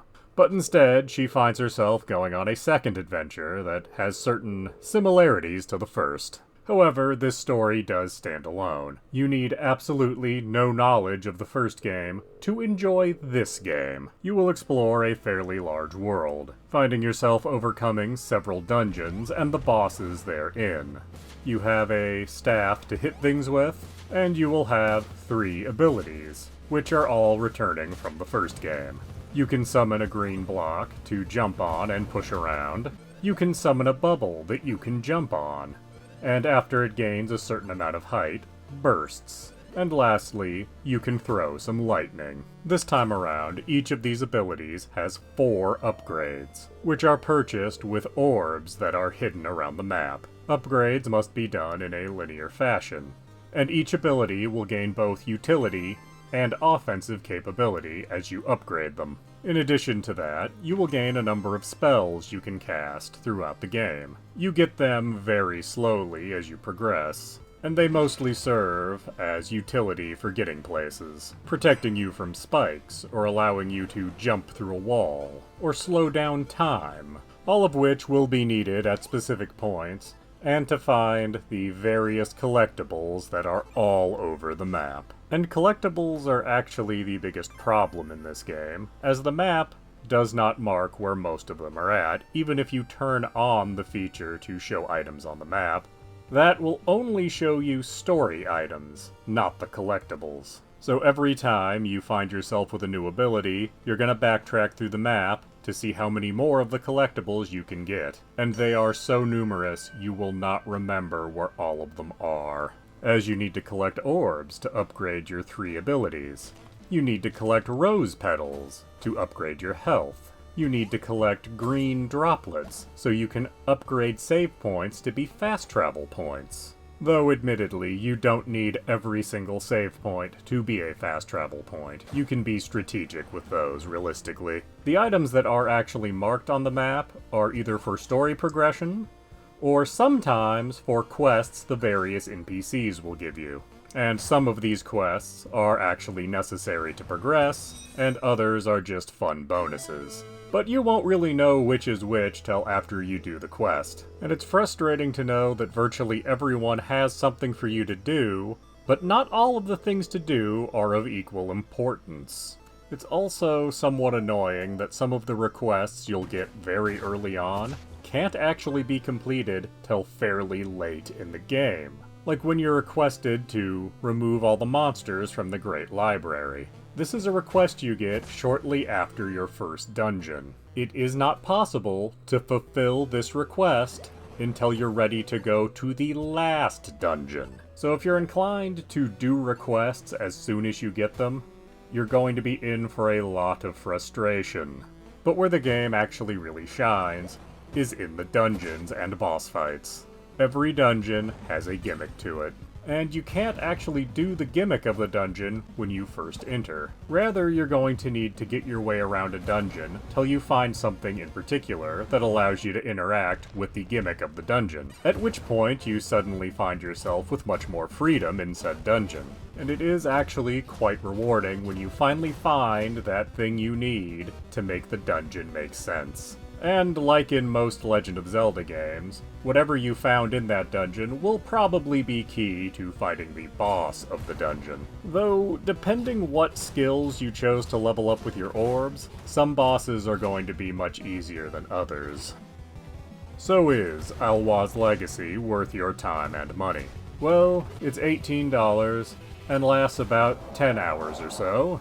It has a charming world, very well done dungeons and bosses, and if you are a completionist, you can add several more hours, as collectibles are not marked on the map and will require much backtracking. Even if it didn't tell you which kind of collectible was on the screen, it'd be nice if it were indicated in some way. Like the dot on the map in Super Metroid. You wouldn't know exactly what was there, but you'd know something was there. But honestly, $18 for a 10-hour experience is pretty good in this day and age, as $60 and $70 games often only have 10 hours of play in them. And this is a fairly decent Metroidvania, maybe not reaching the heights of some of the true greats in the genre, but still managing to have a charm all its own. Please do subscribe, comment, like, and tell your friends. Batman Arkham Collection, released November of 2018, retailing for $59.99, available on all modern platforms. Worth noting that on Switch, the collection is called the Batman Arkham Trilogy. It is the same 3 games, it just has a different title for no discernible reason. The games on offer in this collection are Batman Arkham Asylum, Batman Arkham City, and Batman Arkham Knight. And this is a series of games that over time got larger and more open. But that is not to say that each game was necessarily better than the last, as each of these games shines in a particular area, and all of these games do flow together to tell one overarching story. That story being about the Joker stealing Bane's Venom formula, and the fallout that resulted from that. Of course, that's only in the broadest of possible strokes, as each of these games has many other smaller stories contained inside them. Some optional, and some not. Having said that, this is a collection you do need to play in order if you're unfamiliar with these games. And as I mentioned earlier, each of these shines in their own way. Arkham Asylum, if played by itself, seems like a Batman the Animated Series tribute, having the smallest map and the most limited travel abilities for Batman. It does still manage to feel like a small open world, but I tend to think of this game as being a 3D Metroidvania, as the game does keep revealing new Bat gadgets for you to use that inevitably open up a little more of the world. This game also set up things that would keep being used throughout the series. The combat, for example, starts here, and while it does get refined in the other 2 games, it's still very recognizable here. Of course, Riddler trophies were first introduced here, and apparently the Riddler is kinda sloppy in this game, as he does leave his plans lying around places. This game was unique in the series for having the parts with Scarecrow. These were odd segments where you played through hallucinations that Batman is having. These were interesting and changed up the gameplay quite a bit. Sadly, these weren't followed up on in later games. Arkham City is where this series got a lot more open.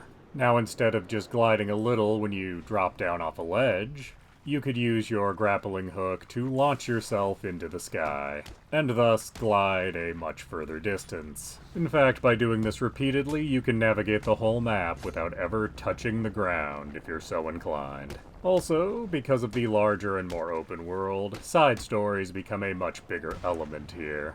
This game actually does make me wonder about the kind of world this is taking place in, as apparently Gotham City thought it was a good idea to section off a fairly large portion of the city and then put all of the criminals in this portion of the city and just let them all sort everything out themselves, as there seems to be virtually no supervision for what's going on in here. Nor is there any supervision for the guy running the place. Hugo Strange is technically in charge, but he's just throwing people in there who aren't even criminals. And nobody seems interested in checking his power at all. So this game really makes me think that Gotham City is a very bleak place.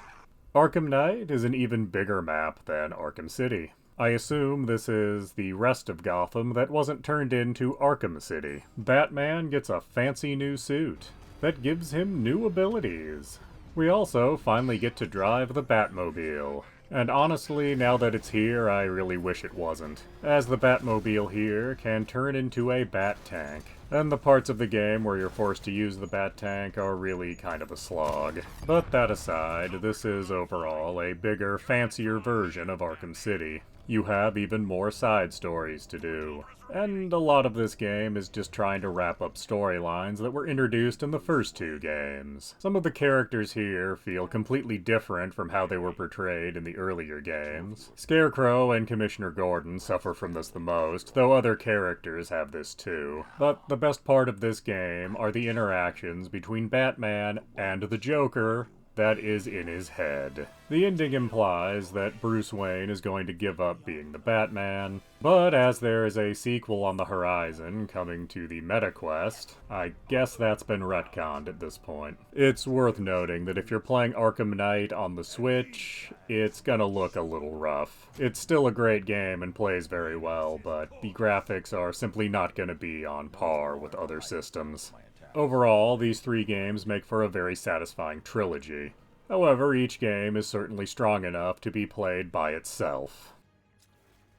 So is the Batman Arkham Collection worth your time and money? Well, you're getting 3 amazing games for $60. So basically $20 a game at that point. And looking at it that way, each of these games is easily worth $20. And these games are strong enough that they truly didn't need to be affiliated with the Batman license. It just happens that Batman is the perfect license for the kind of gameplay these games have on offer.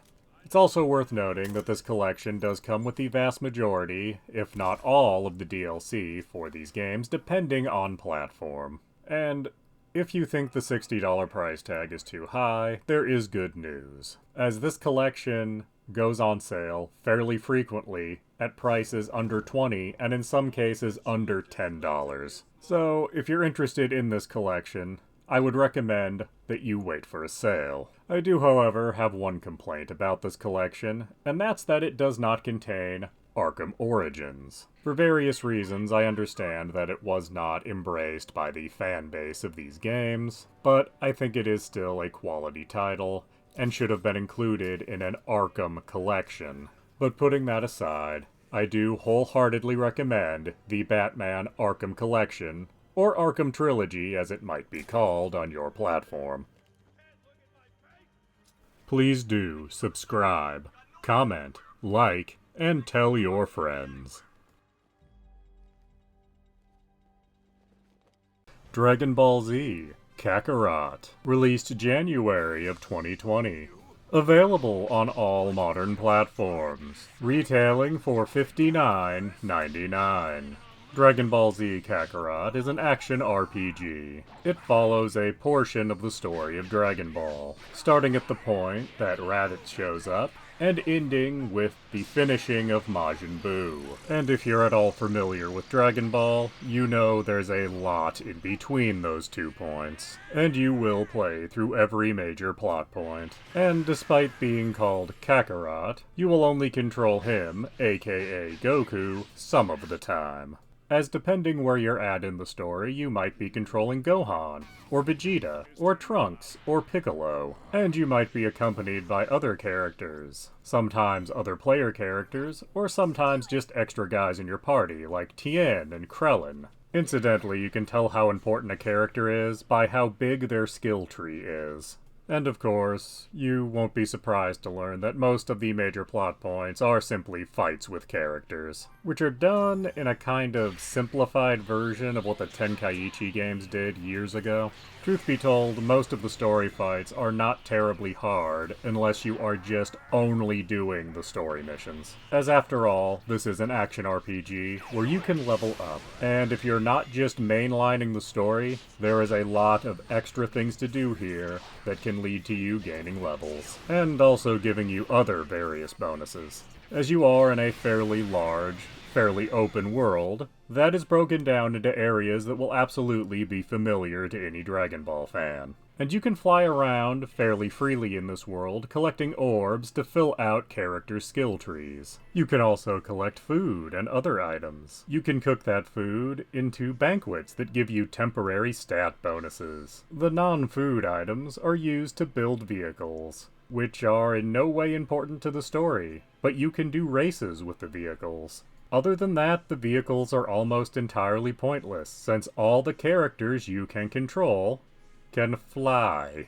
And of course, while you're flying around, you can encounter various enemies to fight. They will give you experience, and orbs, and sometimes items. In fact, the amount of orbs you get from fighting makes collecting them out in the world almost completely pointless. In addition to that, you can also fish. And you can train. In fact, if you want to unlock all of the skill trees for characters, you will have to train at various points. But a lot of the training is locked by story progression. The last thing you can do on maps is find side stories. They are blue on the map as opposed to the orange for main story missions. These are mostly just to level up with. Occasionally they do provide an answer to something that's never been addressed within the main story. For example, one of them addresses why there are various animal people wandering about the Dragon Ball world. These also serve to let you know what characters that aren't involved with the main story are doing.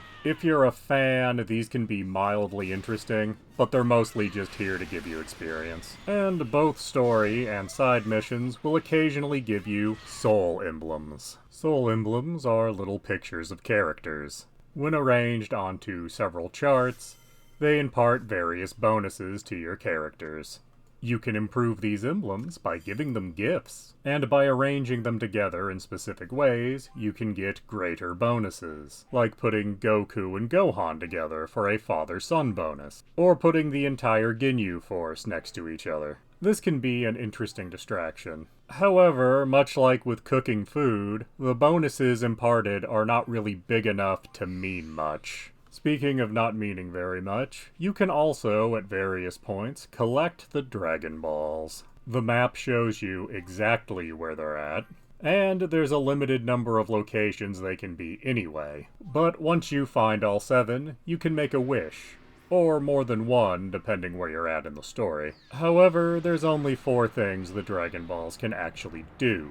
They can give you a lot of money, so you can buy healing items and a very limited number of other items. They can give you a huge amount of orbs, which can be very useful if you don't feel like doing any grinding. You can ask for rare items, which will give you some of the harder to find cooking ingredients, as well as some items to improve your soul emblems. And the last thing you can do with the Dragon Balls is ask it to bring back someone you've already defeated in the story. This lets you fight them again, and will usually result in you getting their soul emblem. So, there's a great amount of extra content to do outside of the main story. It just so happens that outside of gaining some experience, most of it doesn't really matter. And the actual main story fights are generally fairly easy, unless you did absolutely no leveling. And like a lot of Dragon Ball video games, you have to win fights that are actually lost in the source material. That's in no way a problem unique to this game, but it's something that annoys me whenever I see it happen. And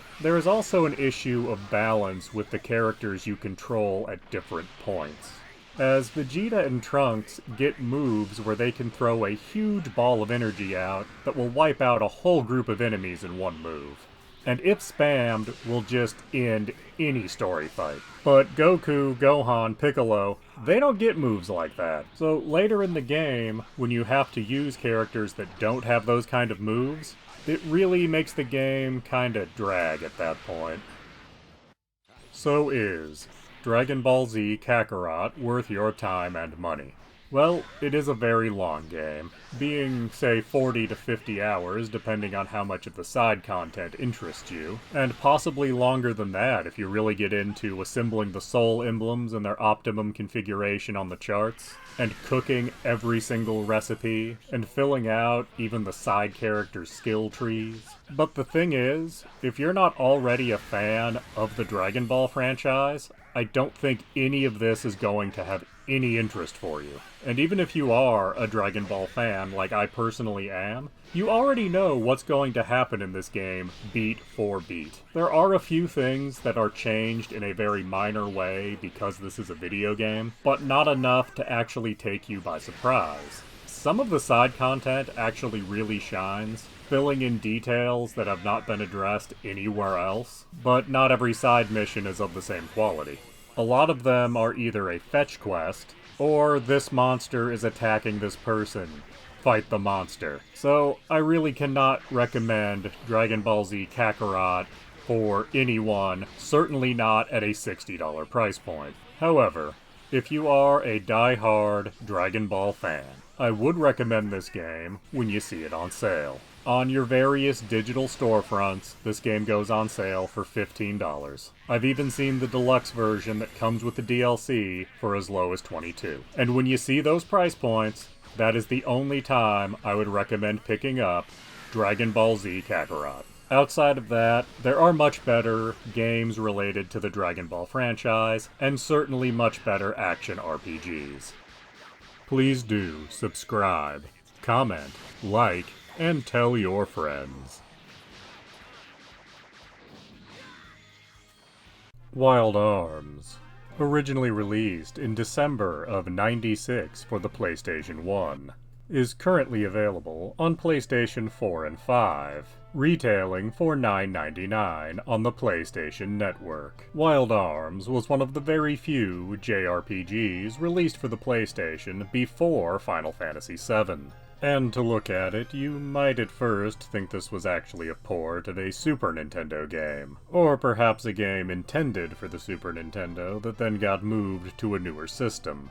However, that is not the case, as if you look at the sprites, they're actually more detailed than you would have had on earlier systems. And whenever you enter combat in this RPG, you will enter into a 3D world, showing off some of what the PlayStation 1 was capable of. And while this does look a bit dated now, it was rather impressive in its day. This was also a very unique RPG for the time, as rather than taking inspiration from fantasy, it instead drew inspiration from westerns. You'll notice this visually, and in the game's music that sounds like it belongs in a Clint Eastwood movie. Your party consists of 3 characters in this game, and you're introduced to them right at the beginning. In fact, you get to do a short solo adventure with each of them before they all meet up to start the game proper. You can do their solo adventures in whatever order you like, but you do have to do all 3. The characters are Rudy, a blue-haired boy capable of wielding firearms, which is oddly a rare ability in this Western-inspired world.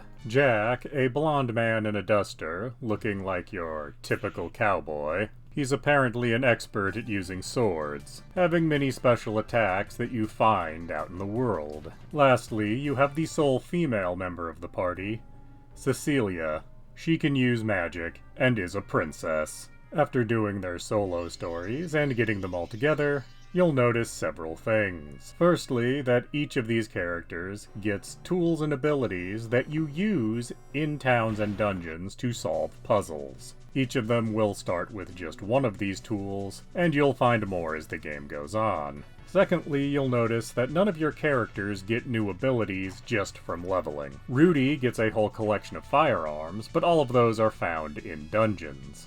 Jack will learn new attacks, but he has to be inspired by something happening either in town or a dungeon, and you'll then have to attempt to use a new mysterious ability without knowing what it is a few times before it finally is learned.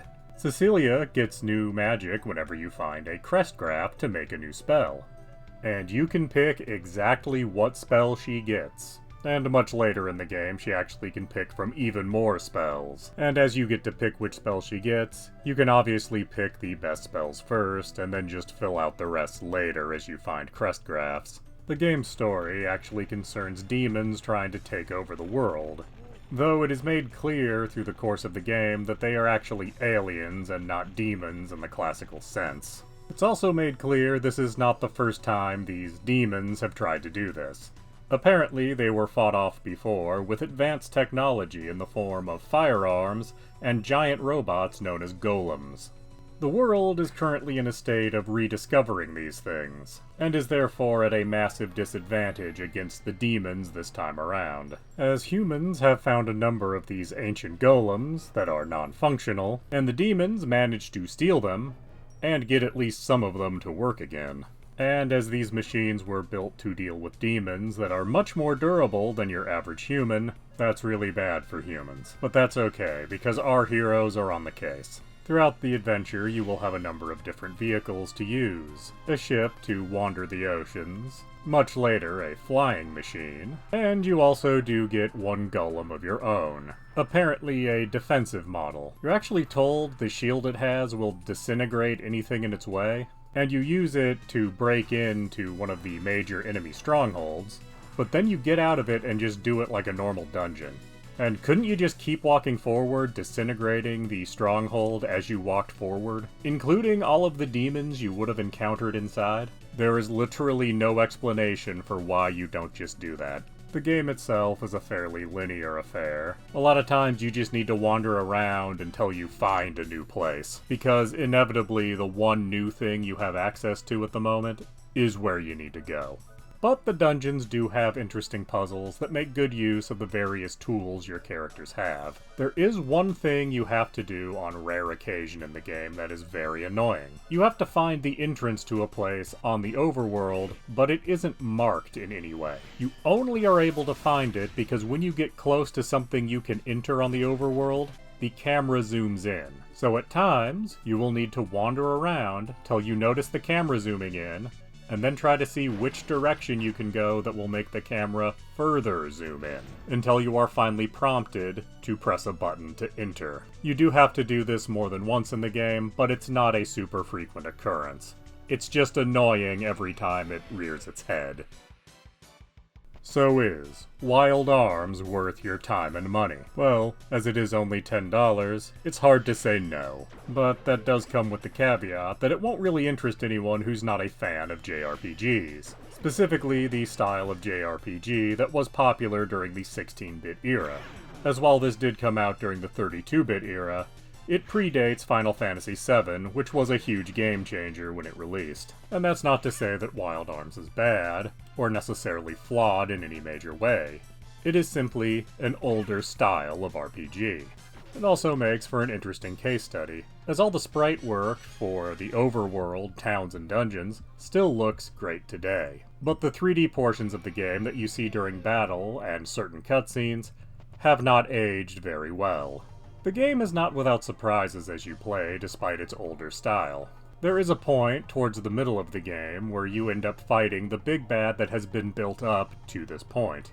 And if playing for your first time, you might believe this encounter is going to signal the end of the game. Once it's over, you find out quickly that this was not the end of the game, and there's a lot more to go. At times, the game can get a little grindy, as essentially every new town you encounter has a whole new set of equipment for each character to get. And without doing some significant grinding, you're not going to be able to afford that equipment. And the equipment represents a big enough upgrade that going forward without it is not a good idea. So, as a $10 game, I do think Wild Arms is worth everyone giving a try. But know going in that if you have no interest in old school JRPGs, there's not going to be anything here for you. But if you grew up during the 16-bit era enjoying JRPGs, you will find this game to be an absolute delight. It's also worth noting that there was a remake of this game made for the PlayStation 2. That version is not currently available anywhere, and is a rather rare game to find at used game shops. So if you're looking to experience the original Wild Arms, the original version, on the PlayStation Network, is essentially your only option at this point. It would, however, have been nice had they remastered the animated cutscenes. I would just like to see that animated intro in better resolution. Please do subscribe, comment, like, and tell your friends.